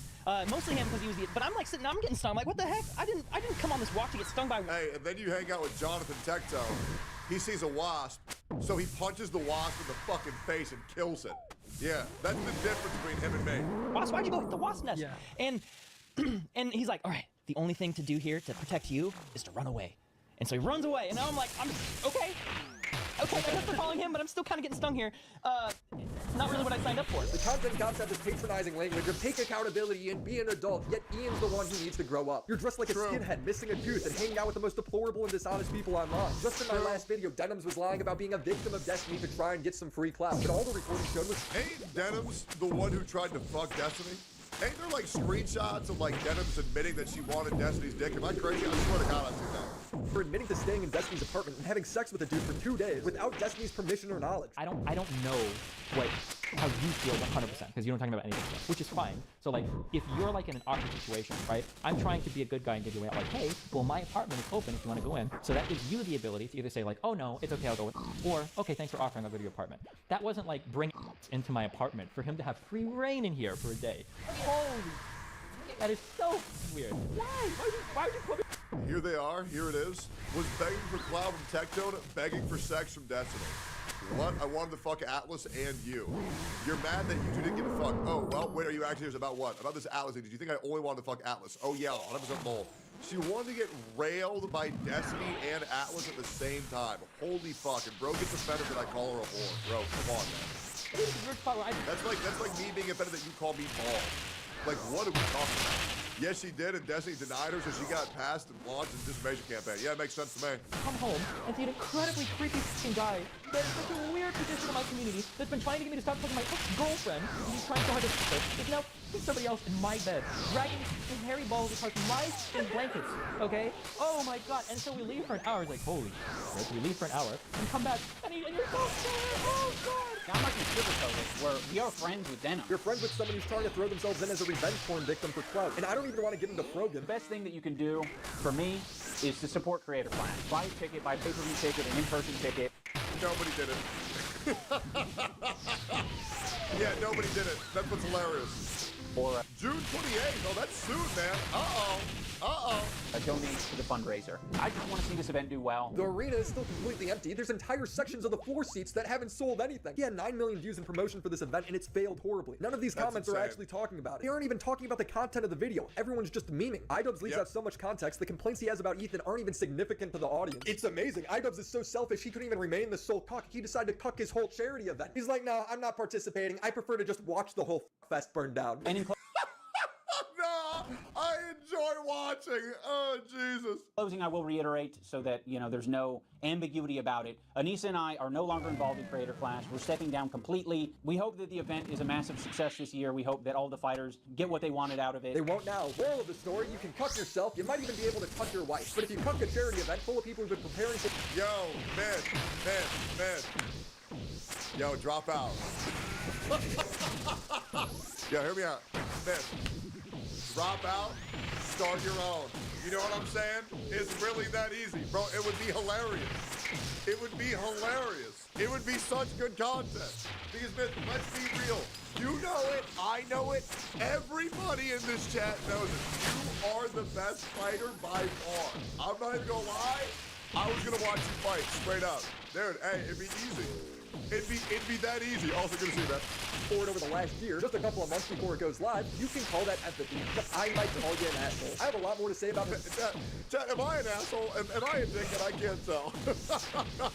Hassan, Frogan, and Issa in the serial docs are known as Bad Empanada. Hassan's lying, acting like he's on the verge of being deported because he's a liberal, when in reality it was a standard randomized check that lasted like 50 minutes. We can't let him get... Man, all you need to know from me is you have so much power in your hands right now. It's insane. When they invited me to do that shit, I was like, maybe I joined. And then I dropped out the day before.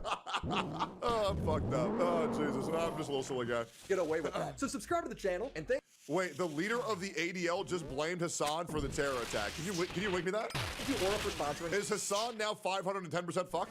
This video. And shout out to the homies over on Patreon. Princely Glass River, Christina Dina, Mac Monkey, Drink Kovacs, Necro Valley, The Confusing Opinion, Eddie Bizzle, Tismic Pitch, Christopher H, Sentinel Music. Dude, this is my first time watching your Willie Mac show video, and I enjoyed every single second of it. This was fucking fantastic. Go like, comment, subscribe. That's some crazy shit. Here's my opinion. I think Ian and Hassan are pieces of shit. It's really that easy.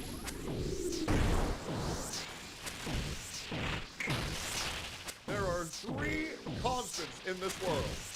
Death, taxes, and Hassan doing some dumb shit daily. Man, oh man! Let's all see what our favorite lol cow is doing today. Back to your daily dose of drama news. In today's video, Hassan continues to slander Ethan Klein. Asmongold calls out— Man, what a surprise. The guy who swears he's not anti-Semitic picks on a Jew every single day. Man, what a surprise. But guys, he's not anti-Semitic, absolutely not. Sure, he may or may not own a swastika sword, but he's not anti-Semitic. He's not. Out Hassan for playing defense for terrorist orgs. Another terrorist attack has taken place in Boulder, Colorado, and it was a guy setting people on fire with Molotovs, yelling "Free Palestine." Turns out— I'm telling you, in the next 6 months, someone's gonna do that with twitch.tv/Hasanabi written on their chest. This clip will age quite well, and I hate how I know that's gonna happen. When you don't condemn terrorists and instead you support and praise them, people actually think terrorism is okay. Hassan is probably doing the boogie down challenge as we speak, throwing a little party, doing the Fortnite L dance, finding 1,001 ways to play defense for this scumbag piece of shit. In other news, boxing commentator Wade Clemens has called out iDubbbz, saying he was working for free, thinking it was a charity event. Local jellyfish Ludwig has responded to my video on his stream. Wait, if he responded to Pegasus' video, that means that he saw me, and I talk hellish. Uh-oh, this might go down in a little bit of an arena. All right, let's see what happens. Always subscribe, tell your friends about the channel so we can stop Hamas, Diddy, Piker, and friends from brainwashing people. And let's begin with Hassan crying about Ethan. Hassan says that Ethan and Hila are gross propagandists. I'll pull it up in a minute. It's really crazy how Hassan, just doesn't want us to help Gazans. Oh my god. Oh, they're so gross, dude. They're such... Oh my god. They're so gross, dude. Happy Pride Month, by the way, guys. Why the fuck is his head so small? How dare Hassan wear that fucking basketball jersey after that joke of a performance he had in that fucking basketball game, bro? He needs to take that shit off. Kobe Bryant is turning over in his grave, man. Straight up. Ain't nobody trying to see that shit, bro. What the fuck is this fuckboy seashell necklace, brother? You are 45 wearing this shit. 45 years old wearing this goofy, goober, 12-year-old skateboard necklace, man. What are you doing here? Disgusting genocidal propagandists. Oh my god. Oh, it's crazy how Hassan doesn't want us to help the Palestinians. Wait, did she even say Palestinians? Hold on, maybe she did. It's really crazy how Hassan just doesn't want us to help Gazans. Oh, she didn't even say Palestinians. She said Gazans. Okay, bro can't even hear the clip correctly. We talked about this in one of the Bro was trying to push a narrative so bad that he hallucinated something that Hila didn't even say, man. That's how you know someone's that far gone. Previous episodes where Hassan will literally just hear whatever he wants and whatever makes him the most mad. He hears things that people don't say, and then he moral grandstands this grand position that nobody was even arguing against to begin with. It's about Jewish heritage in the Middle East. Hassan then ignores that and argues against something Ethan didn't even say. Hassan attempts to deny Jewish heritage in the Middle East. He characterizes them not as indigenous, but as white colonizers. This is the Israeli heritage in the Middle East is now tarnished by, well, first of all, Israeli heritage in the Middle East. What the f- is Israeli heritage in the Middle East? That There it doesn't is. exist. So. He didn't say Israeli heritage. He said Jewish heritage. It's There it kind of is. irrelevant what you even say because this Yep. guy will just cook up something in his head and get mad over it. Also, how ironic Hassan calling Ethan a genocidal propagandist. Buddy, you just described yourself. You literally support the terrorist organizations that want precisely that. Their whole stated mission is to eliminate the Jews and use. Yeah, but he has Free Palestine written on a scarf around his neck, and it's probably in his Twitter bio too, which absolves him of all wrongdoing. Don't you know? Support them. Also, may I point out that he has admitted that he is a propagandist on several occasions. Just like I do propaganda. I'm a propagandist. Well, no. For the record. So the phrase genocidal propagandist is something that fits Hassan way more than it fits Ethan. Anyways, this next part, Asmongold reacts to the ADL trying to deplatform Hassan. Hassan Piker. So the ADL says when you openly support a murderous, anti-Semitic, U.S.-designated terrorist org calling for violence against all Jews, you minimize our fear and grief and embolden extremists. Now is the time for Twitch, YouTube, and X and all the other social media platforms to decide if their platforms or spaces allow someone like Piker to spew hatred and pro-terrorist propaganda. The time to act is now. So do I think this is going to go anywhere? I'm going to be honest, guys. I think yes. I think that this is a bridge too far.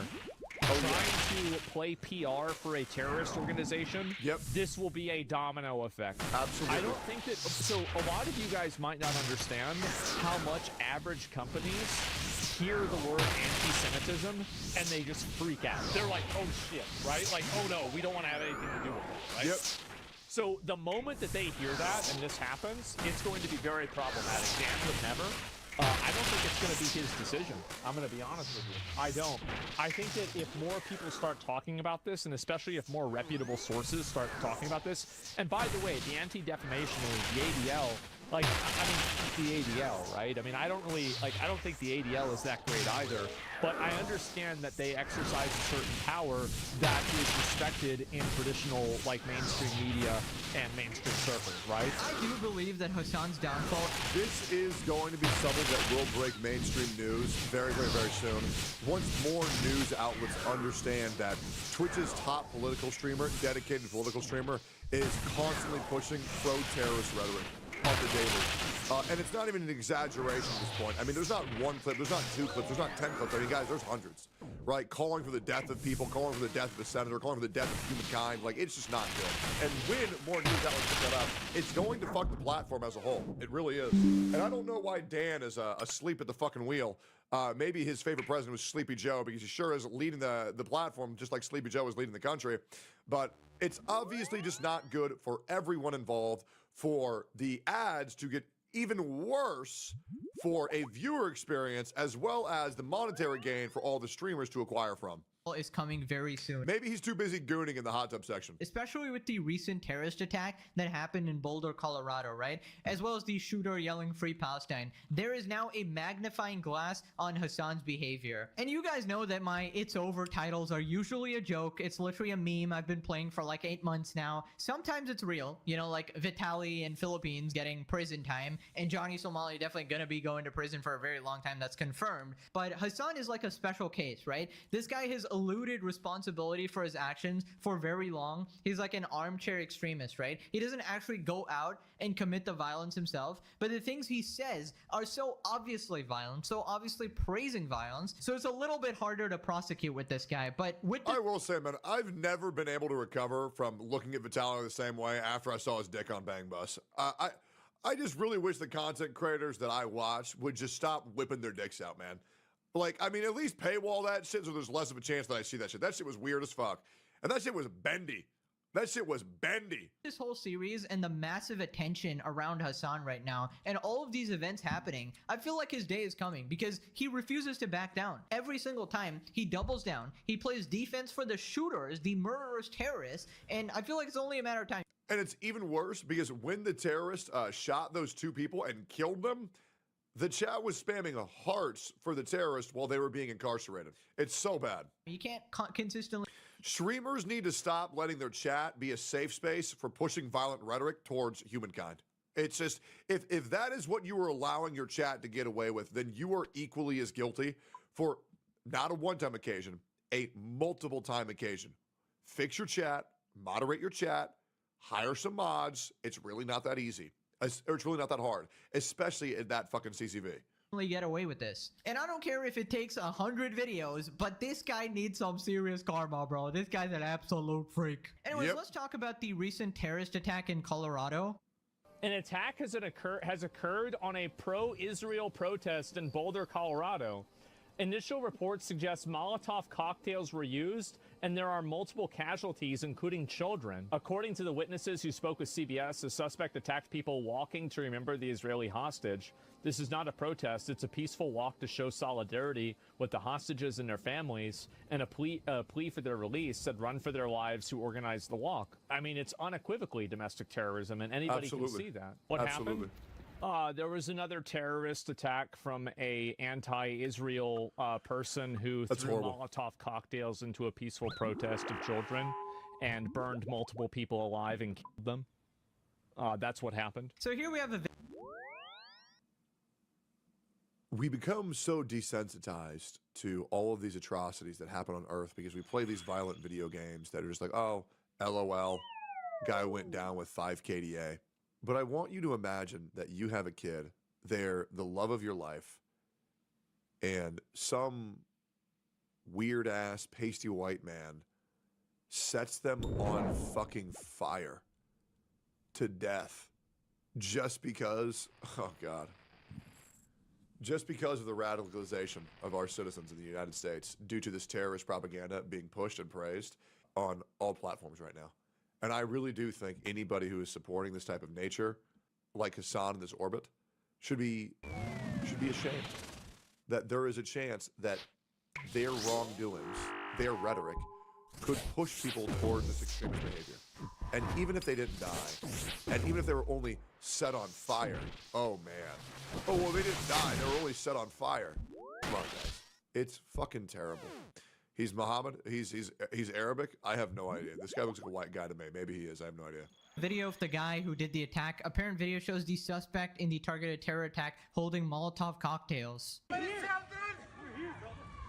We're here. We can't do nothing about that. Spraying alcohol. He's making Molotov cocktails. Dude, what a freaking clown. Dude has completely lost his mind. He thinks that setting people on fire in America is somehow freeing Palestine. Dude. I'm sorry, bro. If someone is walking around with a Molotov cocktail, I would just shoot him in the fucking head. It's really that easy. I hate this America we have to live in, where cops have to put innocent children's lives in danger because they're afraid of getting a hate threat on Twitter and losing their job for protecting our citizens. Brother, just shoot him. This is why, like, I'll be real, guys. I don't give a fuck what you think. I'm very pro-gun. You can be anti-gun. I don't care.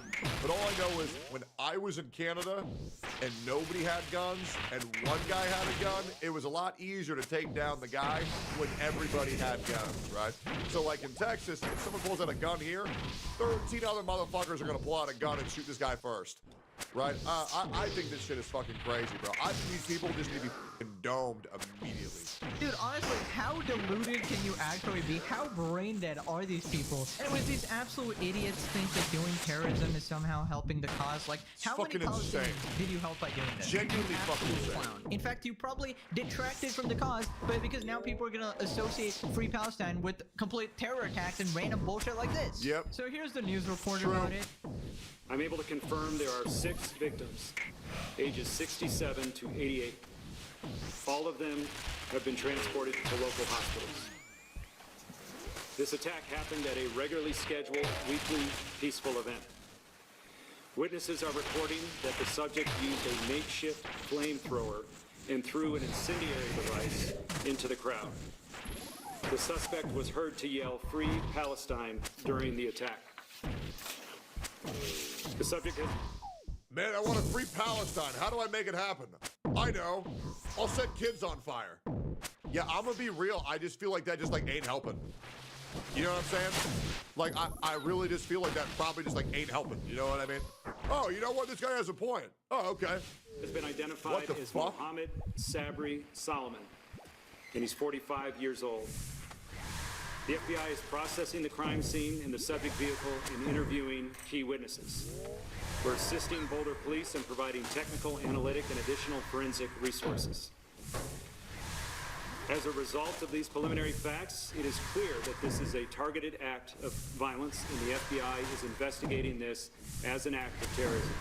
I mean, obviously it's a targeted attack. We literally know his beliefs now. And I feel like the FBI really needs to be on top of the shit. It's crazy how this is even allowed to happen, because I can probably guess that this guy was online spouting some bullshit on his social media accounts. And the FBI needs to be more proactive in stopping these people committing their actual violence, because if you see someone promoting pro-terrorist propaganda online, you should 1,000,000% investigate them. Straight up. Too many people are getting away with pushing violent rhetoric online, and they need to be fucking punished. It's really that easy. if you're online, like you're on Twitter, and you're threatening to kill people, you know, you need to be on a list. You need to be monitored, right? Absolutely. This is basic things the FBI needs to do to protect people. And I feel like recently... And if content creators are saying violent rhetoric online, they need to be punished severely. They do. I 1,000,000% deserved my ban when I encouraged the shadow to kill themselves. I absolutely did. Right? But I think we all know there's a big difference between saying kill yourself and saying, hey guys, these usernames and full names and addresses are really easy to find online, and getting a gun is easier than ever. Calling for the death of someone and organizing that to your viewers is way different than a streamer saying kill yourself. And none of that ever gets punished. Ever. None of that ever gets punished. There's been this surge of people advocating open violence. Oh, and to be fair, ever since I got punished, I stopped saying that shit, right? Because it was irresponsible of me as a streamer to do that. And I accept my ban. Thanks to some people, you know, some particular Twitch streamers radicalizing the absolute shit out of regular people, you know, threatening to kill senators himself. Yep. Obviously, people are gonna start thinking this type of stuff is okay because they get brainwashed by people like Hassan. Yes, also, sir. Can I just say, throwing away your life at 45 is crazy. I mean, enjoy the rest of your life in prison. You also, he just looks like completely unemployed, bro. Holy shit, that's like the caricature of unemployed. Anyways, Asmongold tried to message the FBI, but their DMs were closed, so he just started tweeting at them. Basically, here we have the FBI director, and he says, we're aware of and fully investigating a targeted terror attack in Colorado. Our agents and local law enforcement are on the scene already, and we'll share updates as more information becomes available. At FBI, bro's targeting it, bro's like adding his own agency, dog. Ain't no way. Y'all really need to get on top of some of these people online. They promote this shit, and there's nothing ever happens. L, more online censorship. This isn't, guys. This is not more online censorship. Guys, I'll also be real. I know everyone will say, oh, don't censor me, don't censor me. Why would we not censor people who are calling for the death of innocent civilians online? Why would we not censor people trying to coordinate terrorist propaganda? Is that really so bad? It deserves to get censored. They're putting people's lives at risk. Even more so, they're killing people. We're attempting to prevent tragedies here. It's really not that big of a deal. Was never acceptable to make... Censorship implies denying free speech. Dangerous speech isn't protected. Yeah, 100%. Yet so many streamers get away with this, and so many people on the internet get away with this shit. Calls for violence and to promote terror organizations. This is not, guys, this is not censorship.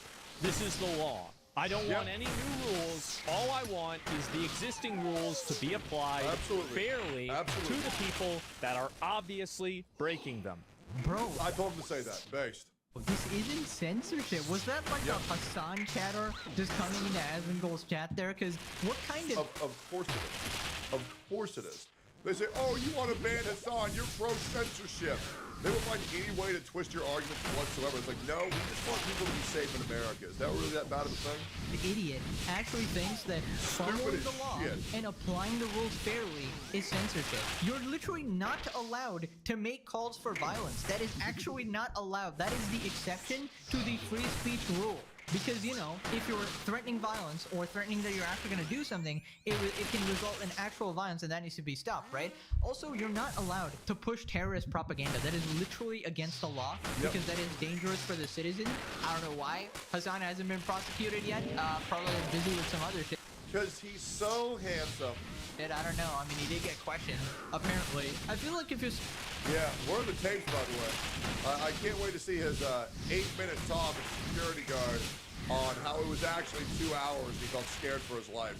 Yeah, man, I know. Hey, what are you doing here today? Oh, okay, cool. Oh, you do politics? Oh, great.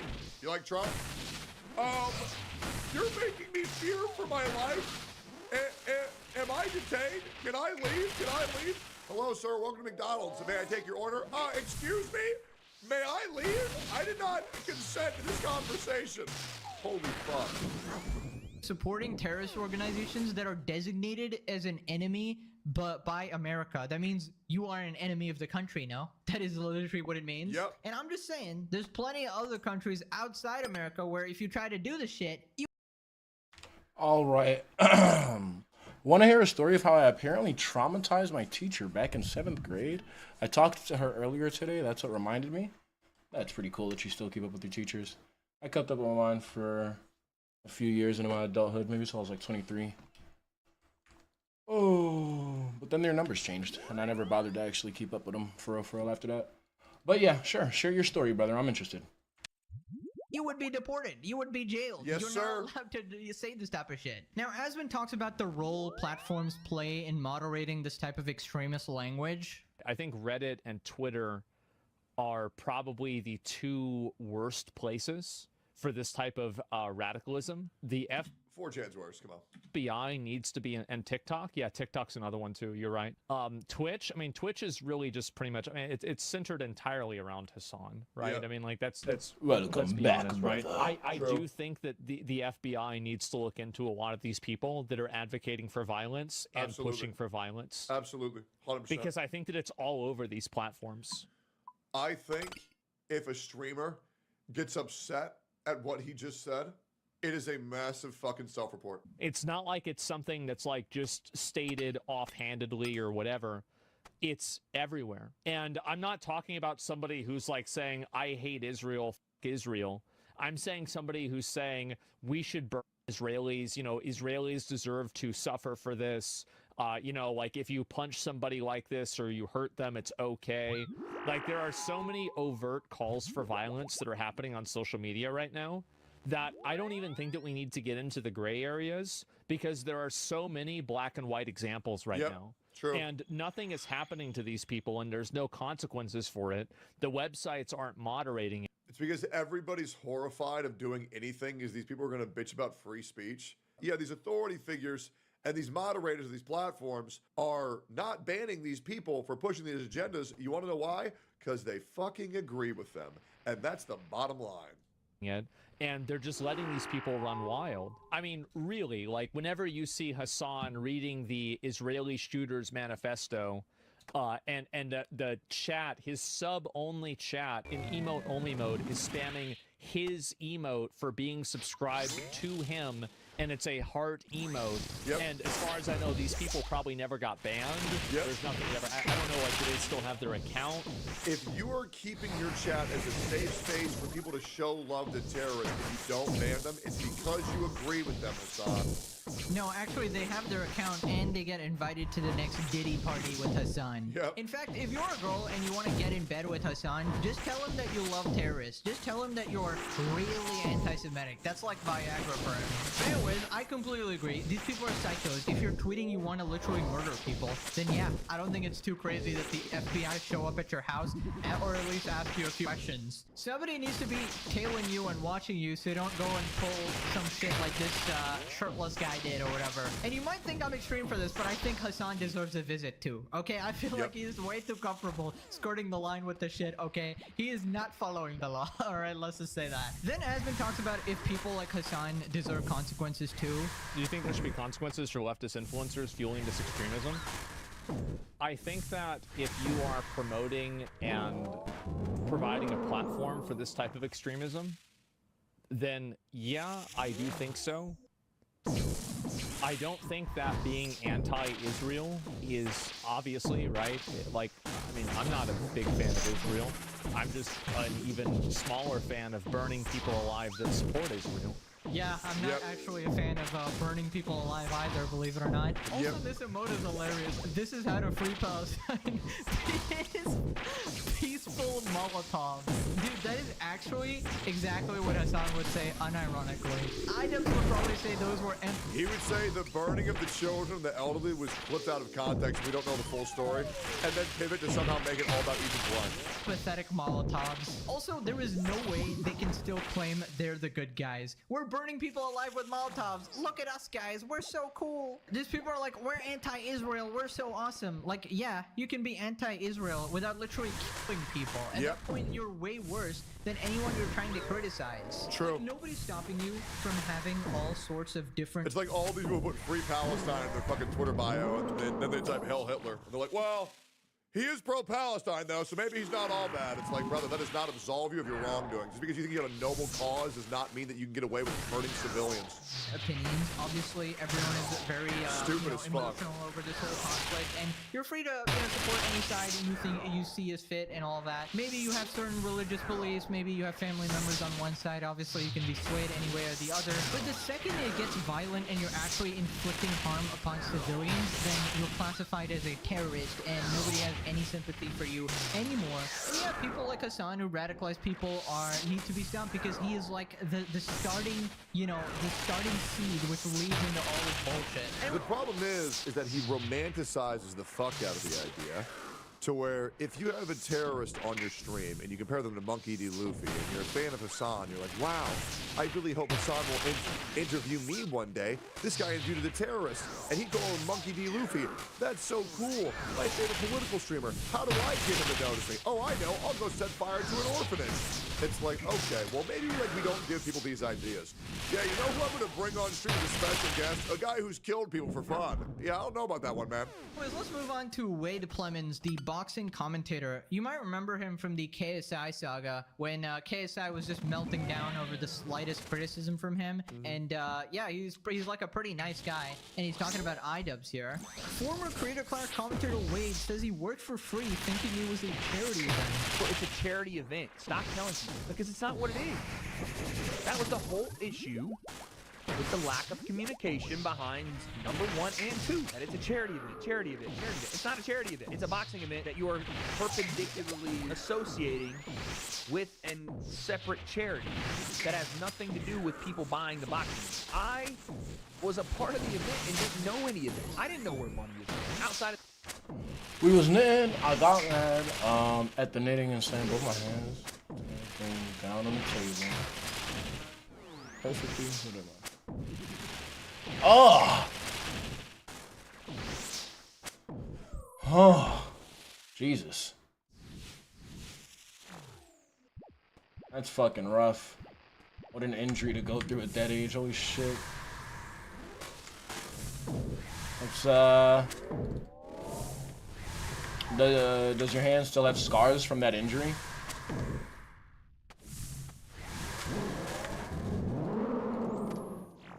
%34% to Ian and Anissa. Yep, that was Anissa's requirement for IW to sit in the cuck chair and jerk off to her while Hassan fucks her. Yep, well, I want 34% of the proceeds, baby, and you'll let me jerk off to it, right? Yeah, I guess, but don't make eye contact with me.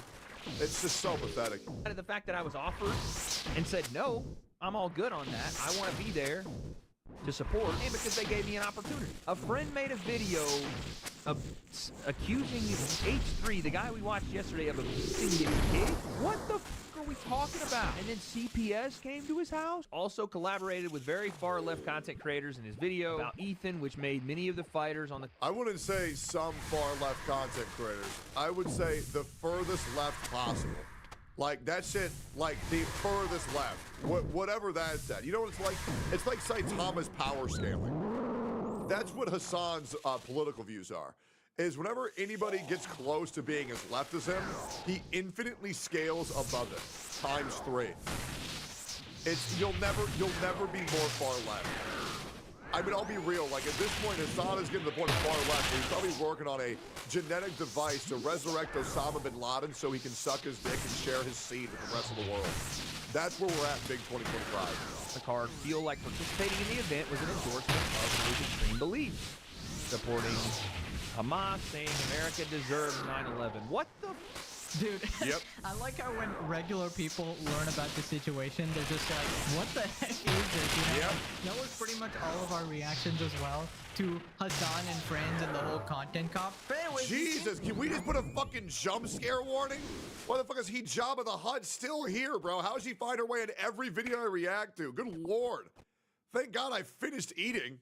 I was a little confused about the situation, so another open invitation to Wade or anybody else. Just watch the saga start to finish. If you're curious, you can catch up with all the misdeeds of all these absolute freaks, documented by myself, rated 4.99999 stars by Gordon Ramsay himself, the connoisseur of slop. Now let's move on to Ludwig. Basically, a couple videos ago, I criticized Ludwig for defending iDubbbz taking 34% from a charity. I thought it was pretty scummy, and essentially snaking a charity event and just Did he see my clip? Did he perhaps see my clip maybe? I wonder. not disclosing it to anybody because people thought their ticket money was going to charity when it was not, and Ludwig was defending that. But anyways, one of you guys messaged me on Instagram, told me that he responded to my video, or at least got any response to my video.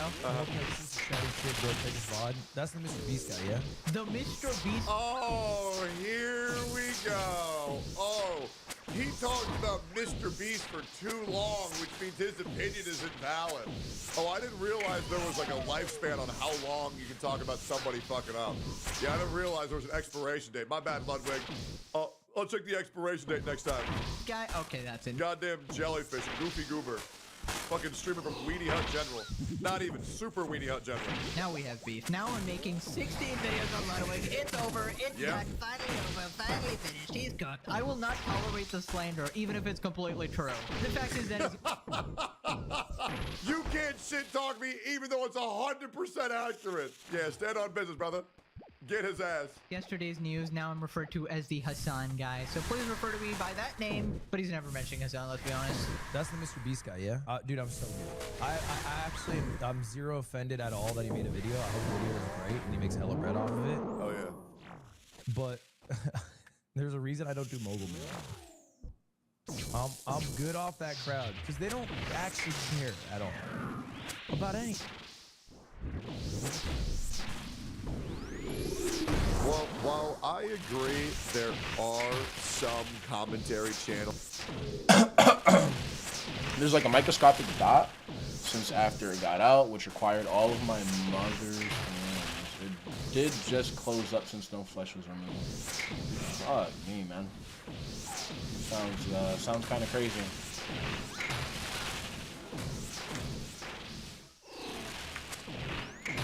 That do not give a fuck about the truth whatsoever and will only push an agenda that equates to them getting more views, especially, guys, if you've seen the Tectone bad propaganda in 2025, it is insane with how many lies have been pushed against me with zero proofs whatsoever other than, well, this person was really sad, so I believe them.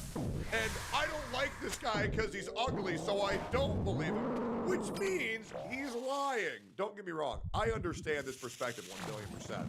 But to discredit every slop tuber is insane, especially to like sensitive society and more valueless, who at least do their due diligence and bring in relatable clips with context to actually paint a story and not push a narrative. They don't give a shit. They just like chat and shit. Okay, first off, Ludwig, you said a guy taking 34% of the proceeds to a charity wasn't scamming their audience. Just admit that you fucked up. It's really that easy. Kinda true. I usually don't care about pointless drama and I just move on with my day. I just talk about things for fun usually, and I like making fun of idiots. But recently with this whole Hassan drama, I'm not too sure because this guy is doing like actual real life damage, and I do feel strongly about it, right? I do care at least a little that this guy is causing legitimate harm. He's radicalizing people, promoting terrorists so much, and he's just like a vile person. And I feel like the climate is so extreme now that people are feeling emboldened to go and commit terrorist attacks. And this guy's out out here like playing defense for a shooter. I mean, I'm very passionate about that type of stuff, right? I feel like it would be kind of hard to fake that, you know, like being passionate and making 30 videos daily. Obviously, I do care about these things a lot. And I actually do feel a good sense of purpose, like not just entertaining people, but the fact that I'm doing a good thing by exposing these clowns and preventing other people from getting brainwashed into his cult. Because when they watch one of my videos, they can see how much of a complete scumbag, hypocrite piece of shit, lying piece of shit he is, slanderous piece of shit. Okay, I'm gonna keep going. But yeah, the thing is, even if one of his cult members watches one of my videos and they finally see the light and become a normal person after that, that's a very positive impact in the world, and I'm very proud of that. And obviously, I was pretty invested in iDubbbz as well. He used to do the content jobs. Absolutely, brother. He's definitely part of the whole Hassan story. That's why I talked about him as well. And of course, Ludwig isn't nearly as bad. He isn't that bad at all. I've said this. His worst crime is just being spineless, right? And bending over. Yeah, he's spineless and he's dumb. Yeah, it's not even comparable to Hassan, 100%. Backwards for Hassan, which is funny, but I'm not going to compare him to someone like iDubbbz or Denims or Fro. Can you just stop? Or any of these actual vile pieces of shit, right? And I do appreciate that Ludwig said, you know, he doesn't mind the videos. Great, now my fucking computer's heating up. We're having to load that entire fucking model. Extinguisher so I can fucking put out the flames, trying to load all that shit. Jesus Christ. Is, you know, he knows the game. He knows the grind. Somehow it wasn't even painful. You felt the pulsation of pressure from a good amount of the thumb being displaced. Oh, fuck me.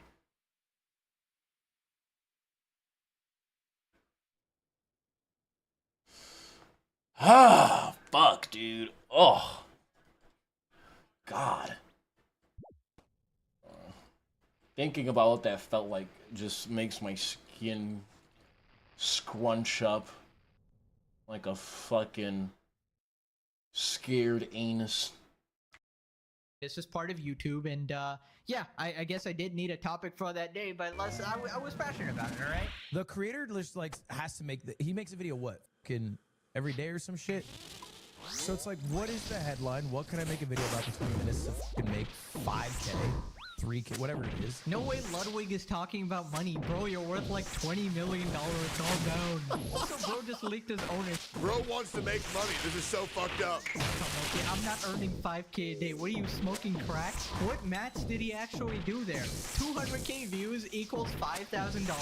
$25 CPM. Bro, not even finance channels get that shit. Yep. But yeah, 5K a day would mean Average, I think average payment is like what? Somewhere between 178 and 349? Times 30, which is 150K a month, times 12, that's 1.8 million. So like nearly $2 million a year. And I'm 7 years on YouTube. That would make me worth $14 million. Bro, I don't know whatever drugs he's on. Spoilers, guys. Unfortunately, I'm not that rich. But obviously, I'm not complaining. I got the best job in the world. Obviously, every kid's dream. And I'm very well off, as I've said multiple times before. Retired, chilling, never have to work again. Thanks to you guys. I choose to work every day, though, because it's still fun. And what the hell would I do? Play video games all day? Go back to League of Legends? Hell no, bro.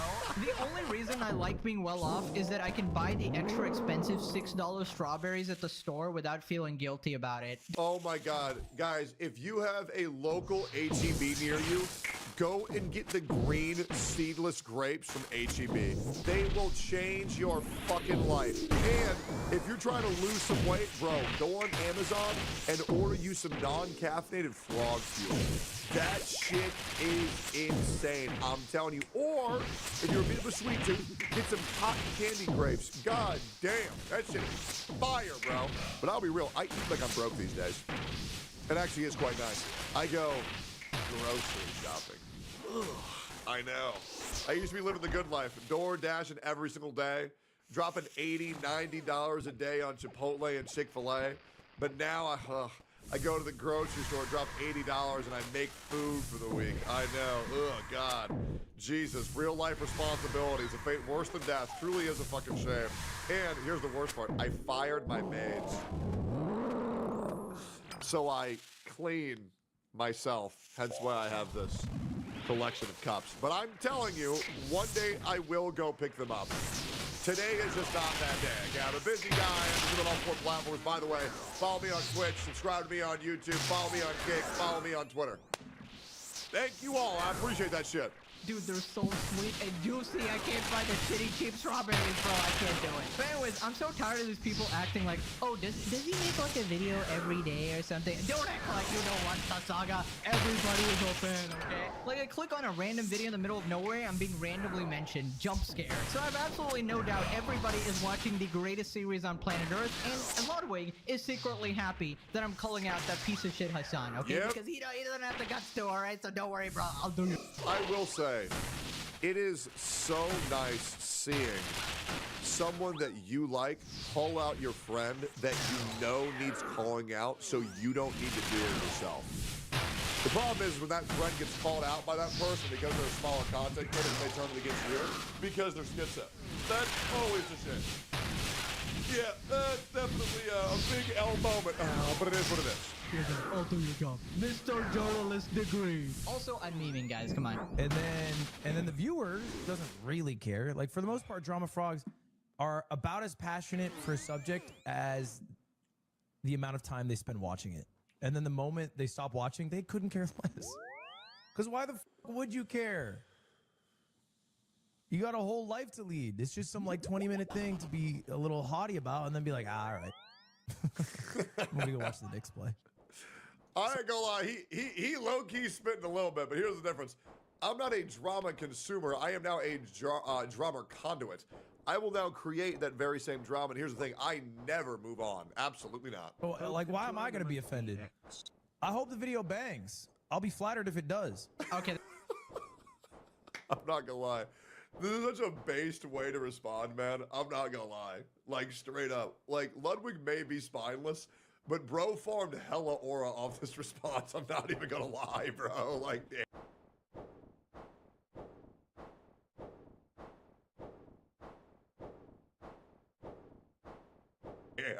Hey, that's very sweet. I'm not gonna lie. I'll be flattered if it does. Because why the f guys, come on. And then the viewer doesn't really care. Like for the most part, drama frogs are about as passionate for a subject as the amount of time they spend watching it. And then the moment they stop watching, they couldn't care less. Because why the f would you care? You got a whole life to lead. It's just some like 20-minute thing to be a little haughty about and then be like, all right. I'm gonna go watch the are about as passionate for a subject as the amount of time they spend watching it. And then the moment they stop watching, they couldn't care less. Because why the f would you care? You got a whole life.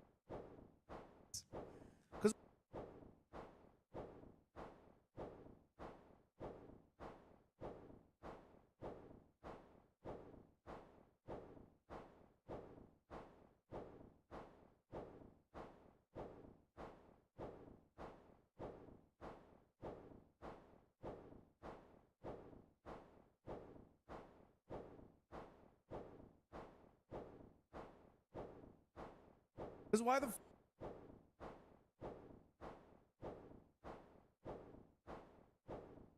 would you care? You got a whole life to lead. It's just some like 20-minute thing to be a little haughty about and then be like, all right. I'm gonna go watch the Knicks play. I ain't gonna lie, he low-key spitting a little bit, but here's the difference. I'm not a drama consumer. I am now a drama conduit. I will now create that very same drama, and here's the thing, I never move on. Absolutely not. Oh, like, why am I gonna be offended? I hope the video bangs. I'll be flattered if it does. Okay. I'm not gonna lie. This is such a based way to respond, man. I'm not gonna lie. Like, straight up. Like, Ludwig may be spineless, but bro farmed hella aura off this response. I'm not even gonna lie, bro. Like, damn. Hey, that's very sweet. Honestly, Ludwig is pretty chill and a generally likable guy. Yep. Whenever he's not doing some cringe pandering bullshit, right? Yep, so true. I think we'd get along great. You know, I think he's pretty cool. He's horrible at League of Legends though. Platinum, keep seeing his platinum. He's so dog shit, bro. I basically just said my opinion because he had a dumb take about charity. And personally, I think charity should be pretty selfless and not a scummy like business thing where you're trying to make more money. I appreciate that he didn't actually take it too harshly. But anyways, click this video or a mentally ill Hassan fan shows up at your door at 3 a.m. Oh god, not again. Great video. Thanks for watching. I will say though, even though Ludwig does pander quite hard, he's not nearly being as bad as Baby No Money. I mean, Jesus, Baby No Backbone. That's just fucking embarrassing. Anyways, great video. Like, comment, subscribe. I linked y'all the channel and more packages. This great fucking dude, great guy. Go support his channel. Appreciate y'all. Peace.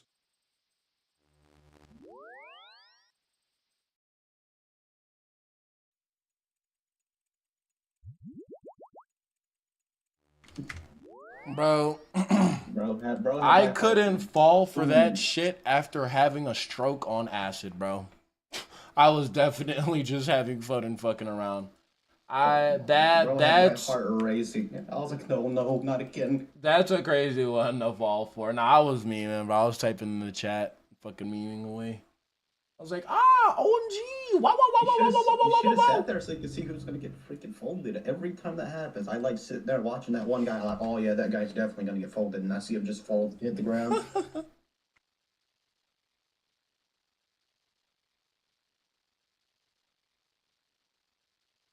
It's over.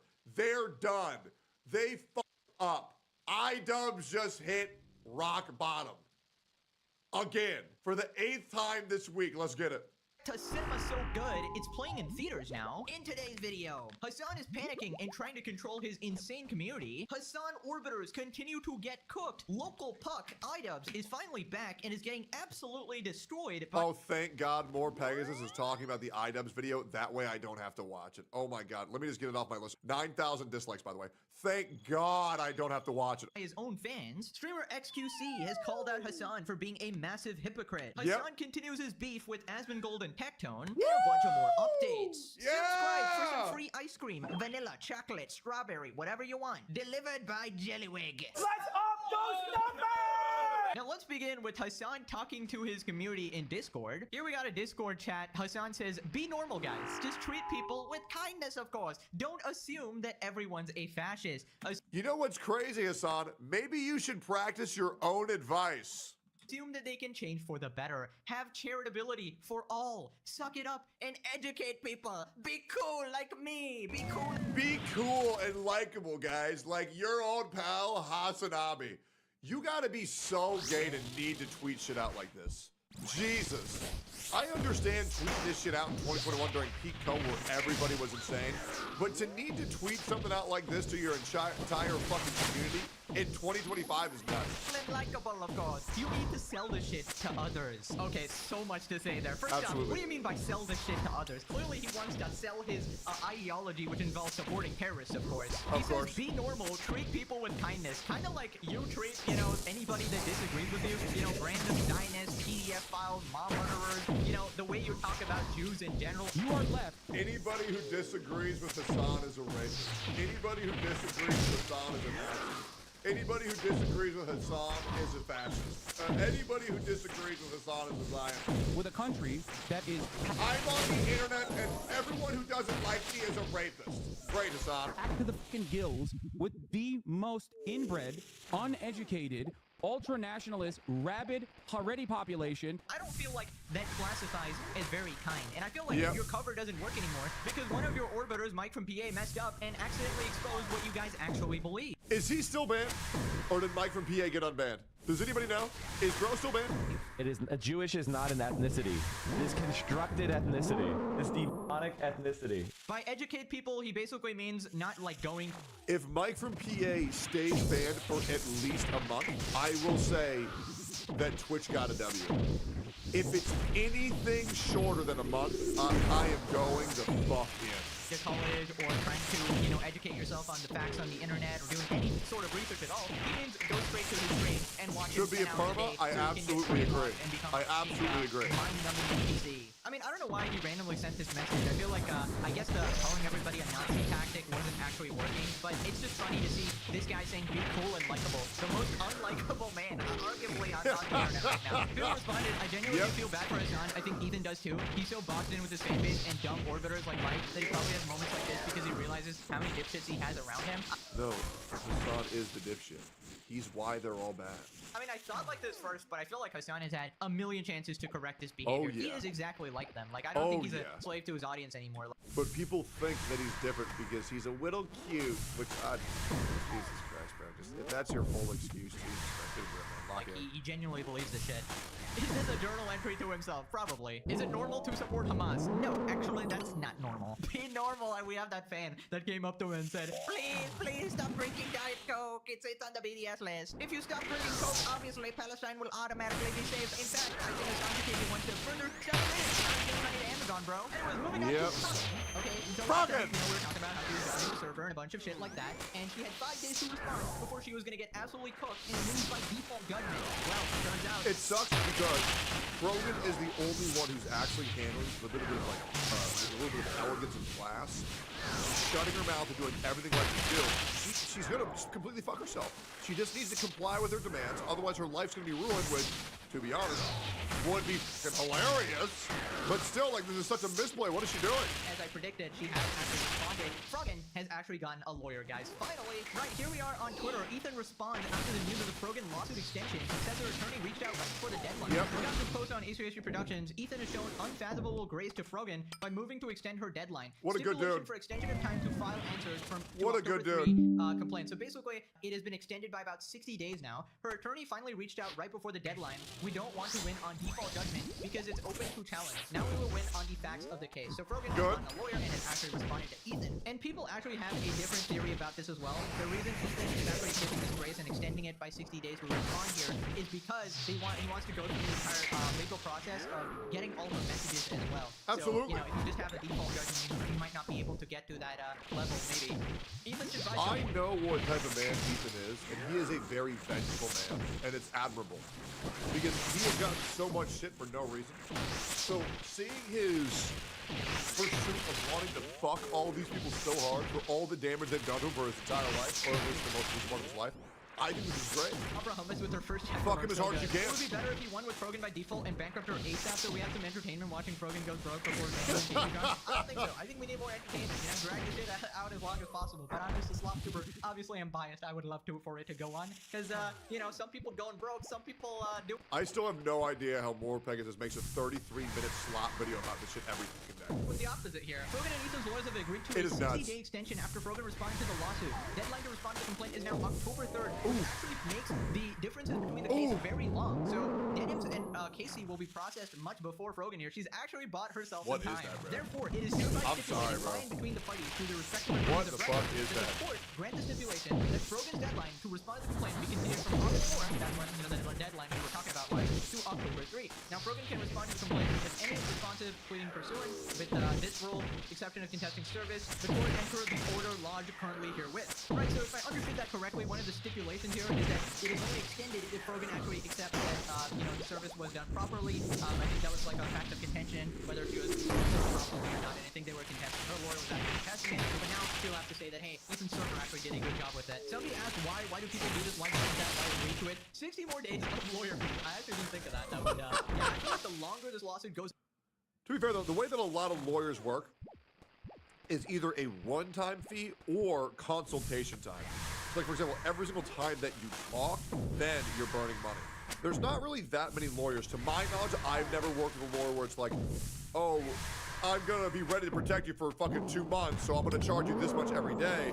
To be honest, there's kind of only like consultation fees, so I don't really think that this is going to drag it out too much as far as lawyers go, but that's just my opinion. The worse it is for Frogan cases and enemies because more lawyer fees, which Ethan can easily deal with, these people cannot. Shit, not gonna lie, I want her to lose by default. Of course. I'm growing fond of her in this series, because how am I gonna do my epic flashbang if she's no longer in the series? I'm gonna keep you guys on the toes, make you afraid to watch any type of video ever, because you might just randomly flash, right? You're just like, having a good time.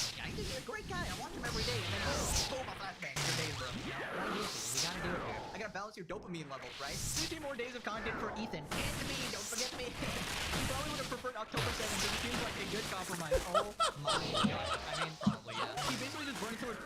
So the joke is there was a big terrorist attack on October 7th because Frogan looked like a person who thought it was funny that happened. Chunk of what little she had for nothing. Don't worry. She has an extra $100 thanks to iDubbbz, guys. Yep. She got an extra $100 from iDubbbz. This big. His wonderful fan base.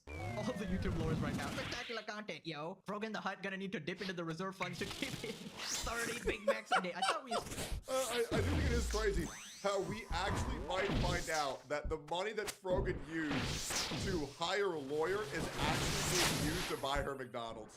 And the fact that that's a reality that we all live in is so funny to me. That was 52, guys. Now, you guys might think that this was because of Ethan's wars and Frogan actually negotiating, but it was actually because of me. Remember last video, I said, we tossed the salad into the building and then she came running out, alright? That's how we actually found her, guys. The salad strategy never fails. You don't need flashbang when it comes to Frogan, alright? You just need a salad, a piece of broccoli, chuck it in there, and she'll come running out. She will actually run for the first time, or whatever Jabba the Hutt does. Can we get a round?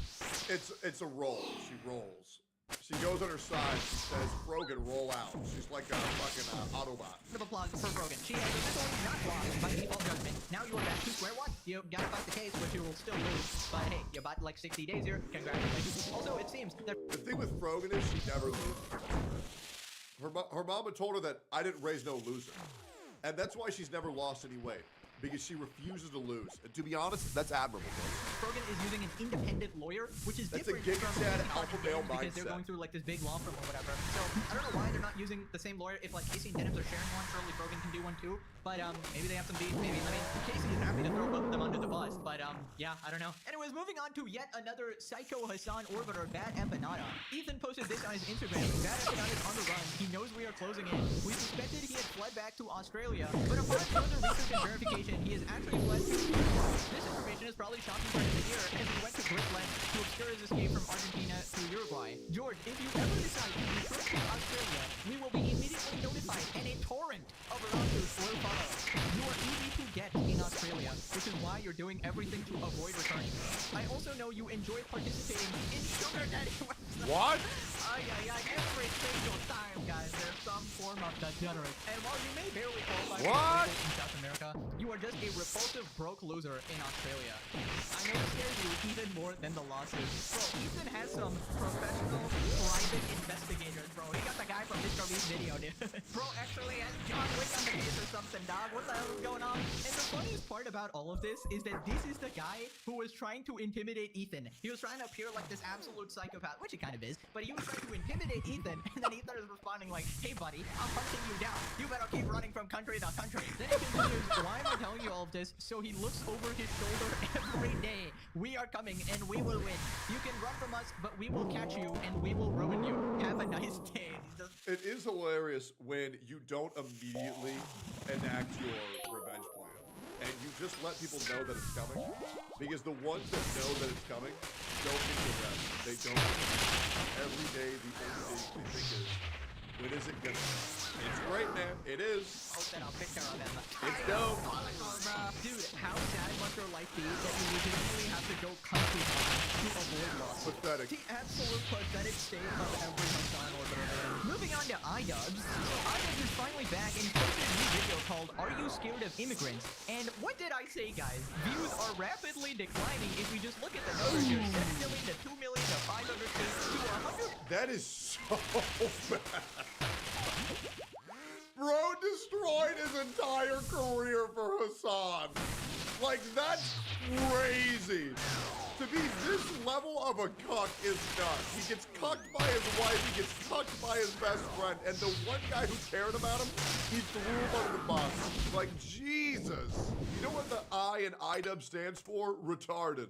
50K absolutely getting obliterated. In fact, his subscribers have dropped Yeah, below bro didn't fall off, he jumped off. Absolutely. 7 million. He's back to 6 now. He's gonna have to do another 6 mil special. And what did I say 80 episodes ago when people were bragging, oh, iDubbbz is so popular, he got 7 million views. Hassan was bragging about it. And I told you guys, it was Those were 7 million views you did not want to get. literally all just hate watchers. It was people wanting to see his downfall. And guess what? Pegasus vindicated again. In fact, this is getting so bad that people are commenting, oh my god, I didn't even remember I was still subscribed to you. Thanks for reminding me. Gotta unsubscribe now. Now, you would think that after 3 whole months of absolutely having the worst time ever, you know, people exposing him in like a million ways, he and Anissa got exposed for secretly taking money. Just to give you guys an idea of how bad this is, I am essentially a no-name content creator. And one of my daily uploads gets more views than a video that iDubbbz worked 3 weeks on. That's bad, guys. That means right now, if I were to do the math, that means that iDubbbz should be making, better yet, let me just double check this. and I want to be very fair. I'm getting 34 million views a month. iDubbbz is getting 824,000. iDubbbz is barely making $800 to $1,200 a month off of his YouTube channel. Money from a charity event, backstabbing Ethan, lying about him, supporting the CPS call on his kids, and joining the dark side, the Hassan side. You would think that he would have learned, but in fact, he has not learned his lesson. In this video, he actually shouts out the GoFundMes of the Hassan Orbiters. Here we got this tweet. iDubbbz shouts out the fundraisers of Denims, Caseytron, and Froggen while scolding Ethan Klein. Dude, he is staying true to these people who completely ruined his life. Fucking nuts. Really believe in their cases, actually. I want to bring your guys' attention to some lawsuits that recently dropped. Froggen, Denims, and Caseytron have all been sued, and they are trying to fight this off. I really believe in their cases, and I think it's important to either set a precedent or send a message that just because you're fucking rich and powerful doesn't mean that you can bully people on the internet, doesn't mean you can bully... Okay, just because you're poor and pathetic, that doesn't give you the right to try to bully people who are rich and powerful. So many people think they can get away with saying with whatever they want to say just because they're a pathetic piece of shit. Women, minorities, or fucking people who are poorer than you. And I think it would be good if they can continue to fight this off. So I'm going to put the links to their GoFundMes down below. All right, everyone, that is going to do it for this episode. I think it's hilarious whenever I quote retweet a guy with 1 follower and 5 likes on his post, and I attempt to ruin his entire Twitter profile and get him to deactivate, which always works. But I'll be real, just because you have 1 follower doesn't mean that I'm gonna waste an opportunity to beat the shit out of somebody who's a piece of shit. It's really that easy. Food of iDubbbz complain. Dude, what happened to this guy? I know. He's an absolute pathetic husk of a man. Reek from Game of Thrones. Once again, great quote. We've seen what no pussy does to a mother. This is what 1 pussy does to a I know, it's bad. Everybody call him Marika, bro. This was the commentary legend everybody thought was the coolest guy back in the day. You know, this high IQ. I remember I got like nervous being able to play WoW with a guy who I once idols. I was like, bro, iDubbbz is a man. I was nervous. Like playing with anything from you, playing with iDubbbz, people who I fucking loved growing up. Like, what happened, bro? Guy who could analyze your arguments and shit like that. And look at him now, bro. This is the biggest fall off I've ever seen. Yep. First off, it doesn't matter what iDubbbz thinks about the lawsuit. Like, I love how he didn't even mention what the lawsuit is. He's just telling his fan base to go and donate, which basically tells you the intelligence level of these people. He didn't even mention that it's a copyright lawsuit. Yep. So he's basically saying, hey guys, just take my word for it. This is a false lawsuit. You gotta support the victims here. Like, if you actually thought that. Believe victims. Oh, you're so brave. Wait a minute, you're telling me women can lie? Egad! Then you would explain the whole Stupid situation. as fuck, You would argue on the merits of the case. Be like, anything actually, to look they good. did not violate copyright, and this is why it's a false lawsuit. And yeah, basically, iDubbbz is not making a legal argument here. He's basically just going, I don't like it. And honestly, that is just not cutting it in court. And I just hate how these people always try to twist the situation into some form of sexism, racism. Oh, Ethan is just bullying women and minorities. As if his audience doesn't have a lot of women, and you know, he has employees women in of course. It's basically a pathetic cope, right? Because Ethan specifically said why he actually sued these people. He laid out the extreme boundaries that they needed to cross. They committed the most severe copyright violations, maliciously stealing content. Well, yeah, they literally said, hey guys, watch my video so he makes no money, and that way we destroy his channel. Obviously, that's grounds for being copyrighted, 100%. And admitting it, Obviously. admitting malice, okay, which is like the most slam dunk case. Well, guys, if you enjoyed not giving any views to that terrible video, follow, subscribe, throw a prime. If you like the content, every time here. And honestly, he would be happy to sue Hassan as well, but unfortunately, Hassan was smart enough to not violate copyright there. So anyone with a brain knows that this is not about bullying women and minorities, and him framing it like that just shows that the old iDubbbz is completely gone, and he's turning into this new version of himself, this absolute soy cup. Well, it's because the first pussy that iDubbbz got, obviously you need to be giving to somebody. It's very hard to forget about your first time. It is, guys. Everybody remembers the first girl they had sex with. Everybody does. Everybody remembers it, right? Besides your mom, because she's saying like 15 dudes all at the same time. That's like a daily occurrence. But normal people remember the first time they had sex. Look at this, iDubbbz is the first woman he's had in 30 years of his entire life. And so now he's willing to do anything to maintain that relationship, even selling his soul and destroying his old self. It's pathetic, bro. Far lefty, extremist piece of shit who associates with Hassan, an open terrorist supporter, and actually thinks he's on the right side. Also, he makes the argument that it's a rich guy bullying poor people. I mean, you're supposed to be rich. Go ahead and help them. I mean, Hassan is rich. Fight back, you know? And yes. Why are we acting like Denims isn't rich? Like, genuinely, she's a content creator that gets 4,000 viewers average, as well as she's become a complete lady of the night and done such respectable things like selling photos of her anus on the internet, which is very respectable. Very respectable. I mean, that's what I would say. I don't know what anybody else would say, but I think it's so respectable. What do you think, chat?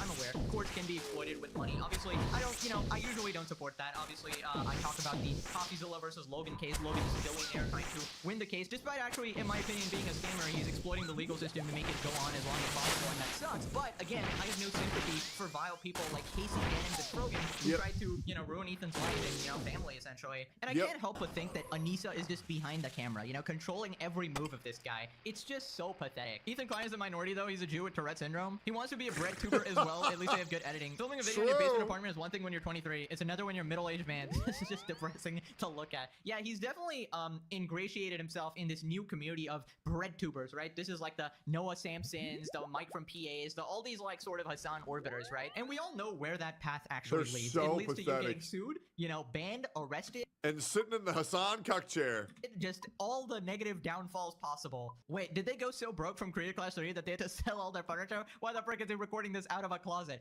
To be fair, this is an improvement. If you watch the previous episodes of the series, this guy, like, his video feed was cutting off, bro. Like, he was sat on the floor with Anissa, talking about how he, he had to sell his house or something. He's trapped in his, like, basement and he can't even move out or something. Jesus. It's just so tragic what happened to this guy. Okay, so here's the fucking deal. We're poor. Newsflash, we're poor. That's why we're in the basement for a third or fourth week in a row. I don't like Ethan, but I hate his enemies even more. Hopefully it adds him to the lawsuit. This meme is essentially iDubbbz' career. He's just got a guy, a clown. iDubbbz needs his own fundraiser. Oh my god, that's crazy. We got this absolute moron. I think Ethan fricked up his whole case by openly admitting it was a setup. Yeah, Nah, he he's tricked them fine. all into stealing his content, obviously. 133. Yeah. Yeah, nah. Oh, Jesus freaking hell. iDubbbz, somehow you keep shoving your Doesn't foot in your matter. mouth over and over, stepping on the rake 100 times in a row. How do you not understand what this is about? Watching iDubbbz Yep. this is like watching my grandfather got dementia. Now, if we look at the comments on his It's video, he's so just getting fucking absolutely pathetic. toasted. Congrats on 6 million subs. Been here since 7 million. Pay your coaches the money you owe them. Oh my god, the amount of shit.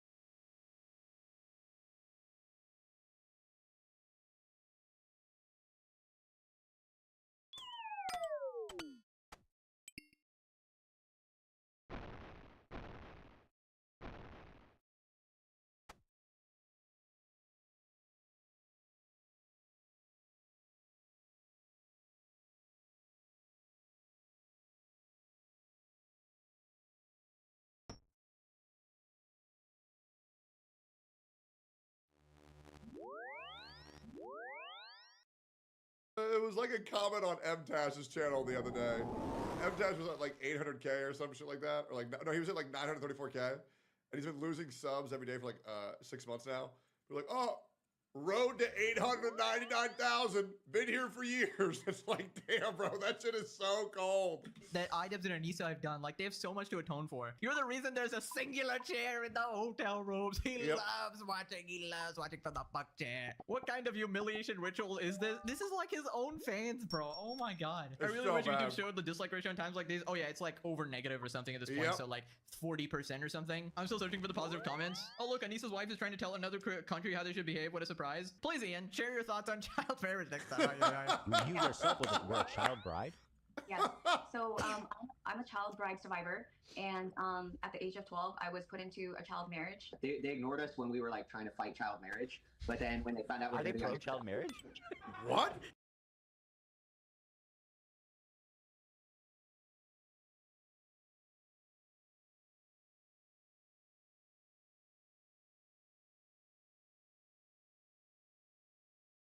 Yeah. That's why it makes one. Begs the question.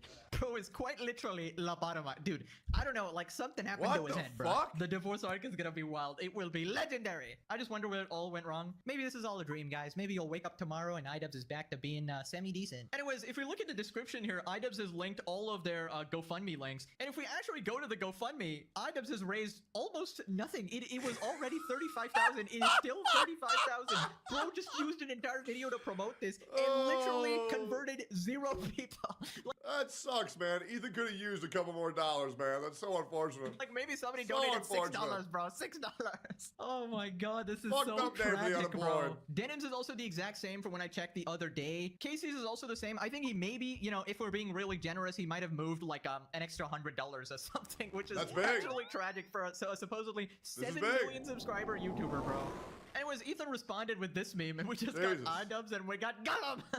Jesus. Diabolical, bro. Absolutely crazy. You know, even regardless of iDubbbz's new opinions and everything like that, the thing is, he's no longer funny. Even if you disagree Yeah. with Ethan, at least he has some humor here, bro. Like, look at iDubbbz, bro. Before and after. The problem is that realizing a lot of these edgy YouTubers you used to watch when you were a kid that you thought were funny, they're not funny. They would just say things that everybody else was like too afraid to say. But like now that everybody's comfortable with saying these things, you realize that they only relied on shock humor in order to elicit a response. But now that everybody's, or at least a lot more people are okay with doing it, they've lost their ability to be funny, which is unfortunate. Filthy Frank is so funny, also very true. iDubbbz found the ring Anissa. That's a crazy comparison. Anyways, moving on to XQC versus Hassan. Basically, in the past, Hassan has been calling out any form of gambling, right? Any form of gambling, Oh, yeah, including this is gacha games, this is right? crazy. Gacha games have these gambling mechanics. I used to play Pokemon TCG Pocket. I recommend you guys to stay I've never played a gacha game. I never would, man. Those games are trash. away from gacha games, all right? It really, you know, it unlocks another demon in you. Yeah, I which hate 'em. makes you want to spend money, all right? So, yeah, they kind of suck away. I definitely didn't spend $1,800 on Uma Musume. I definitely didn't spend $13,000 on Cookie Run Kingdom offline. They're lame. I hate them. Whatever. But Hassan is a massive hypocrite about this whole thing. I'm not gonna like demonize people for playing it. I've played it myself, right? But yeah, basically Hassan has this whole moral grandstanding position about all of this. He has this long-standing beef with XQC. Socialism is when you sling gacha games to your audience. Yeah, I spent $1,800 on Uma Musume because I really like World War II.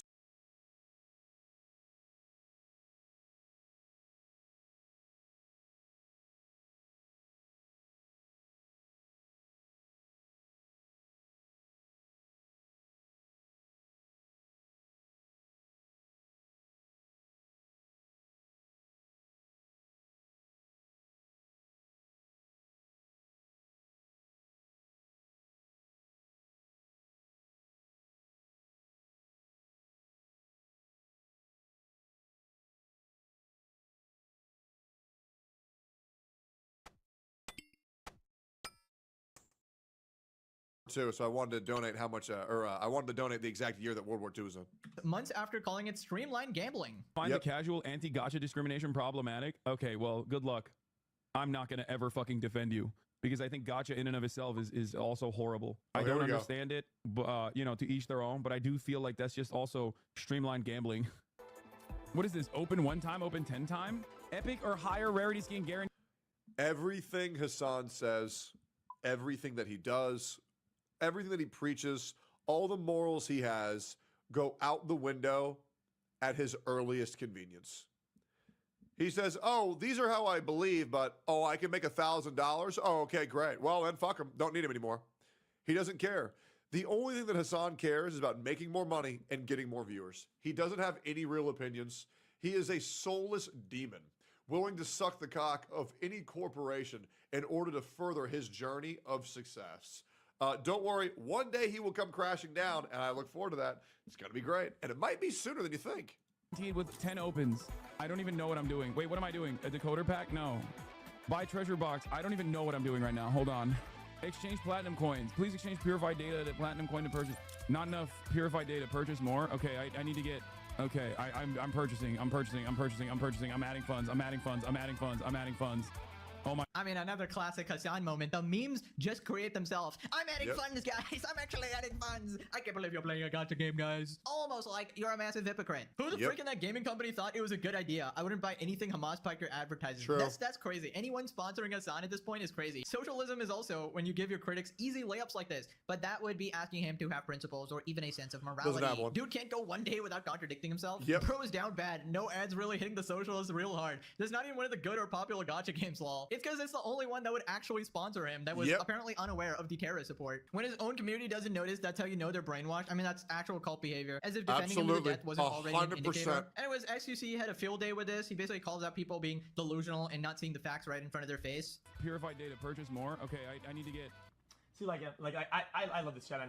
So yeah, the Hassan's schizo whatever. Dude, it's crazy that the other side you haven't ran dry on being like a hypocrite. It's kind of crazy. Even when the data is in front of you and it's all there and you can see it, and it happens in live motion, it's right there.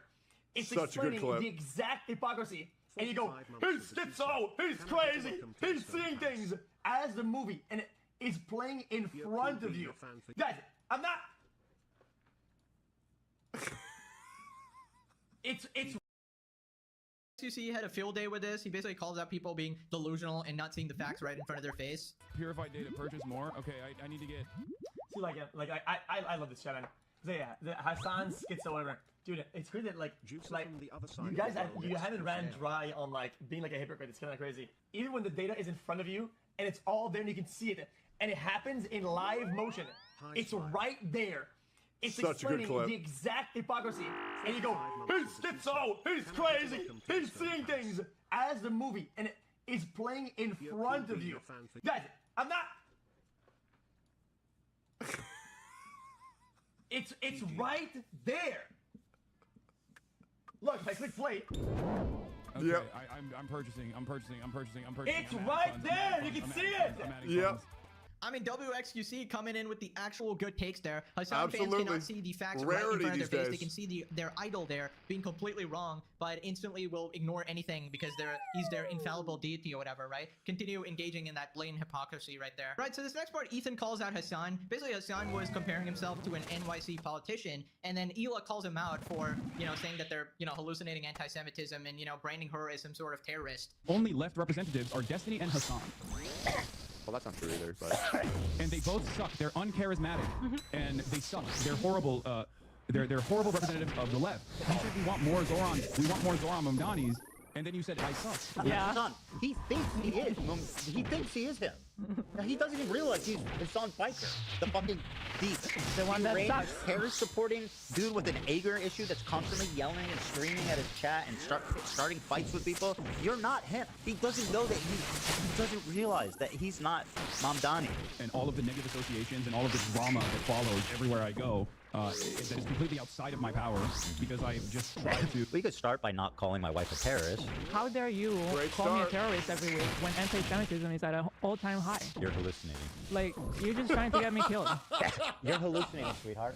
Yes, hallucinating, of course. We're not anti-Semitic at all, guys. And she's totally right, right? Legitimately, these people will justify murder against these propagandists, right? Anyone who disagrees with them, essentially. And by calling you a terrorist or giving you that label, it gives people in Hassan's audience or these people basically free reign, like, oh, I'm taking down this bad person, right? So it's very dangerous, right? And, the people I call terrorists are actual, U.S. designated terrorist groups, right? So obviously, they did it to themselves. But what Hassan is doing here, calling, like, Ethan's wife a terrorist, that's just ridiculous. You're legitimately doing real harm here. And of course, Hassan delusional as fuck. His current favorite politician, the Zoran guy or whatever. Delusional as like fuck. The perfect person, the representation of the left or something, like this deity figure or something. You just don't understand. Because in his head, he is this narcissistic, flawless person. Just on a different level than everybody. So he's always so shocked when people give him bad PR. Like, what the heck? You just described me, the perfect person here. How can you say that I'm bad? Now, do you guys remember when Hassan called Israelis inbred? Well, apparently he's actually done this a lot in the past, and this is like just a small portion of the population I saw. Recoil when people scream resist by any means, telling us that we are all inbred and that we have no culture. We shudder when activists held up a sign telling Jewish students they were Hamas's next targets, and we started chasing us, calling us in the middle of campus, calling us inbred, that we have no culture. One of them grabbed my friend's Israeli flag in the middle of campus. Just a bunch of fucking inbred hits. Imagine the most inbred white supremacist guy you can imagine, okay? Inbred. It's because Indians and white people, you can say anything you want about them on the internet and nobody fucking cares. And Hassan says that to farm educators. Like, everything about this dude screams inauthenticity. Everything about this dude screams audience captured. And he will do anything to appear cool. He will do anything. He'll say shit he doesn't even believe. He's so pathetic. Makes you want to punch him. Careful, you'll shatter every bone in his body. He's big for nothing. Douchebag. Shouldn't he be banned for this, attacking an ethnic group? Yeah, of course. But you're forgetting one thing. He's Hassan. He doesn't get banned. Military fatigue. Welcome to another Twitch, Israeli guys. dude because he thought, oh, I thought he was a terrorist. I thought he was terrorist.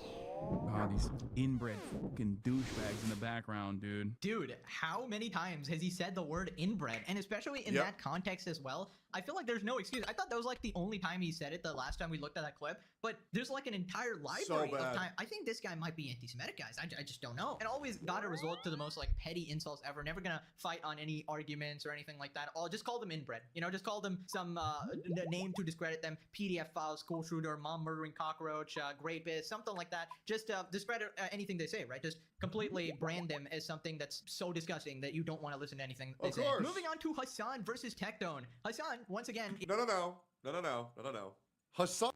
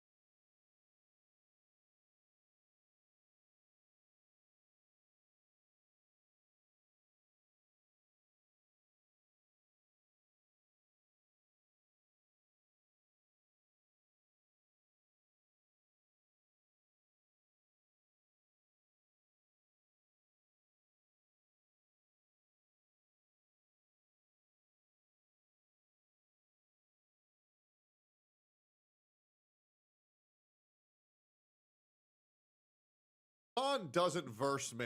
Hassan is fighting my dad, right? Because Hassan realizes he can't say anything about me. So he just talks about my dad. And that's it. Yeah, so maybe I'll give him his number so he can call in sometime. But yeah, Hassan realized that he's already been butt fucked. That's why he's running away from trying to fight me in the ring because he's a pussy. Guys, he's even bigger than me. And I'll still do it because I know he's big for nothing because he's so fucking steroid ridden. He has no power behind anything he does. And that's why he goes after my dad, because he knows that the things that I can say about Hassan are horrible. So he has to paint the crimes of my father on me, which even still, he has to exaggerate because even with this shit my dad did, it's not bad enough. So retarded. Is there with Noah Samson, and he keeps bringing up the SA accusations against him, admits that he has no idea what the situation even is, but he just goes with it because that's a sound strategy. If I don't... No, so what he does is, oh, I don't really know, but this is what I heard. And he does this to dog whistle to his community to run with it as if it's fact. And trust me, I'm very aware of him doing that. Like you, I automatically believe all accusations Yep. against you, and if I do like you, it never happened, obviously. Even though they don't. And what's crazy is all of this started because I wanted an equal space for all creators to be able to operate underneath the confines of Twitch's TOS. All of this over me saying I want what's right for creators on Twitch. And this new era is just a bunch of pussy lifting. He has the coolest all allegations from I think he's like weird creepy guy, right? Oh, he has. So he went from sexual assault alligator. I don't know. He's weird and creepy. Why am I weird and creepy? Why? Because he wanted Twitch to enforce their TOS? Oh, okay. So if you don't know Hassan, then maybe you just don't talk about it. Right? You see it with like Ethan shit. Like there is a decent amount of people in Ethan Klein's community that unironically think like I am responsible for Kamala Harris losing the election. Right. Like, what do you say to a person like that? Yeah, guys, I have no idea what the accusations are, who even made them, but, you know, I feel like it's so he's probably a creep and all the accusations are probably true, you know? It's just like he's so stupid, it's insane. Like, genuinely, he's so stupid, it's insane. And he has to sit there with his emotional support friend to actually talk any type of mess whatsoever. Otherwise, he'll have a fucking panic attack. 101, that's just a classic. But anyways, And this is coming from a dude who went to a brothel with children at it. Like, that's what's crazy. This is coming from a dude where 3 of his friends have actually been out of this sex pest. Even his uncle has talked about waiting for girls the moment they turn 18. That way they can scoop them up. This is the guy with the uncle who's advocated to be able to f your pets like fleshlights. This is coming from the guy whose dad literally freed a terrorist in charge of the October 7th attacks. So what are we doing here, guys? What are we doing? This is also from the guy who also called the police on his ex-girlfriend simply to just harass them. And by the way, it gets worse and worse. So maybe we focus on our own problems, man. Tectone responded, and Asmongold responded. Here we go. Buddy, even though they don't accept us, it's a new era. Oh, man, babe. Oh, man, oh, really good one. You got me. Anyways, we got to fight or what? What's going on, man? What are we doing? Listen, man, you got to either fight me or Sam Hyde or talk to Destiny on call, man. Choose one. Right? We don't get to be a pussy our entire life. We can be a big boy, okay? We'll settle this one-on-one, okay? We'll have your terrorist father versus any serious competitor. Hassan runs away from every single time. He's such a lipstick piece of shit. It's actually insane. Hi, Bonner. All right. But there's no way you're going to run from me and Sam Hyde and Devin. You're going to have to do one. Yep. There's no way we've all fought this hard mentally. There's no way. You can't just keep running around. Eventually, your community's going to ask you, why did this big guy run away from every single person trying to resolve their issue? Yep. They call you BFF. It's like BFF is on. BFF. This is big for nothing. Big for nothing. We don't do this. I genuinely believe this is the most unlikable human being on earth. Like, I hate this man with my whole soul. This guy is a genuinely evil person. No, I mean this from my whole soul. I genuinely believe that God put Hassan on this earth to be a vile piece of shit, to tempt the morals of a normal human being, to see if they agree with this person. Like, I mean, this guy is a fucking demon with human skin peeled over him. His like, I don't know Absolutely. full details, but he's just like a weird, creepy guy, right? Sure, yeah, he has allegations against him. That's true. I have not seen any proof that even slightly suggests that Tectone was sexually assaulting anybody. Oh, and you know what's crazy, Asmund? You know who else hasn't seen that? Anybody else on Earth. And this is something that I haven't told you before. Do you know what Pink says to anybody that asks for proof? I shit you not. I found this out the other week. She says, well, my mom doesn't think it's a good idea for me to show you. Her mom. She says her mom isn't letting her show this. I shit you not. This woman isn't pushing 30. This is a 30-year-old woman saying, my mommy won't let me show the proof. Like, yeah, my dog ain't my homework. I mean, Jesus, it's insane. Don't worry, guys. We just have to wait a couple more months. Don't worry. When you guys see Holy shit. I'm gonna need all you guys to share the video that I'm gonna be posting in a couple months. Insane. Nothing to substantiate. Yeah, there's no witnesses of this. In fact, all the other people that were around him said this didn't happen. Yep. Dude, I pointed this out before. Guys, during all of this shit that Pink said I did, I had not one, but 2 roommates. I had Laro and Anna.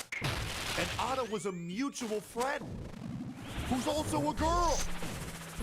Who, once again, guys, you had Laro living in the room next to me, and then you had Anna sleeping on the sleeping on the couch outside of my room.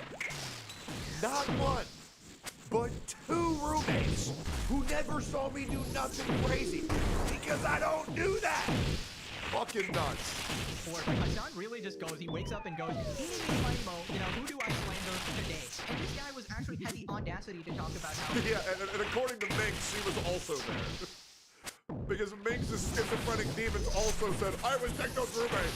Jesus, wild that one, dude. It's just a wonderful case against Ethan. He could totally sue him, and Ethan was trying to bait him into suing for defamation, which is the most ridiculous theory ever. I don't know, I feel like by doing this, you just sort of hurt your own credibility, even the little bit you actually have left between your audience, right? And I guarantee you, if Tectone was this extreme far-lefty terrorist supporter, Hassan would be glazing him, right? Hassan would be like, well, I need forensic evidence, you know, I need to analysis, I need to see it happen in front of me, obviously, which is what he did with number 7 Hamas thing, right? Forensic evidence.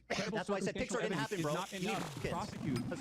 Circumstantial evidence is not enough. Pixar didn't happen, right? Prosecute. Also, keep in mind, Hassan has literally said in the past that he has no problem with SA or state rape happening as long as the victim is like a rich college girl or something. Or, like, that is all PG. Oh my god, please show the clip. With it, right? And I feel like there's no problem ruining people's lives that he disagrees with, which is just not a principled way to live there. Thanks for watching, guys. That clip is so bad. There's literally a clip of Hassan saying that he's It's so bad. It's legit so bad.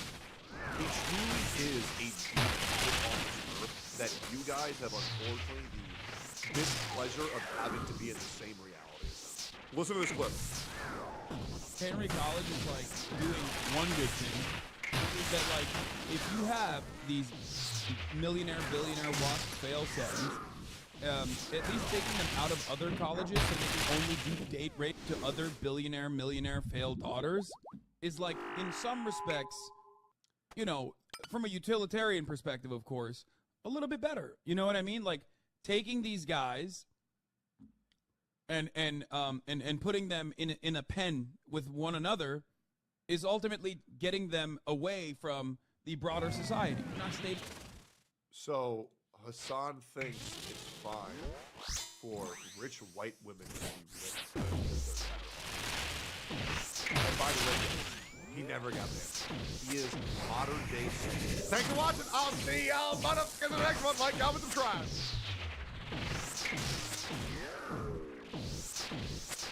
Big video to watch here. Hassan and his orbiters just got exposed in the worst way. Finally caught. It's over. They're done.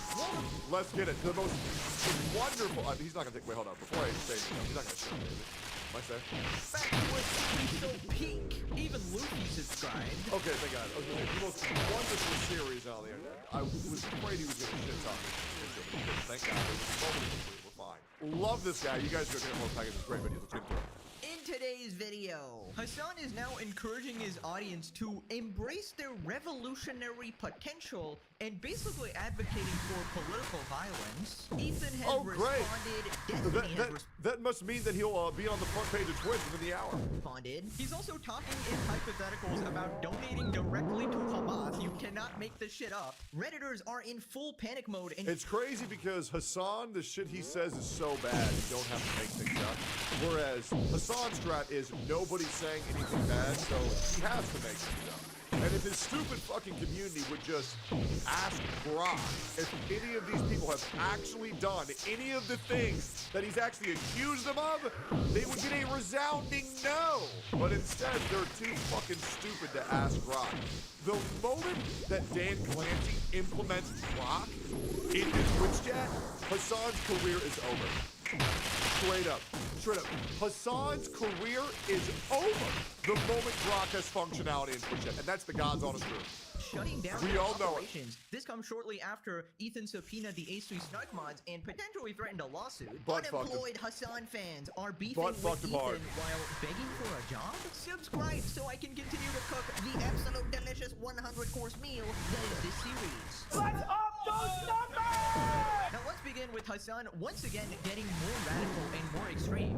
In this clip, he talks about how, quote, someone has to do it, and I'll explain what that means very soon after this clip, but you can probably guess. Hassan is encouraging political violence and untapped revolutionary potential. 7-4,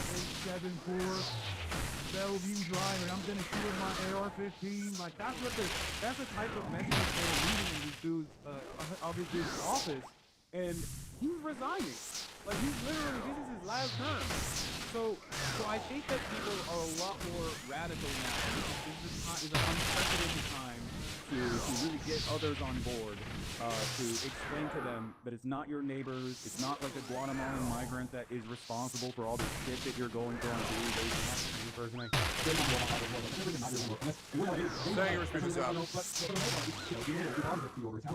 and I think this is a unique opportunity to get even Deborah's and Pardos on board with that, like White Wymon. And you actually wrote about this, and it was a great video where you talked about, you know, someone has to do it. See, when I say that, everyone knows exactly what I mean. I think that shows that there's a lot of anger, a lot of resentment, and untapped potential. So this guy is calling upon radicalized community members to kill the people who are in charge of inconveniencing the people. And I want to remind you guys that Twitch bans for off-platform behaviors, and they did not ban this, which means they encourage streamers to weaponize their community to kill people they don't like. Is that not fucking psychotic? Why are you watching some homeless drunk guy? No, that's what'll be in 5 years. Untapped revolution. We're not at that arc as a yet. matter of fact, and it's a great opportunity for organizing, I think, in these unprecedentedly horrible times. Right, okay, so let me get this straight. He says, quote, people are a lot more radical, and it's a perfect time to get these people on board. Now, on board for what exactly, Hassan? Also, they are more radical because of people like you, because of your constant propaganda and absolutely unhinged rhetoric. I mean, this guy's talking about untapped revolutionary potential. I mean, I think it's pretty obvious what he's trying to say here. Now, for the one Hassan Glazer in the audience, you might say, well, he's talking about non-violent revolution, of course. Well, let's take a look at his history. This is the guy who said to kill senators on stream. If you cared about Medicare fraud or Medicaid fraud, you would kill Rick Scott. And tweeted a gun, which people presume to be a death threat. This is the open terrorist supporter, the guy who supports 3 different terrorist groups, Hamas, Houthis, and Hezbollah, and he has no problem with terror. It's crazy how many factual bad things Hassan says, and yet his audience still say, well, why do you have so little faith in him? Because that's how he's conditioned us to be. It's really not that hard to understand.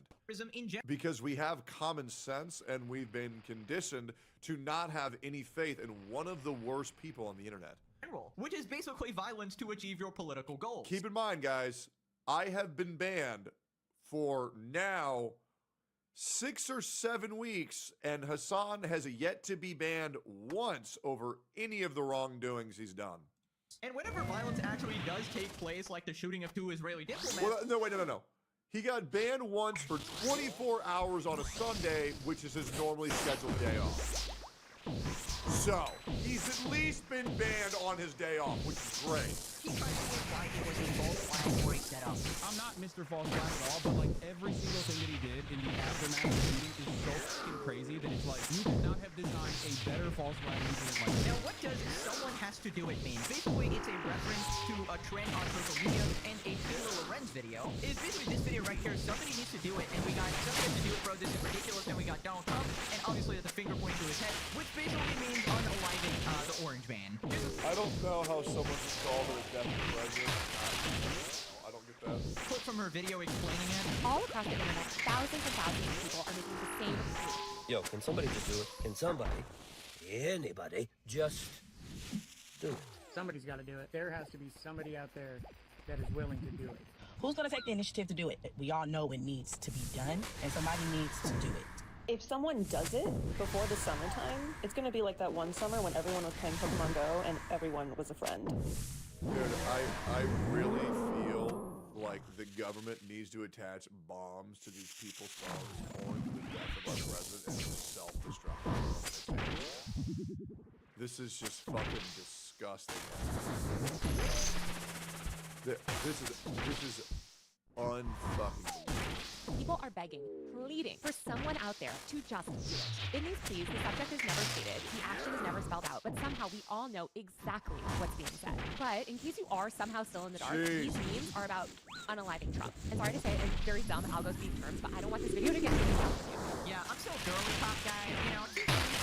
I just want someone to die here. These people are actually not real, bro. Right, so now we have context what he was talking about. It was a reference to unaliving the president, and in my opinion, you cannot like Trump, right? I don't like Trump. I think he's a flippin' weirdo. He's hiding the Epstein files, all right, in my opinion. You know what really sucks?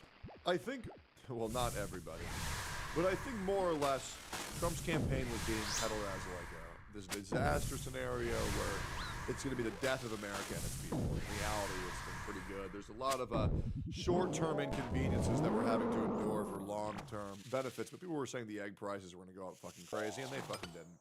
Overall, Trump's actually made some good progress towards things that I think actually need to be done. We can. But the thing that really sucks is the management of the Epstein files has lost this man so much fucking aura.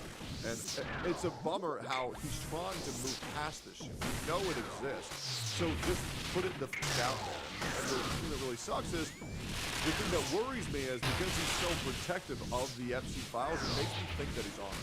Him, bro, is probably a degenerate freak, okay? Or he's protecting degenerate freaks. I made a whole video about it. That was demonetized, by the way. That's why I'm not mentioning the name too much. Now, do I want him assassinated? Absolutely not. I feel like that's completely insane and extreme. And I think, like, if you're someone like Taylor or Hassan or whatever, you're wishing death on your president, the person who leads your country. I feel like that's completely insane. It puts your, you know, everything in danger. And here's an absolutely insane thought. How about you win the election through voting, you know, instead of just trying to assassinate the political. Why didn't Dems release any of it?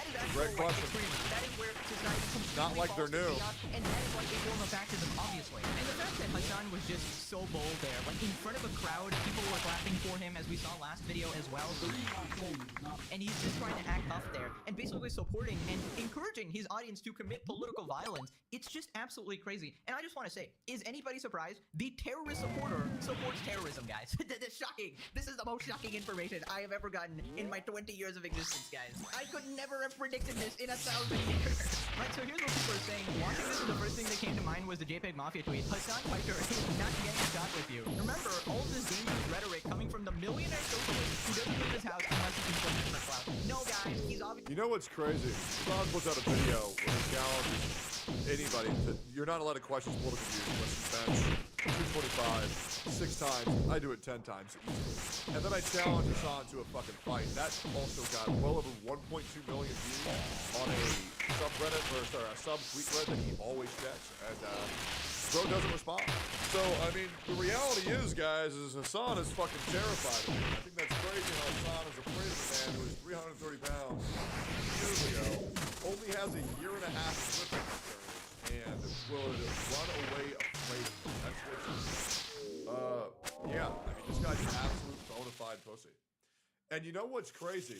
And I mean this genuinely. I don't think that I would beat Hassan in the fight at all. I don't. I don't. And to be honest, I don't really care. That's not really what it's about. I just know that I would probably get a good, clean hit at him. That's pretty much all I want. I'm totally cool. And I would inconvenience the shit out of him to where hopefully he would be off the platform for at least 6 months, and I would be willing to bear that cross. If you were to say yes, bro, I would dedicate the next 6 months of my life to becoming a fucking freak. The reason why I know Hassan would fight me is because I would also make him do testosterone checks a week, because I know he's juiced out of his fucking mind, and I would make sure that he would get down to a normal testosterone. Yep, it's so easy. Obviously, with us, remember, he went downstairs for a second. Bro is roided out of his fucking while mind. staying at a safe distance from everything. This one interview panel has so many insane clips. I have another one where But the thing is, and I felt Hassan's max power at game day. He's what I call a PFM. which means big for nothing. There is no bone in his body that is explosive whatsoever. We've already seen the way this dude kicks. He is a big for nothing type dude. It's all flash, no substance whatsoever. About fans coming up to him saying he radicalized. Hassan's on TRT. He's not on TRT. He's on pure rules.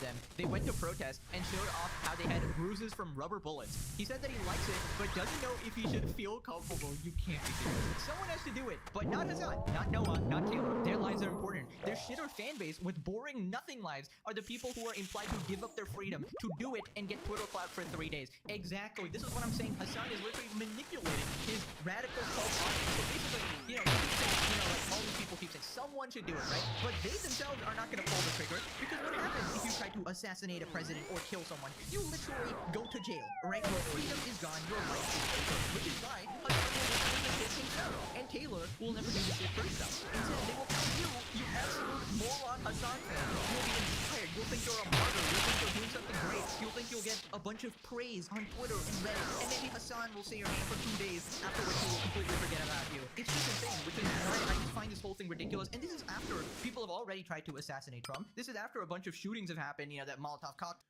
Dude, Trump getting shot and surviving and then hitting a fucking Fortnite emote was one of the hardest moments in history.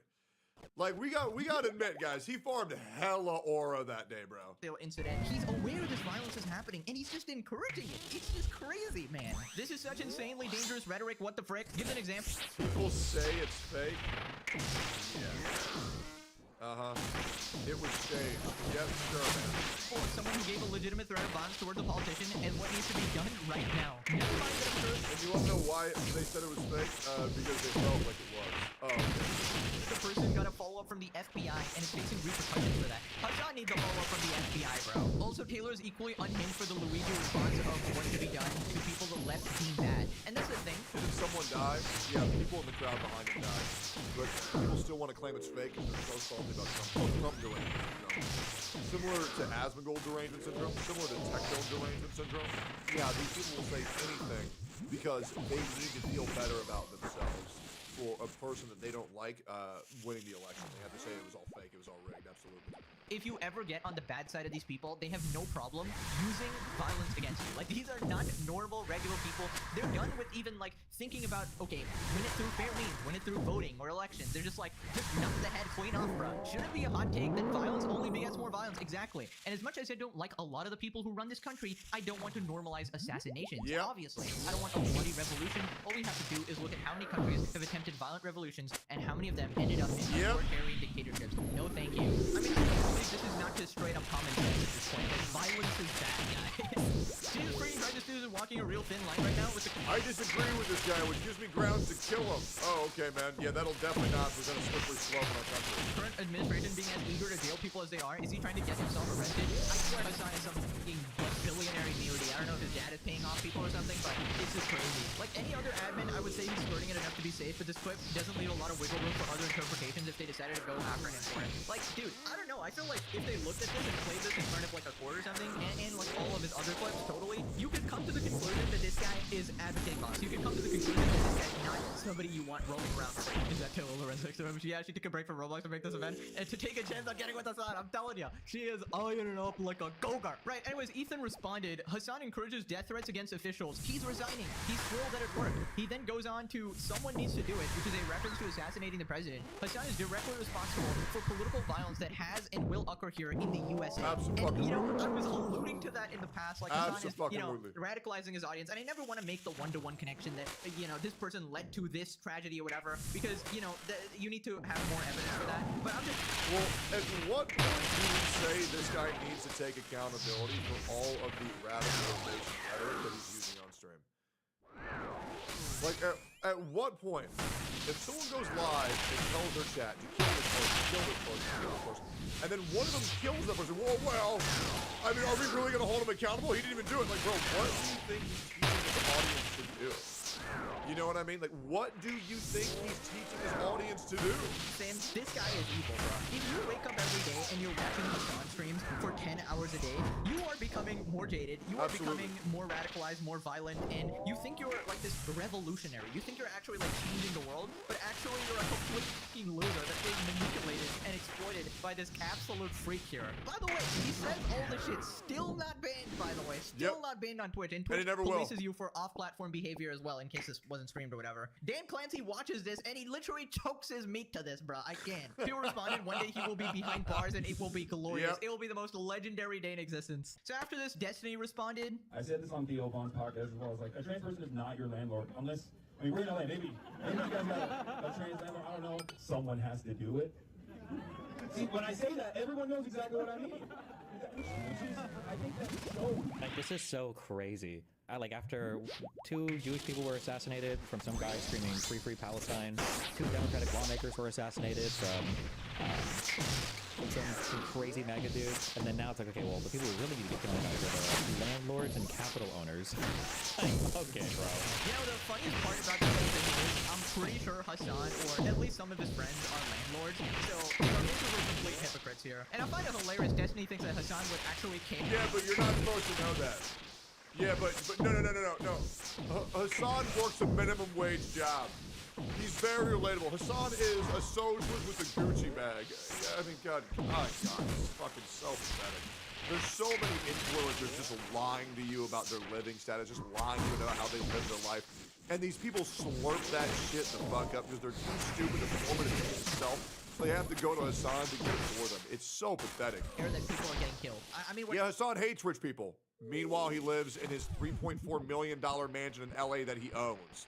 Okay, dude. Same thing with Pokemon. Pokemon Eat the Rich is literally a multi-millionaire. What are we talking about? Talking about Hassan here. He was probably kicking his feet under the table, seeing like some person getting murdered that he disagrees with. And I feel like Hassan has to pretend to disavow these, you know, terrorist acts on stream. His chat is basically like saying his true opinions, what he actually thinks, and he gives hints, right? He subtly says his true opinions that, oh, it would have been the perfect false flag, right? Also, maybe I'm reading too much into this, but did he just say that there's no way a trans person can be a landlord? I mean, what is he implying there? Like, is he implying they're incompetent or broke or whatever? I don't know, bro. It seems pretty anti-pride to me. Not surprised because To give Hassan credit, that's not what Hassan was saying. I don't need to go in on what Hassan was saying. Is that trans people are like a marginalized part of us who don't have the same rights and freedoms and aren't as privileged as other people because people are, prejudiced against what he was saying. I don't want to go in for things that he didn't say. I don't need to make things up for Hassan to be a better person. Let's go off the facts here. He absolutely loves the Iranian government, and you know what they do to gay people. Hassan is a capital owner. Is he mad? When's he gonna turn the gun on himself? Like, I refuse to believe Hassan does not own some form of property or, engage in some level of capitalism, Someone else has to do it. As usual, common theme among communist, feminists, and Redditors. He said the quiet part out loud, everyone knows what it means, but when he's called out for his violent rhetoric, no. It doesn't mean all that at all. Dude, Hassan thinks that to America doesn't mean to America. He found another meaning for it or something. Like, I know he'll find a way to somehow justify this as being somewhat reasonable when it's just not, man. You're just advocating violence. Anyways, if that wasn't enough, here we have a clip of I mean, maybe Hassan's just as stupid as my fucking pizza waiter. I told my pizza waiter I wanted a pepperoni pizza on all meat lovers pizza. And she thought I was joking, and I waited 45 minutes for a pizza order that she put in because she said, hey, if you want anything else? And I said, I'll have an all meat pizza. And she said, oh, well, yeah, of course, we'll get that right away. She says, oh, I thought you were kidding. What the fuck are you? Jesus. The people do common sense, they common sense. Hassan wishing that he could give his tax dollars directly to Hamas, and this idiot was wondering why global entry got revoked. Alright, so basically a chatter said this to him: do you know how much money the leaders of Hamas steal? Both parties want the war to continue while the regular Palestinians suffer. So Hassan responds, it's also hilarious to say, do you know how much money Hamas steals? Okay, do you know how much money Israel takes from us? Your tax dollars and my tax dollars? It's to the tune of billions.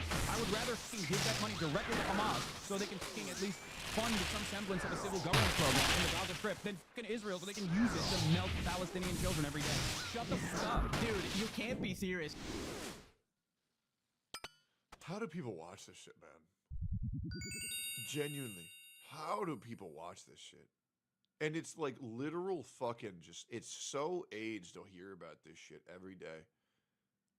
And there is still no justice for anything. Like, it's just, it's psychotic that we can promote this rhetoric on this fucking platform. It's so, like, guys, as Twitch viewers, genuine question, does that not make you ashamed of the platform that they allow this shit to happen? It is nuts. It's fucking nuts. It's pathetic. Like, I mean, dude, this guy has become such a piece of shit, or is such a piece of shit, that I've able to garner an additional streaming audience on 2 other platforms because of how embarrassed people are of existing on this platform with just this blatant, disgusting, hateful speech going on a day-to-day basis. Yet they ban me when I call a fat bitch fat. It's nuts.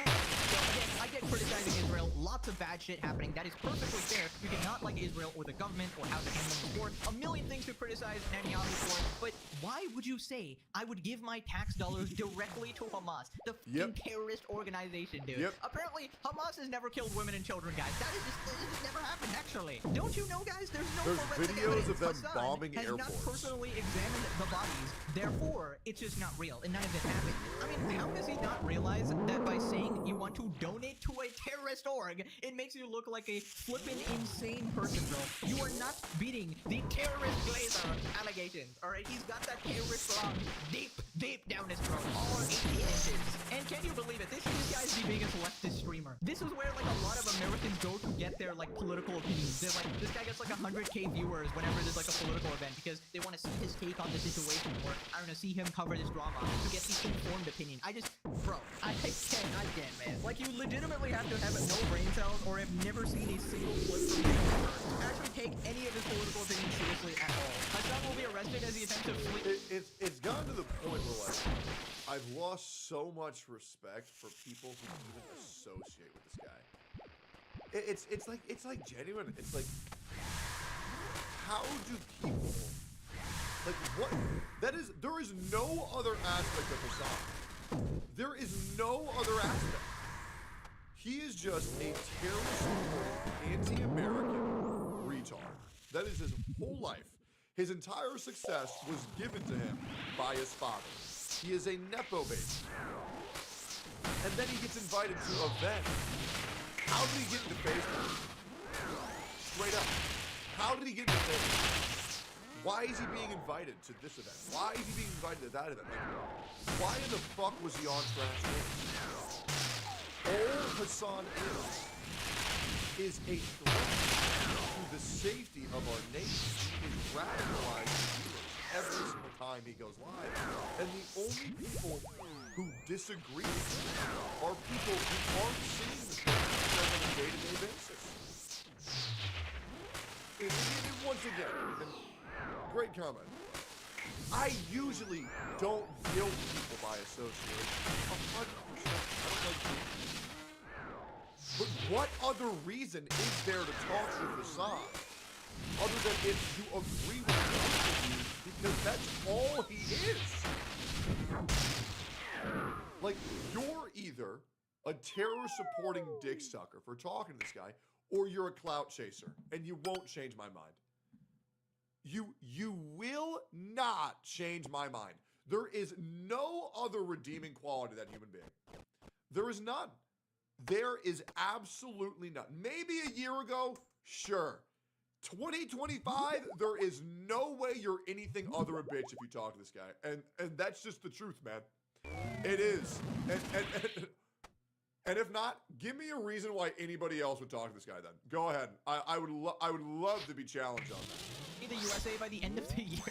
It will be proven he has given and continues to give funding to several USA-wide terrorist organizations under the guise of pulling it down. Bro, I highly doubt it. That's crazy. That's a crazy prediction. Listen, I'm just saying, if I was the leader of a country and Hassan was in my country and talking shit about me, he would be deported. Yeah, I'm saying. Deported or dipped. Alright, that's just me though. Moving on to Ethan Klein and the fallout of the lawsuit. It's basically r/YouTube drama made a post saying they are done snarking. And this is right after Ethan subpoenaed the H3 snark mod. Ethan Klein is making the internet a much better space for everyone. He's gonna get a lot of shit. We're gonna try to build on. He's been doing things. The massive W to Ethan. The real info. So everybody's a little scared here. The official end of this Snark era. As of today, we're banning Snark or Snark-related posts. This may sound arbitrary, but I think people are well aware of what constitutes valid fair criticism and what constitutes Snark. Once upon a time, through past leadership, this sub definitely behaved as a Snark sub. They're doing this because they're afraid of Ethan suing.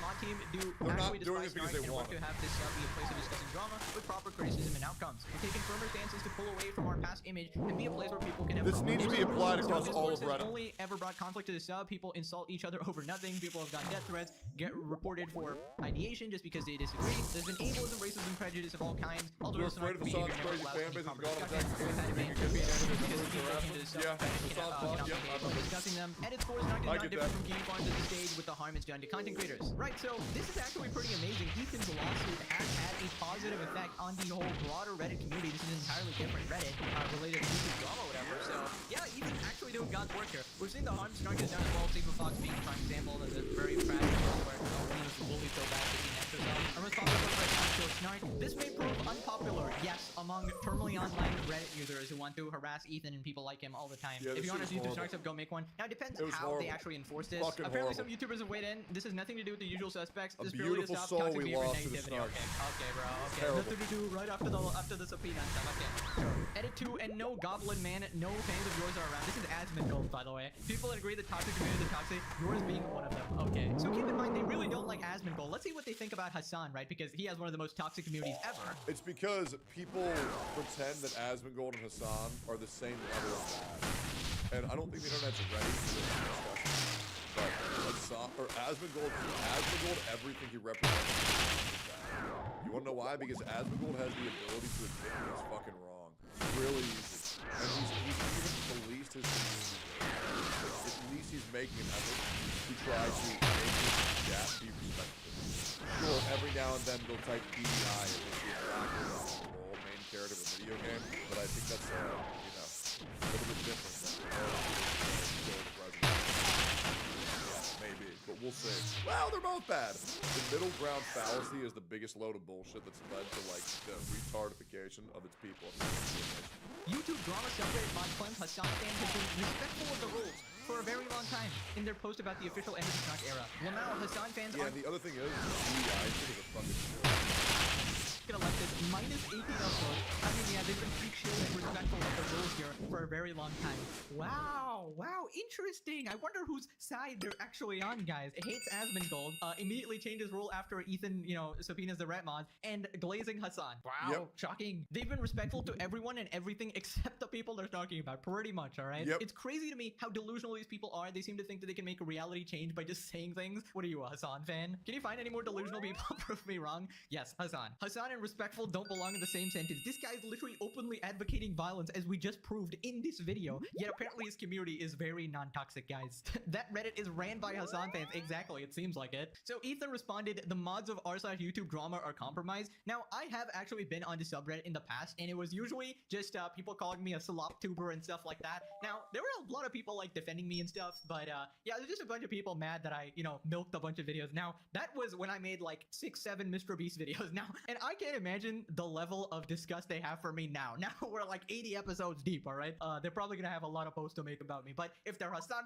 I think there's nothing wrong with More Pegasus milking the fuck out of this shit because it's a situation that's ongoing. If he was making shit up to be upset about for no reason, sure, guilt him. But the reason why the videos are coming is because the problematic behavior is still happening, so why the fuck are we guilting the guy for holding people accountable? There's no reason.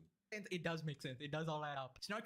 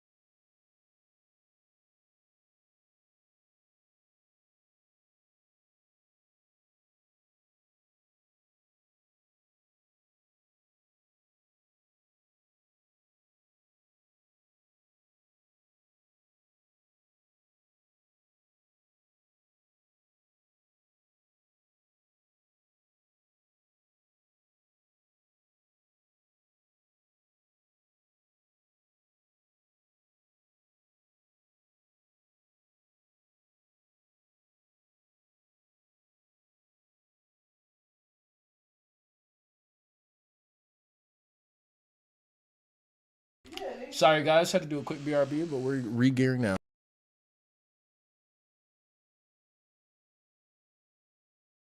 Are gonna be mad that they lost one of their bastions of clout and hope, and I don't feel one bit bad for them.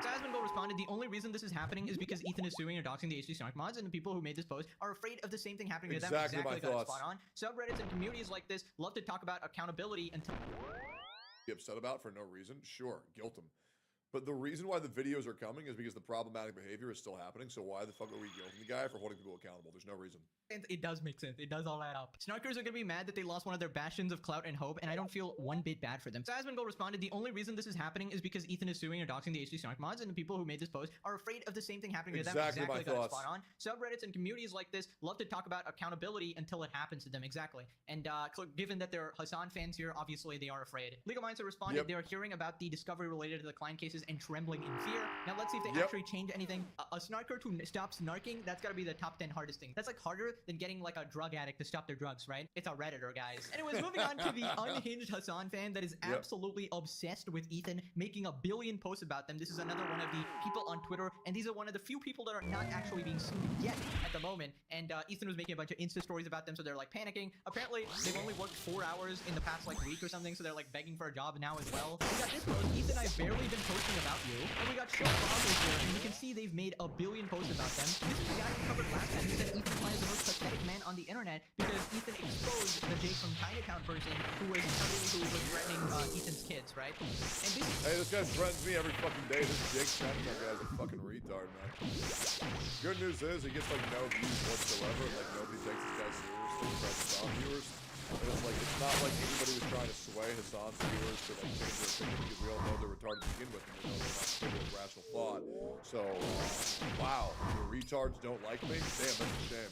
Wait, this is the amount of posts they've actually made, like constantly about Ethan over and over and over. This goes on for like a whole like 43 seconds here. Actually, there's like even more words because these are only the few keywords that this person has searched. So basically, terminally addicted to Ethan and a #1 Hassan Glazer. Truly the epitome of jobless behavior. This guy thinks about Ethan more than I think about absolutely anyone. This guy thinks about Ethan more than you do about the crush you've been obsessed with for the last 2.5 years. If my wife thought about me as much as he does with Ethan, I'd be like, honey, chill, come on. Listen, if you were actually like somehow making money from this, I would respect the hustle. You know, there's a bunch of people who make like 5 billion videos and pump and shit. Like, at least they're getting a bag, alright? Like, come on. Ethan drops a job application and it's one of his biggest haters. So this is what they're saying. I have 4 hours of work this week. This is not good. And then they say, yeah, I feel like my job scheduled me 4 hours in the next 2 weeks, y'all. Like, why even schedule me at all to have you work those 4 hours? Like, does this mean you are blocked from doing anything the rest of the other time? Because if that's the case, then yeah, that's pretty insane. But I think if you are scheduled for 4 hours the rest of the time, you spend doing anything, right? And this person chooses it to spend looking at different shit on Twitter. Wouldn't normally ask for help, but I've gotten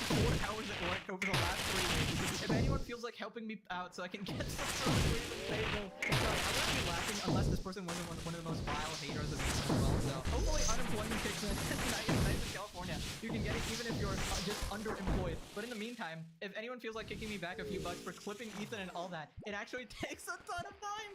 You can't make this shit up. So if it actually takes a ton of time, instead of clipping Ethan, why don't you go do something that actually earns you money? Oh my god, dude, you can go get like a part-time job or try to, start a hustle on the internet, I don't know, dropshipping, some shit, bro. Like, or just because you're nice, I would really appreciate it. And if you don't want to do that, but still want to help out, you could always sub to my Twitch or give some subs, of course. Other fellow unemployed losers gonna take their last $5, right, and spend it on you. Thanks, everyone.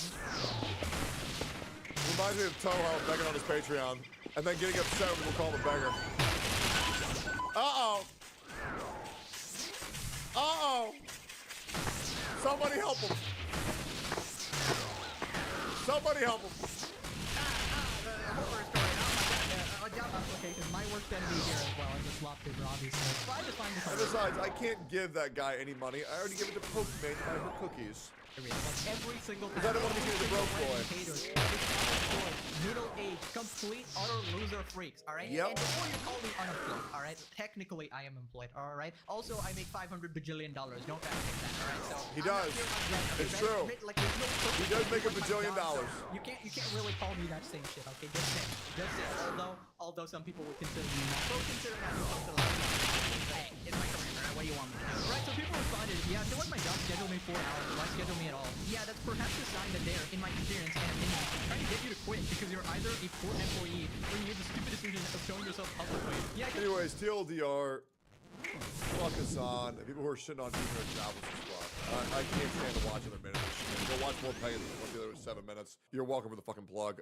Oh, God. It's just, how has nothing happened? Is anybody else just starting to get pissed off? It's just, God forbid something bad happens soon. We'll have to see. Like, come to rest.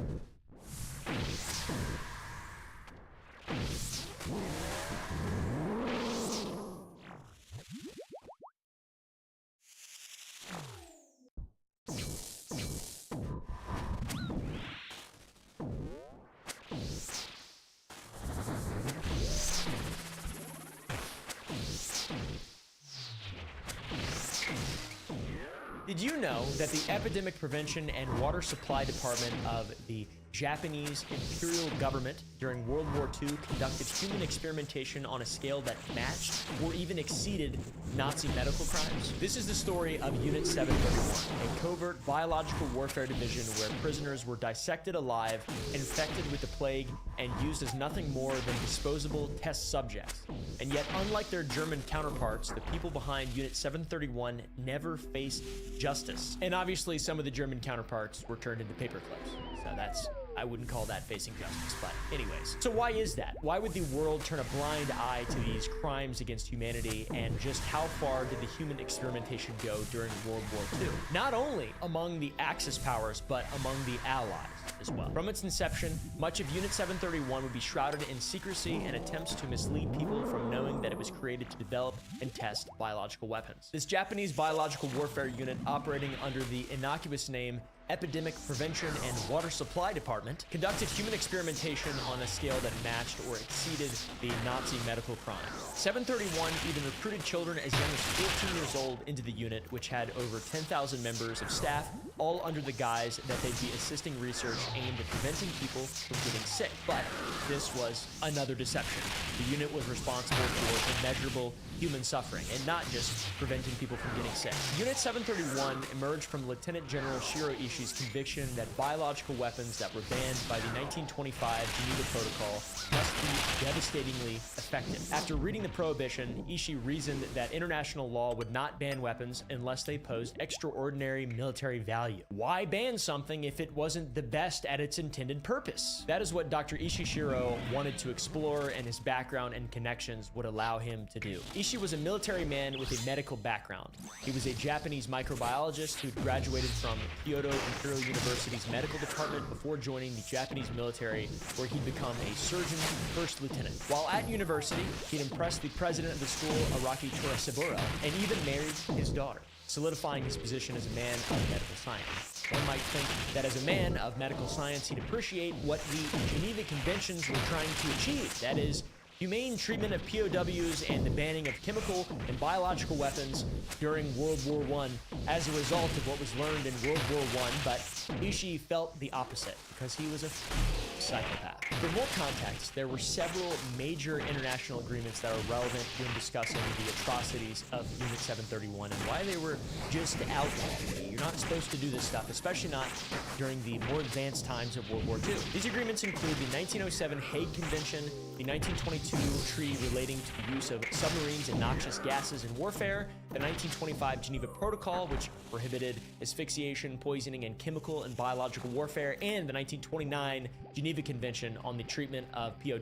The 1907 Hague Convention was one of the first attempts to seek humane treatment for prisoners of war. The 1922 treaty relating to the use of submarines and noxious gases in warfare is a treaty that would have gone into effect if the 5 victors of World War I, which were the US, UK, France, Italy, and Japan, had all ratified it. But France never ratified it, which is bizarre. Japan then participated in drafting the 1925 protocol, but never signed it.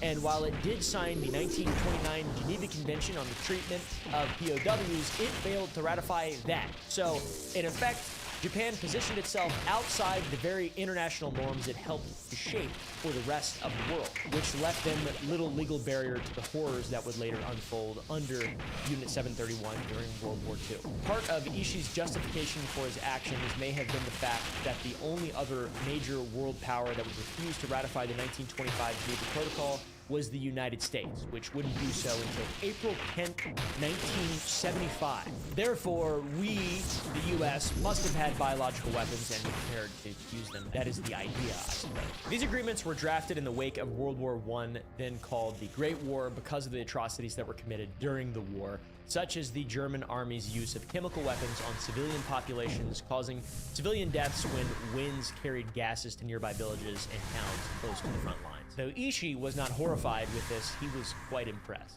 He was a psycho. This guy was crazy. Look at this. That was insane. Ishii wanted to test the limits of the human body to various conditions, pathogens, and chemicals. But first, he needed a place to operate and people to operate both with and on. You can't just go on the street and ask somebody to be complicit with such things, and you cannot go on the street and ask somebody if they want to be a result of such things that others would potentially be complicit upon and acting upon you.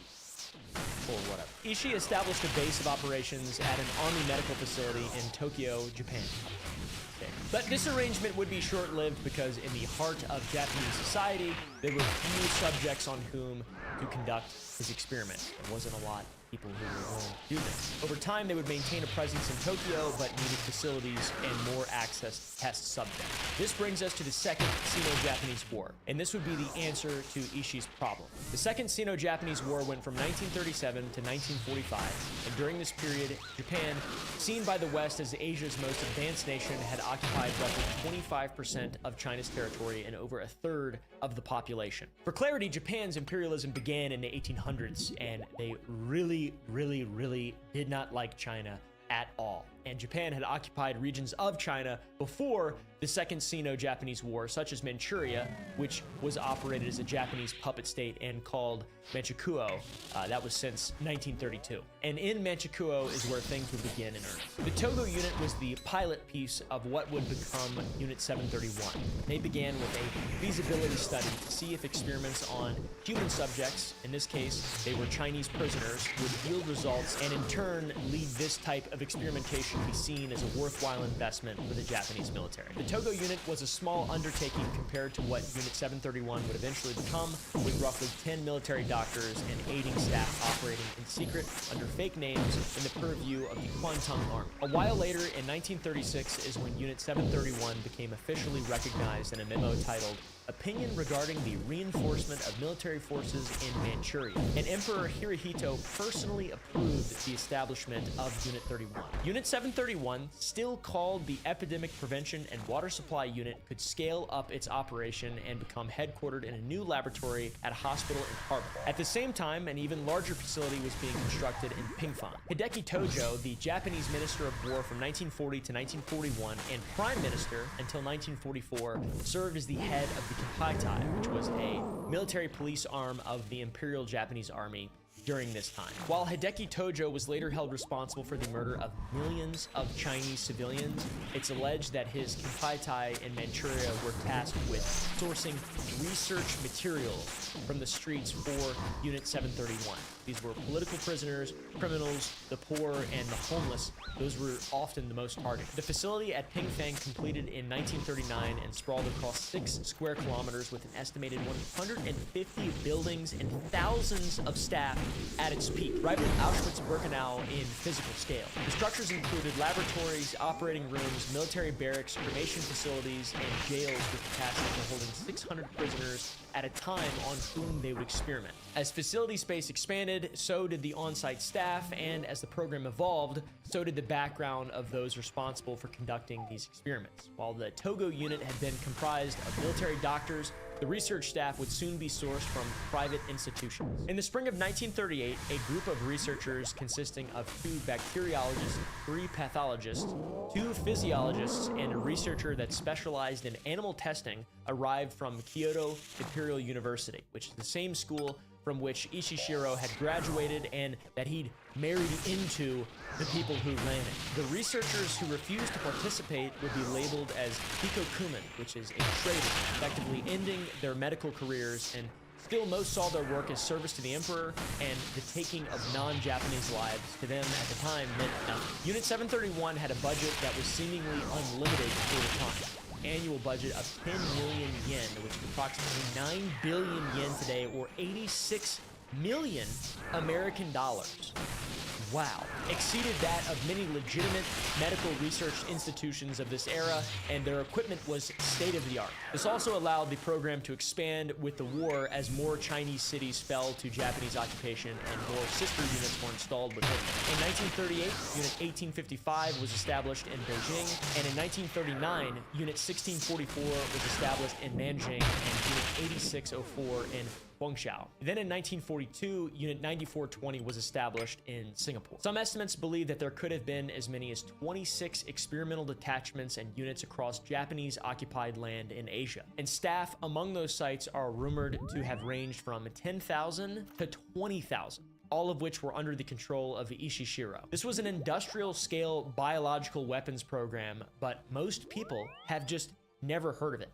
How is that even possible? Unit 731 alone was organized into 8 divisions, with each division serving a specific function, such as Division 1 conducted pathogen research using live subjects, Division 2 developed biological weapon delivery systems, Division 3 produced shells containing biological agents, and Division 4 maintained mass bacteria production facilities capable of generating 300 kilograms of plague bacteria monthly. Division 5 trained personnel, and Divisions 6 through 8 were dedicated to equipment, sort of maintenance style, or to maintaining medical and administrative units. This was a perversion on an industrial scale.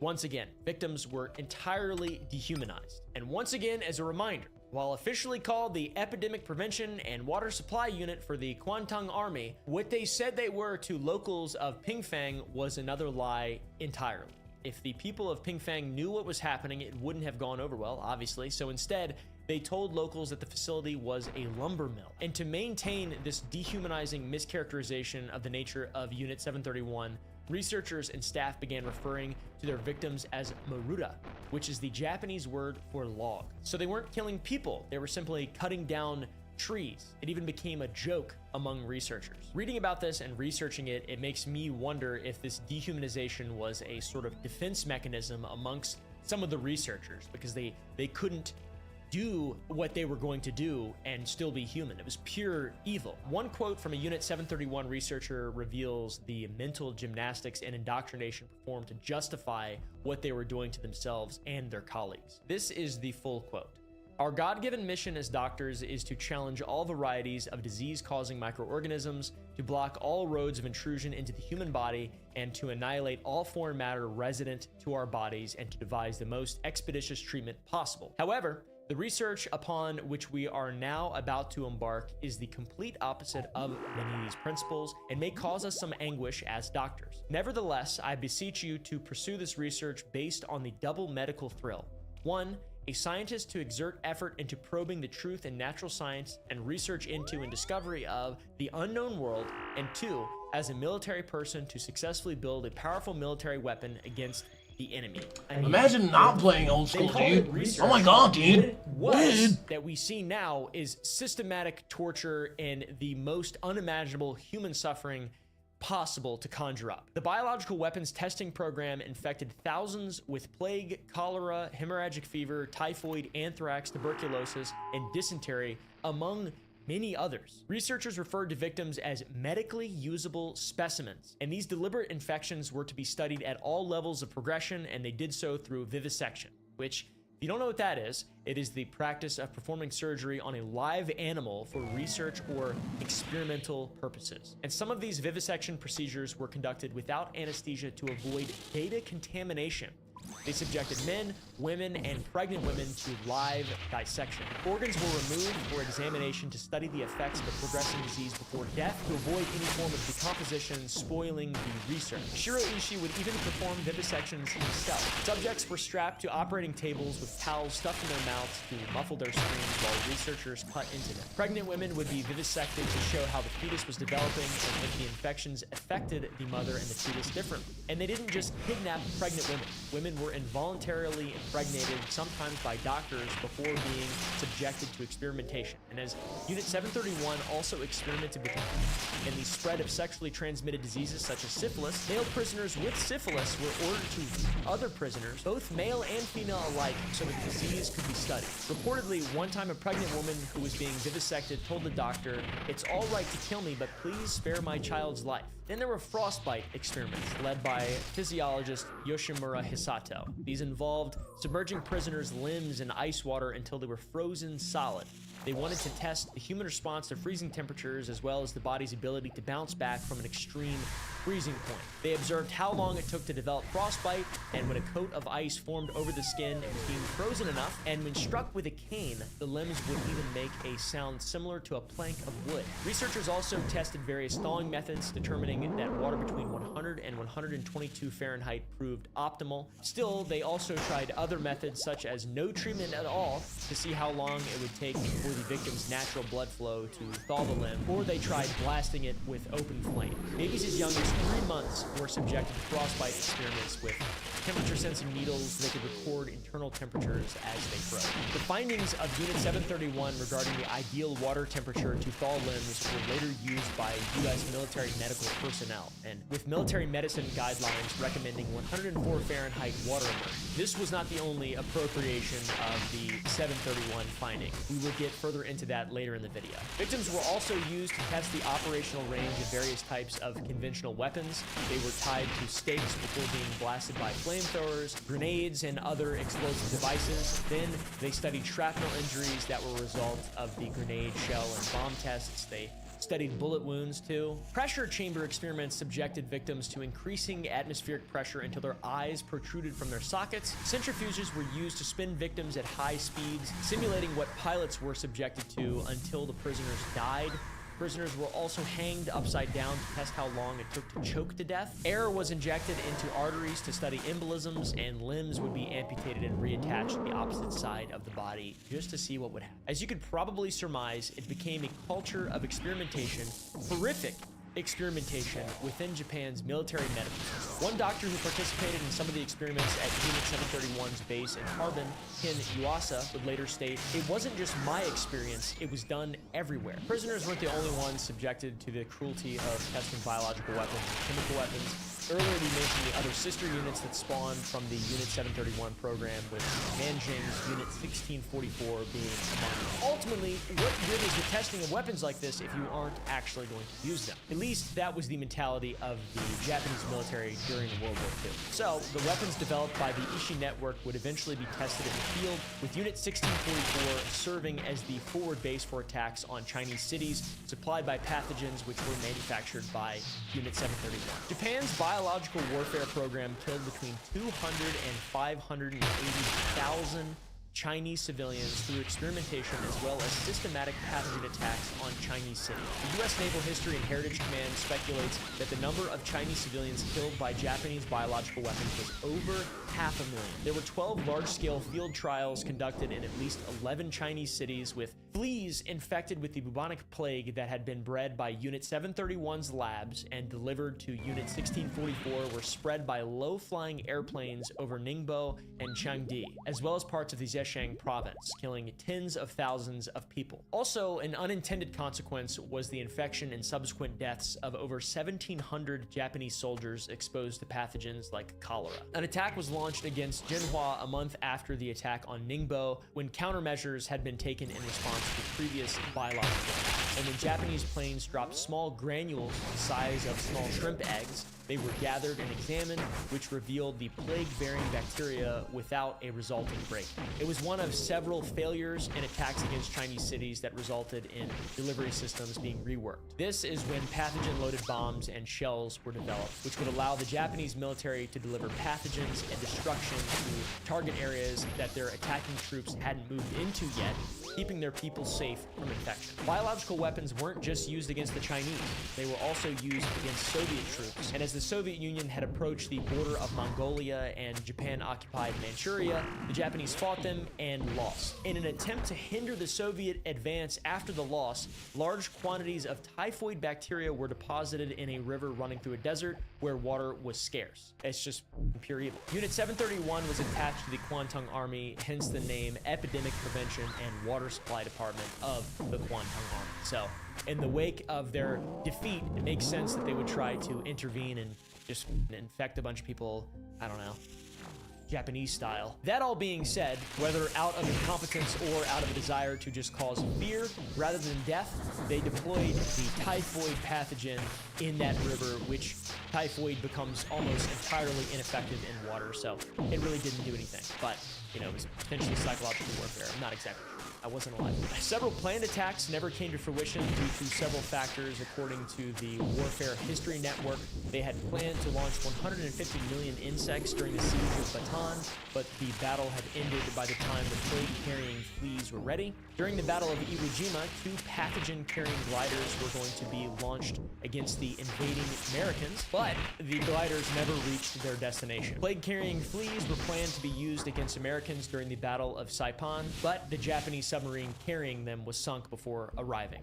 Similarly, in Okinawa, Americans were to be the target of another plague flea attack, but the fleas could not be delivered in time. It is crazy how often they tried to use plague fleas to kill people. Then we have Cherry Blossoms at Night, which was the name of a plot to enact a biological attack against American cities in California in a suicide mission where 5 aircraft carrying submarines containing a total of 15 float planes would spread bubonic plague, cholera, typhus, and dengue fever over San Diego, Los Angeles, and San Francisco. There would have been no course to return home, as the submarines themselves would be full of infected crews who would run themselves into the shore, presumably to be captured and spread disease among their captors, but the plan never came to fruition as it was scheduled to take place after the eventual surrender of Japan in the wake of the dropping of the atomic bomb. Operation Cherry Blossoms at Night would have been a retaliatory attack, which would be their way of getting back at the U.S. for firebombing Japanese cities. This is pre-atomic bombs, obviously, which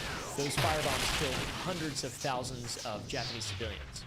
Not to mention the hundreds of thousands of Japanese civilians that were killed as a result of the atomic bombs as well. The Japanese thirst for revenge was so intense that Ishii wanted to continue with the suicide mission even after their surrender to the Allied powers. Still, it never happened due to opposition from his superiors who didn't wish to see him die in a suicide attack. What an odd group of people. While both Nazi Germany and Imperial Japan conducted extensive human experimentation, their programs differed significantly in scope, methods, and underlying motivation. Nazi medical experiments involved approximately 15,750 documented victims, with another 12,000 potential but unconfirmed victims across 70 programs in 15 different camps in Germany, with an estimated 4,364 direct deaths as a result of these camps throughout Poland and just, you know, occupied Europe. In contrast, Unit 731 killed at least 12,000 people in laboratory settings alone, potentially much higher, with the total deaths from biological warfare attacks reaching 200 to 580,000. The Nazi programs employed approximately 200 physician participants, while Unit 731's network involved over 10,000 personnel. It's wild. It's wild that this is the... But for some reason, the primary focus in our history teaching is that the Nazis were the kings of all this stuff. Even in America, which for America, the Pacific theater was more important than the European theater. So all that's a little bit confusing, but anyways. In German experimentation, there were more who survived than were killed, though most survivors did suffer extreme and permanent injuries. And by contrast, Unit 731 and related Japanese human experimentation units had no survivors, as they wanted no witnesses, and there were, of course, survivors of the biological weapon attacks on Chinese cities, but none who were held in laboratory prisons ever escaped. The different methodological approaches reflect different strategic goals for each entity, with Nazi experiments having three primary pursuits. Military survival, with tests related to hypothermia survival, safe altitudes to deploy parachutes, and making seawater drinkable. Drugs and treatments, with testing pharmaceuticals developed to fight contagions such as malaria, tuberculosis, typhoid fever, as well as testing antidotes to gas attacks. Plus the obvious advancement of racial and ideological goals, with experiments testing sterilization techniques, trying to find the cheapest and fastest way to conduct mass sterilizations against those they saw as inferior. Unit 731 concentrated almost exclusively on biological weapons development, maintaining monthly production capacities that could contaminate entire cities.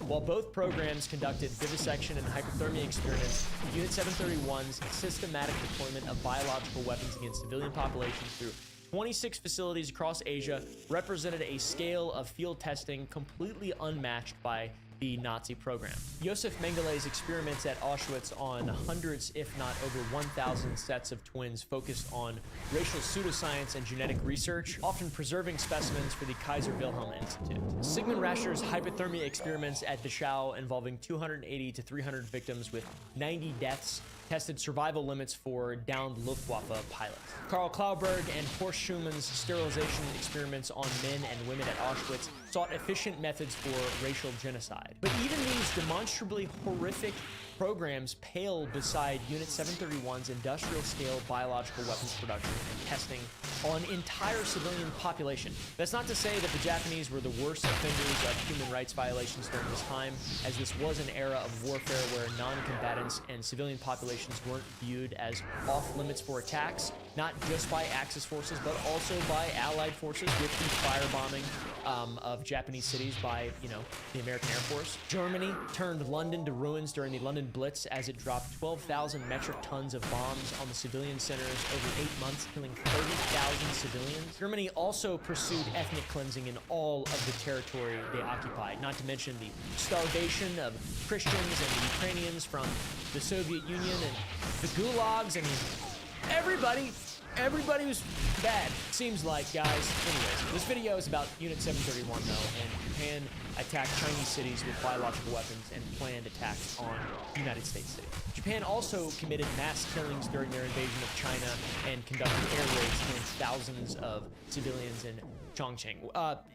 The rape of Nanking is a perfect example of just the pure evil from the Japanese Empire. As for the UK and US, they bombed numerous German cities in a combined bomber offensive that killed over 305,000 total and wounded another 780,000. The US, also famously known for their atomic bombs and dropping them, dropped those atomic bombs on Hiroshima and Nagasaki civilian centers, killing hundreds of thousands of people, civilians, innocent people, in immediate blasts and over time from resulting injuries. Then the Soviet Union conducted ethnic cleansing, mass deportation, starvation of Christians, Ukrainians, and so on and so forth, deportation operations. This resulted in many deaths that we'll never know the true numbers of. In all honesty, the Soviet Union is notorious for undocumented killings and mass murder. There are apparent differences between the objectives of the Japanese and the Nazi Germany experiment. Both resulted in unimaginable human suffering with clearly evil people on both sides, but perhaps the most extreme difference between the Nazi and Japanese medical war crimes lies in their post-war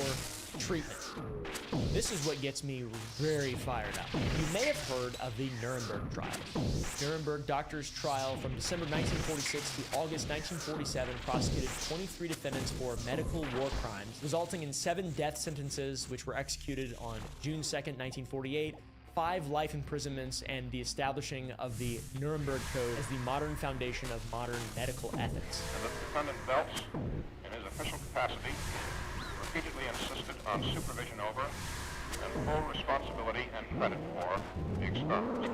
The Nuremberg proceedings lasted 140 days with extensive documentation, survivor testimony, and international publicity that exposed Nazi medical crimes to global condemnation. In contrast, the Tokyo War Crimes Tribunal, which was a trial that ran from 1946 to 1948, made only one vague reference to poisonous serums, which were then dismissed for a lack of evidence, despite U.S. intelligence possessing comprehensive documentation of Unit 731's activities. Beginning in 1941 and through 1943, the U.S. had begun capturing Japanese documentation on Unit 731, and we became aware of the following: the Japanese use of biological warfare resulting in outbreaks of plague and cholera, personnel and locations involved in biological warfare organizations operating under the names Water Supply and Purification Units, we knew that, plus the knowledge of Shiraishi's research facilities in Manchuria. And in 1944, intelligence gathering revealed the production of bacteria in Japan and Manchuria to be used in biological warfare, as well as the research being conducted at the Pingfan facility operated by Unit 731. However, when Japan surrendered and war crimes trial preparations and investigations began, it was stated that there was no evidence of biological warfare experiments occurring, likely because Ishii and other scientists within the program destroyed most of the unit's records at the end of the war as Japan's defeat seemed imminent. But like we said, the research shows they had been aware of what was happening in Japan, gathering documentation and compiling reports for years ahead of the Japanese surrender in late 1945. So how could they call these claims vague or uncorroborated? Perhaps they were really ignorant, saw an opportunity.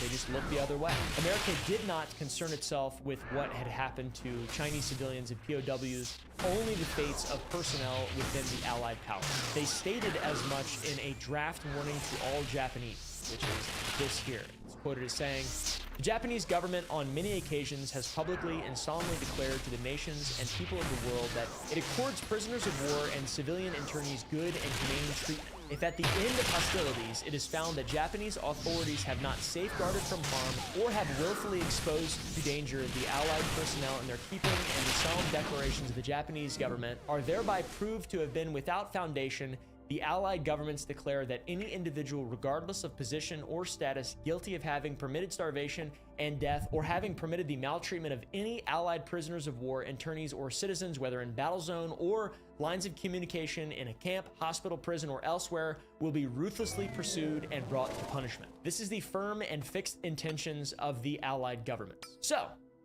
there were no punishments. Were there Allied POWs who were subjected to these experiments?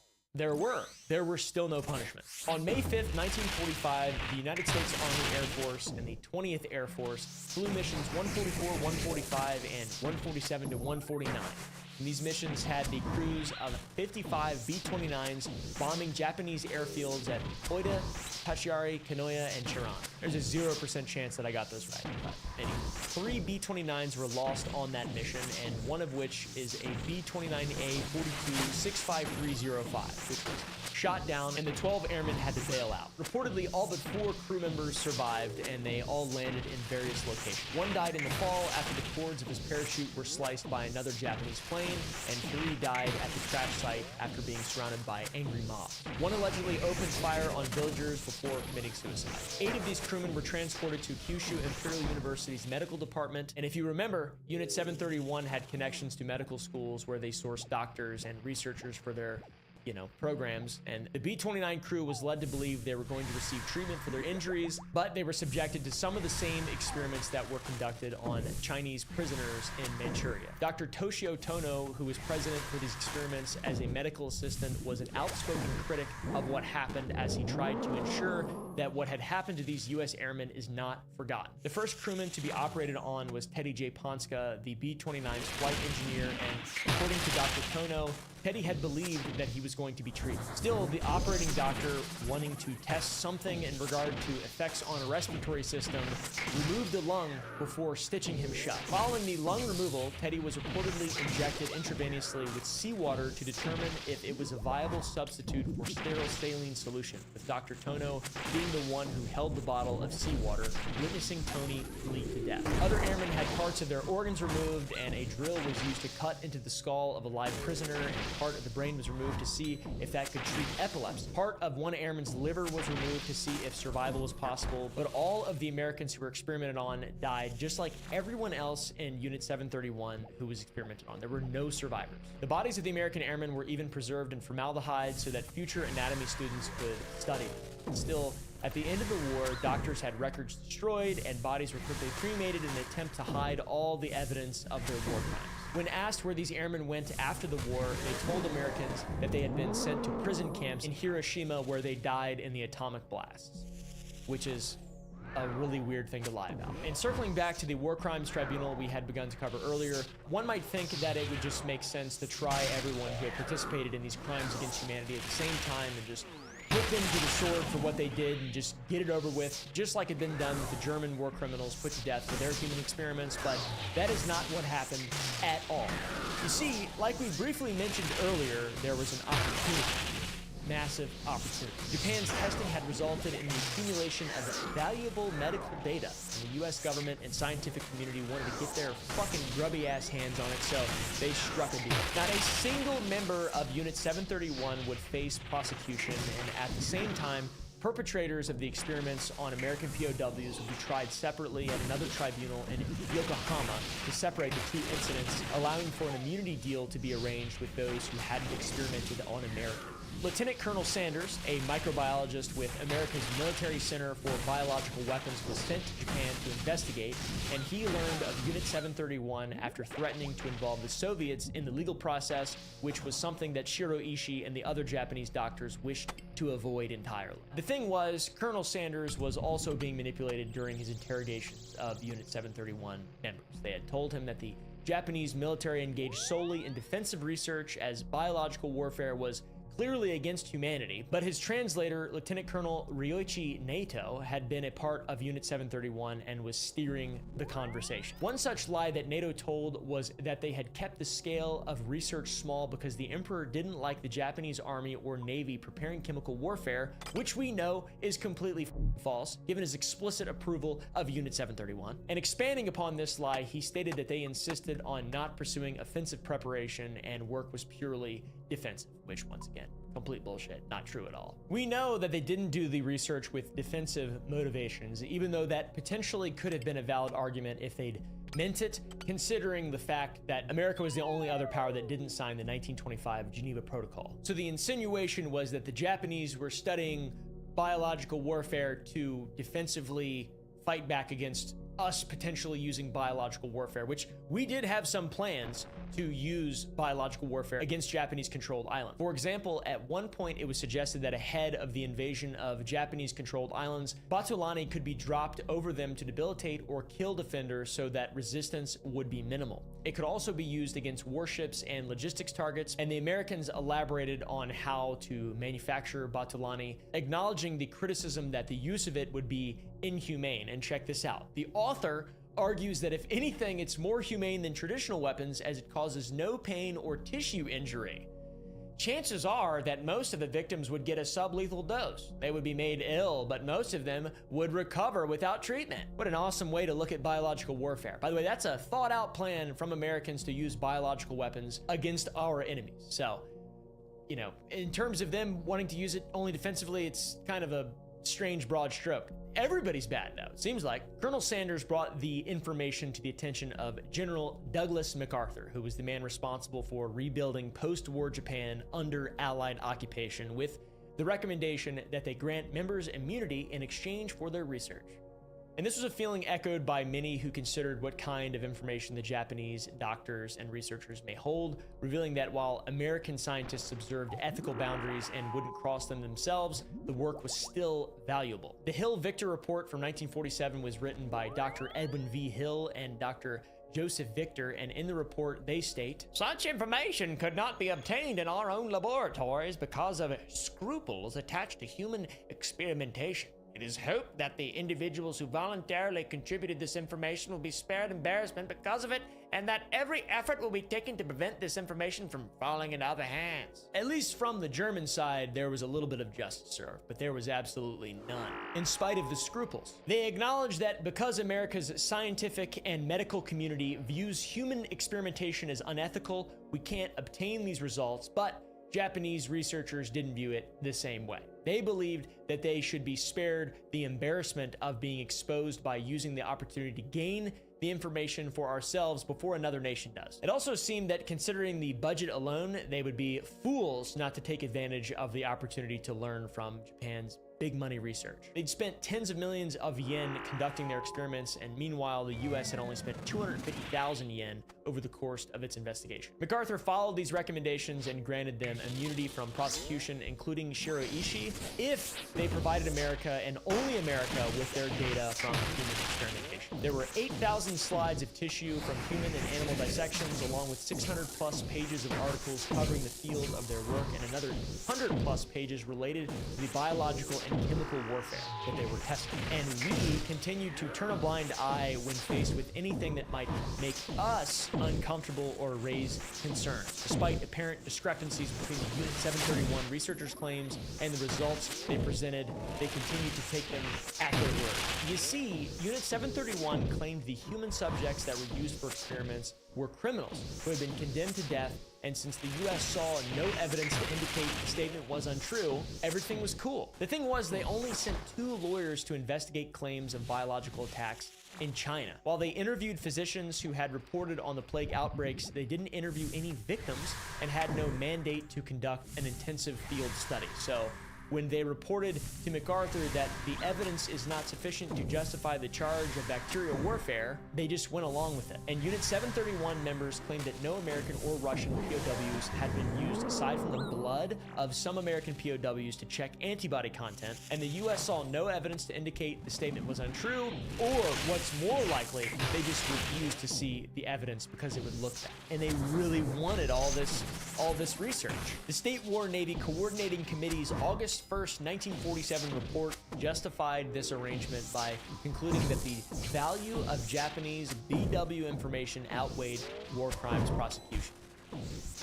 But not for the Germans, of course. Key U.S. officials orchestrating the cover-up included General Charles A. Willoughby, which was MacArthur's intelligence chief who actively suppressed prosecution efforts and advocated for Ishii's pardon while protecting another 24 scientists from war crime prosecution. Dr. Norbert Fell of the Chemical Warfare Service conducted detailed investigations while ensuring findings remained classified, and the decision reflected Cold War calculations prioritizing potential military advantage over actual justice and morals and ethics, etc., with officials arguing that preventing Soviet access to biological warfare data justified protecting war criminals. And when Soviets would request access to Ishii and Unit 731 staff for their own investigations into Japan's alleged war crimes, the United States viewed providing intelligence to them as potentially jeopardizing the security of the U.S., and Ishii was instructed by the U.S. not to divulge valuable information to the Soviets given its perceived value. Horribly ironically,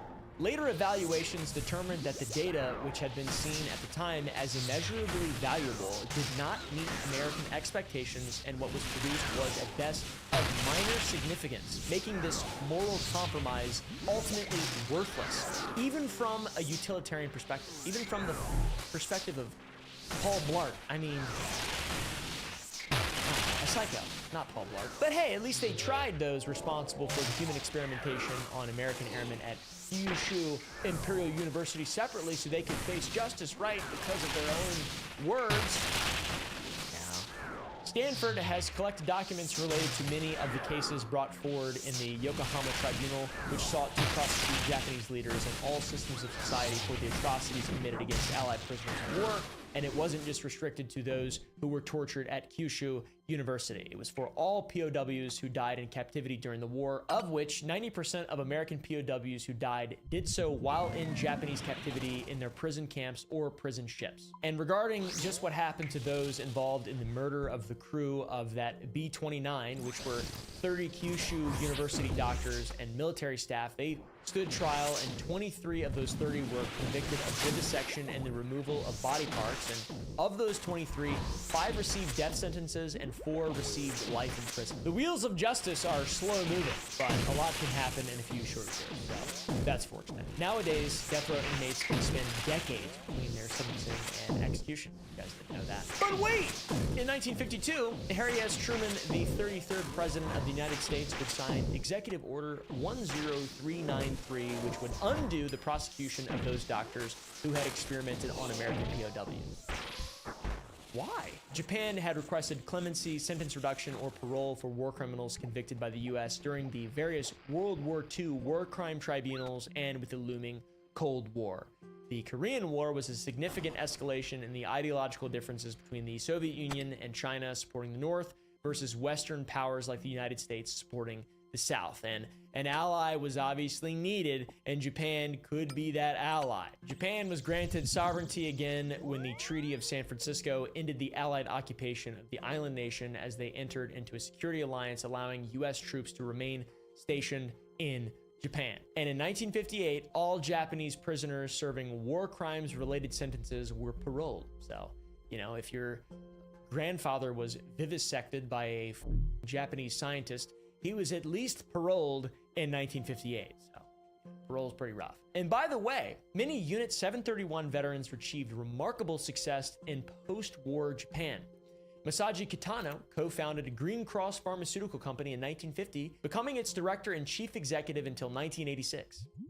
Epic. And coincidentally, Ryoichi Naito, the translator who facilitated the dealings between Unit 731 and the US and had also been a member of Unit 731, was a founder of Green Cross as well. Yoshimura Hisato, who conducted the frostbite experiments, became the chair of the Japan Meteorological Society before becoming president of Kyoto Prefectural University of Medicine. Others rose to positions including the governor of Tokyo, president of the Japanese Medical Association, and head of the Japanese Olympic Committee. Even the man behind it all, Shiro Ishii, had a short-lived private practice before he died of throat cancer in 1959. The world largely doesn't even know what Unit 731, and it seems Japan is content to keep it that way. Speaking about it is to point out one of the country's greatest shames that is still denied in a lot of ways, both then and now. And the Chinese still have not gotten justice. You know, it's unbelievable. When Unit 731 members first began speaking about their research to Americans, even when they were cooperating, they spoke among themselves saying, "We are not supposed to talk about this." And that is the mentality ever since, it seems. On top of Dr. Tono speaking out about his experience with the American POWs that were experimented on in Kyushu Imperial University, a former Unit 731 member, Hideo Shimizu, has been outspoken since 2015, but he discovered that honesty doesn't win you any favors. Hideo was only 14 years old when he joined Unit 731 in 1945 and wouldn't be there for long, as the end of the war was approaching fast. But what he saw during that time left him with nightmares ever since. There was a specimen room filled with jars containing human organs, limbs, and even heads. He saw a pregnant woman in a large jar with a fetus protruding from her flayed side. Thankfully for Hideo, the job that awaited him and all he'd been told about didn't last for longer than 6 months. Even though all he did was take care of rats, he still feels guilty for having any part in what happened. He returned to the site of the event, visiting the memorial and revisiting his memories from that time to apologize for his involvement. His apology was appreciated and even celebrated by China, with some acknowledgement finally being given of the crimes against humanity. But Japan felt differently when their countrymen started spilling the beans. His daughters have cut ties with him, politicians don't want him speaking, and people slander him online, calling him a liar and a traitor. Most in Japan would rather not acknowledge this part of their past, if not even dismiss it entirely. Unbelievable. But Voices of America, who interviewed Hideo Shimizu, also visited a local museum dedicated to remembering World War II and revealed a small area dedicated to Unit 731, where they say that research is ongoing and society has many different opinions about the unit. Museums and governments would rather paint a prettier picture of the past than the gruesome and disturbing real version, in which an increasingly smaller generation of people remember living through. By the way, it seems as though our incumbent government currently is trying to pressure the Smithsonian from detailing the darker side of America's history with slavery, which is You know, classic, I guess. There have been acknowledgments of Unit 731 by Japanese officials and institutions, of course, but there has never been a formal apology issued for what happened, which is why Hide Yoshimitsu is speaking out and ruffling so many feathers.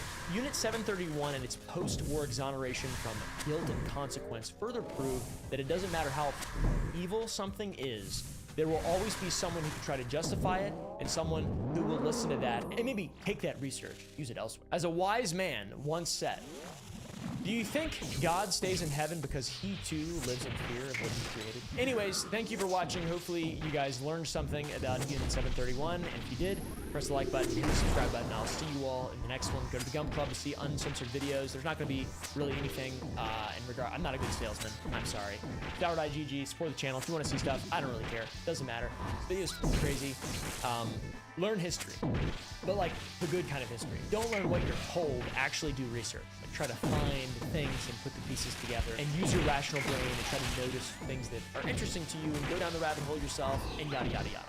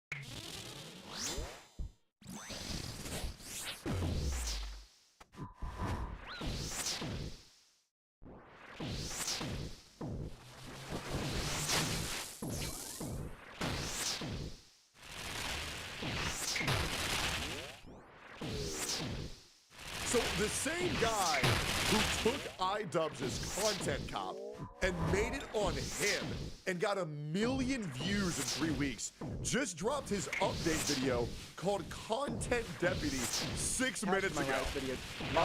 So the last video, I watched the entire thing offline. It was perfectly made, and he ripped Ian to shreds. This guy does a deep dive on every single person he goes into, and I cannot wait to watch this shit. All right, let's see what happens. Let's see what's going on. They are terrible. Like, they're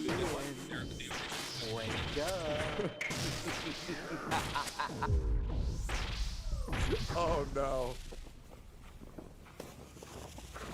Oh no. What we do here is go back.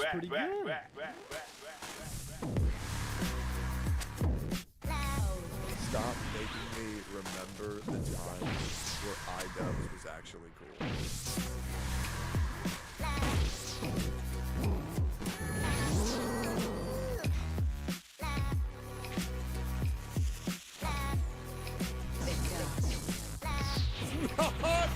Swastika sword! No, dude!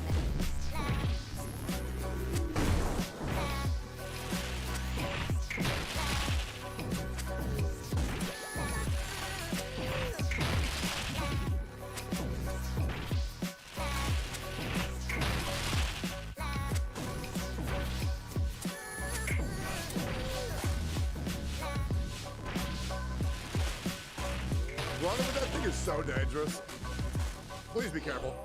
Who is this cute little lesbian, and how tight is her pussy? That's Anissa's wife.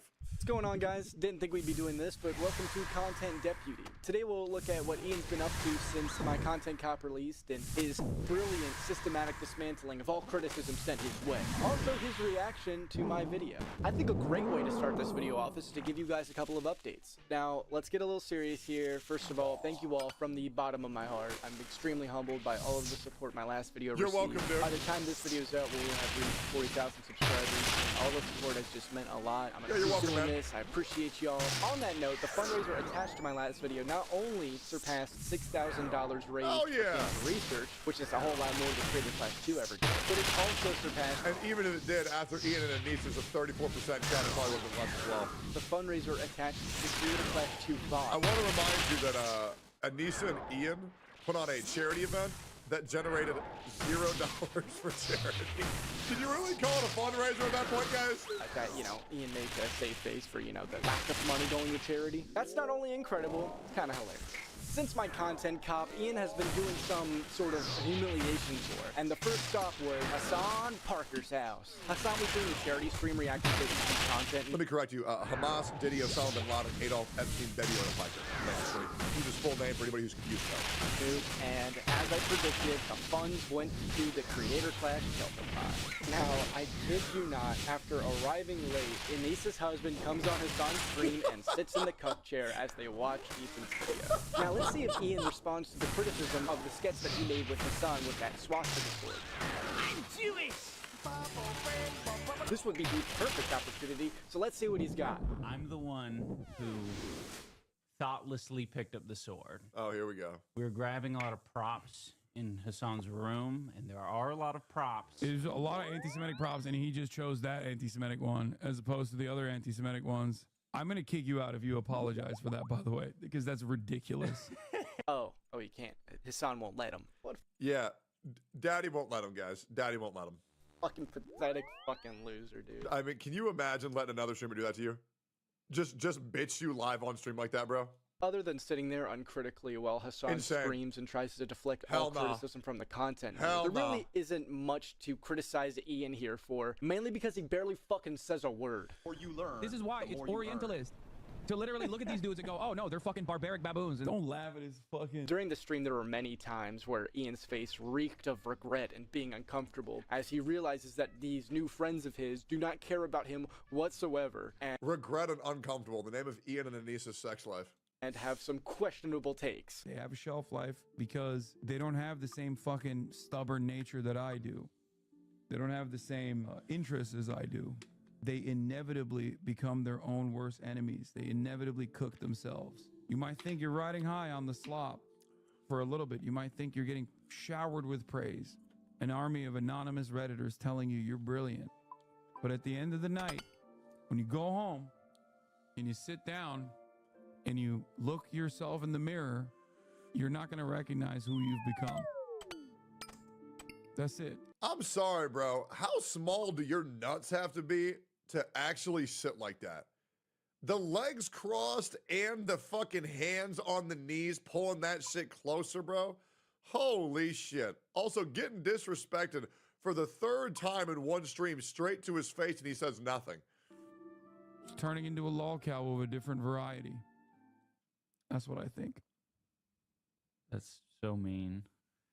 I gotta mention it again. One of my favorite parts about the stream is the unironic cuck chair. How do you do that to yourself? Like, you just can't beat the cuck allegations anymore, dude. Now, there's a good old saying that goes along the lines of, wherever there's a spineless cuck, into a lolcow of Holy shit. Also, getting disrespected for the third time in one stream straight to his face and he says nothing. It's turning into a lolcow of a different variety. That's what I think. That's so mean. I gotta mention it again. One of my favorite parts about the stream is the unironic cuck chair. How do you Please, do that for the love of God, drop me the fucking DOS here, dude. That goes along the lines of, wherever there's a spineless cuck, there's a snake. And this snake goes by the name of Anissa Jama. Now, in my previous video, I went really light on Anissa, and that's because not only was the video not about her, but I wanted to show that Ian is a malicious, spineless piece of shit, whether or not Anissa is involved. But since my video dropped, Anissa has been continuing to win the unlikability contest of the century. And can I just say, just looking at this couple and the evolution, it's pretty scary how things degrade. Look at this happy, normal-looking couple. It's insane. Is this a recession indicator? Like, how do you choose all the tattoos from a kid's sticker pack and think it looks good? One of my favorite insults I've heard is that you look like a skateboard. I think that's pretty funny. It's funny that the tattoos that Ian has kind of look like this. Continuing to win the unlikability contest of the century. And can I just say, just looking at this couple and the evolution. But since my video dropped, Anissa has been continuing to win the unlikability contest of the century. And can I just say, just looking at this couple and the evolution, it's pretty scary how things degrade. Look at this happy, normal-looking couple. It's insane. Is this a recession indicator? Like, how do you choose all the tattoos from a kid's sticker pack and think it looks good? One of my favorite insults I've heard is that you look like a skateboard. I think that's pretty funny. It's funny that the tattoos that Ian has kind of look like the sewer that he used to eat pickles in. Sticker pack and think it looks good. One of my favorite insults I've heard is that you look like a skateboard. I think that's pretty funny. It's funny that the tattoos that Ian has kind of look like the sewer that he used to eat pickles in. Hey Ian and Lisa, I could tell you guys are pretty torn up about the whole tattoo thing. I wanted to give you guys some options because I understand that it's probably really hard for you guys to deal with all the hate you guys are getting with your tattoos. And, I feel pretty bad. So I'm gonna give you guys some options on how you guys can cover up your tattoos, because I can tell it's really hurting deep down. So what you're going to want to do is you're going to want to grab your masking tape and you're going to want to get something that's around your skin tone and just cover it up. Put enough layers on, it really starts to cover it exactly how you were. It's pretty perfect, isn't it? Great. Look, you can even do some ASMR while you do it. And then when you take it off, you can wax yourself a little bit. Oh, and the snake isn't the only one being the retard on Twitter. The cuck is too. In his content cop, Ian was trying to criticize Ethan for the lawsuits that he was filing against people. You can use that money. I really feel like if Ian had any semblance of a normal, functioning brain, he would have said, oh, all of the comments Ethan made were after people went after his wife and kids. I now understand the emotional outburst he had. I apologize for not including that context in the video. Everything would have been fine. It's really that easy. He had that ability, but then I promise you, he was afraid of what Hassan might have done to him if he said that, so he said nothing, being demonstrated by the now 4 times Hassan has told Ian what to do and what not to do on the stream. to bully and intimidate people. No, you have a ton of power, you have a ton of options, you have a ton of choice. That's exactly what you get for being filthy rich. Someone's mad at the internet. But then he tried promoting Denim's GoFundMe, trying to sue Ethan for claiming that she promoted the Giardia claim, which is true. She did do that. She even tried deleting evidence. After she got caught doing that, she refunded the GoFundMe and isn't gonna do anything now. No lawyer would help her with that. It's so crazy how much of a trend of behavior Denims has. Just claiming that she did so many things that are so clearly well documented for everyone to fucking see. Hassan going and telling Ian what to do, telling fucking Ludwig what to do, telling Mizkif what to do. Like, and it's just, you know, if they've done it once, they've probably done it 1,000 fucking times. This isn't speculation. This isn't allegations. This is legitimately things that we have all seen demonstrated on Twitch, a platform that is fucking public. Would have absolutely been a frivolous lawsuit, Ian. So I don't know why you're promoting that one. Lesbians. Okay, so far Ian's humiliation tour isn't really addressing any criticism other than the sword. This isn't looking very promising. Where's this next stop? Who even is that? So Noah Samson, as the personality of a dry sponge, has been doing a bunch of charity streams for Palestinian refugees, and that's cool and all. And on these streams, he's been having a variety of guests. Some of them were to be expected, and others were absolutely insane. What do you think about what Ansarullah doing now? Why is everybody interviewing the same terrorist? I'm so confused. What? Stopping the I don't know how much I'm allowed to say about how I feel about the Houthis without the FBI arresting me, but all I would say this motion and this motion and why are we showing support to a designated terrorist organization designated by the United States who have just recently bombed civilians? What? Oh my God.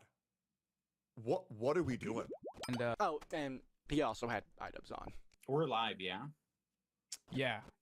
Sorry, I keep forgetting to mention that. Listening to this is painful. These two people having a conversation could put anyone to sleep in 5 minutes. Ian doesn't even care enough to know that Noah is streaming. This whole thing is a mess. Other than the multitude of dumb tangents these two go on, and the multitude of times that Ian humiliates himself for no reason at all. Although my hairline's kind of receding a little bit. This stream is notable because Ian actually addresses some of the criticisms that people, like myself, have thrown his way.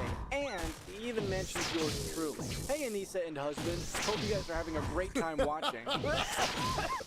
You mean Anissa and wife? Let's see what Ian addresses in this high-energy, fast-paced interview with Noah Samson cosplaying as XXXTentacion.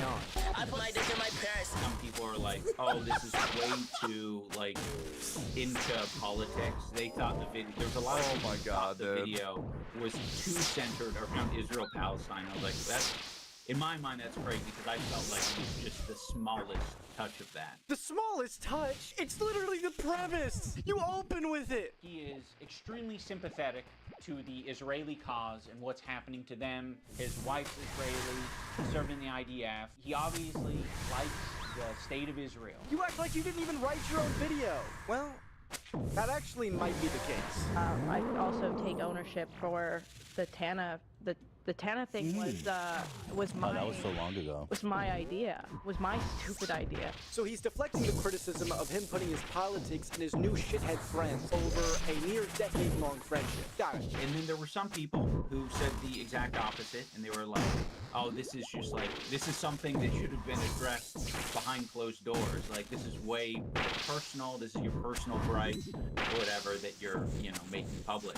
How is that the exact opposite? You notice how when Ian made his own content, it was fucking hilarious, but now his current trend is letting his stupid fucking wife help him make videos, as well as get influenced by Hassan, and now his channel's the worst shit it's ever been. This is the reason why nobody has respect for you, Ian. You used to be a self-made man, your ideas used to be your own, but now you've just become completely lost in the sauce, and you got brainwashed by a woke feminist. Yeah, bro, you are a shell of a man that you used to be, and that's a shame because you used to be very cool, and I think that's the common trend for a lot of people. is remember how great Ian used to be, and now he's borderline unrecognizable.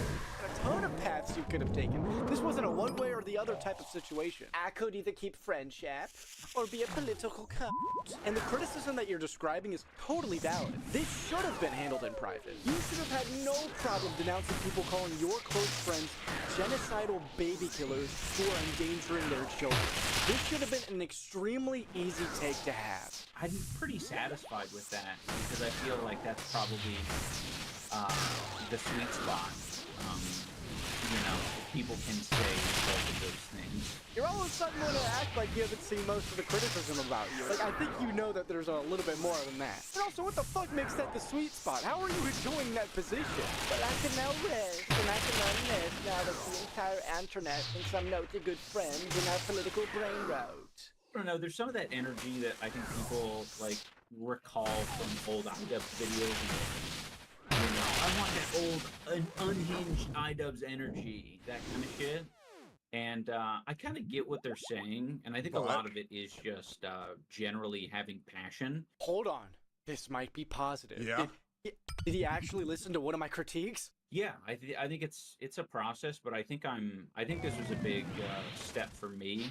Oh, never mind. Both along. Okay. You know, to say fucking enough's enough, because I think it's important. You know, I think. Like, I'll be real, iDubbbz. You can just do your old style of content again. Just stop saying the N-word. And bada bing, bada boom. Now you're good to go in 2025. Just stop saying the N-word, and then you're good, right? It's really that easy. I think there's a lot more people who should be fucking, at least with Ethan specifically, like drawing a line, being like, fuck no, like you're not gonna talk about me like that online. Hold on. Isn't this exactly what Ethan did to Hassan and Denims and all these people trying to ruin his life? Like, didn't he draw the line when people were trying to call CPS on him and trying to ruin his life? I feel like that makes your entire video moot. Because it's all also political. Everything's political. You have to acknowledge that element as well. I'm not gonna, you know. No, not everything's political. If I say I shit in the woods for fun, that's not a political statement. That's me being goofy. This, my good friends, is what I... Do y'all remember when Denims and Frogan said that I'm a political streamer because I called Frogan fat? And it's like, no, bro, I'm not a political streamer. I'm just a guy who makes fun of political streamers. There's a very, very, very big difference, man. I like to call political... That being said, Joe Biden was created in a lab. Joe Biden is a robot. 1 million %. Brain rot. If you're seeing reptoids and Martians at every given turn of anything, and you can't just enjoy something for it to be entertainment, then you're delusional. Not everything's fucking political. Is me playing Minecraft a statement on the socio-economic state of the world right now? You sound like Jaden Smith. You sound retarded. Are you talking about like the political and economic state of the world right now? You're fucking delusional. You're such a fucking idiot. Now, before we continue with this interview, I must remind you guys of a point I made about Noah in my last video. Noah's ultimate conclusion is that all of these creators back genocide because they criticize Hassan, which takes a lot of fucking hoops to draw that conclusion. And after watching this dog shit video, I completely understand why Ethan Klein and Mudahar want to sue. I won't get into my opinions on if they should or shouldn't sue, but let's just say I won't exactly feel sad if this scares the shit out of Noah Samson for years, fearing generational death. You shouldn't feel confident to slander people. Now, Noah is no stranger to slandering people. For example, he called the commentary streamer Chud Logic a pedophile baselessly and then was later forced to apologize for it. And he's apparently still being sued by Ethan Klein and Mudahar for the slander that took place in the YouTubers Who Backed a Genocide video. And unprovoked? Overall, outside of his orbit, he's just known for being an extremely malicious individual. So you could probably imagine my surprise when I saw this. I wanted to bring up, I don't know if you saw the guy who made the... I'm so confused. Like, this guy seems like a fucking lizard person with skin. Like, how do people watch these literal, soulless, robotic, lifeless fucking humans? Like, there is nothing going on in that brain. Like, dude, I mean, he looks fucking autistic. How did this guy raise $430,000? Whatever fucking causes it. Like, what is earn law? I don't know how anybody unironically watches whatever the fuck this thing is. It's insane. Of course, it's like what? It's a terrorist organization. I mean, shit, maybe. I got no fucking idea. Like, do these soulless, robotic, reptilian motherfuckers, all they have to do is just support extremist rhetoric and extremist terrorist agendas? And if you push that, you'll get hundreds of thousands of viewers? How do people watch this? Content cop about you, right after the H3 content cop was outed as a that came across pedophile. my feed. Was outed as a child rapist. Who? About you, right after. If you saw the guy who made the content cop about you, right after the H3 content cop was outed as a that came pedophile. across my feed. Was outed as a child rapist. When the fuck did that happen?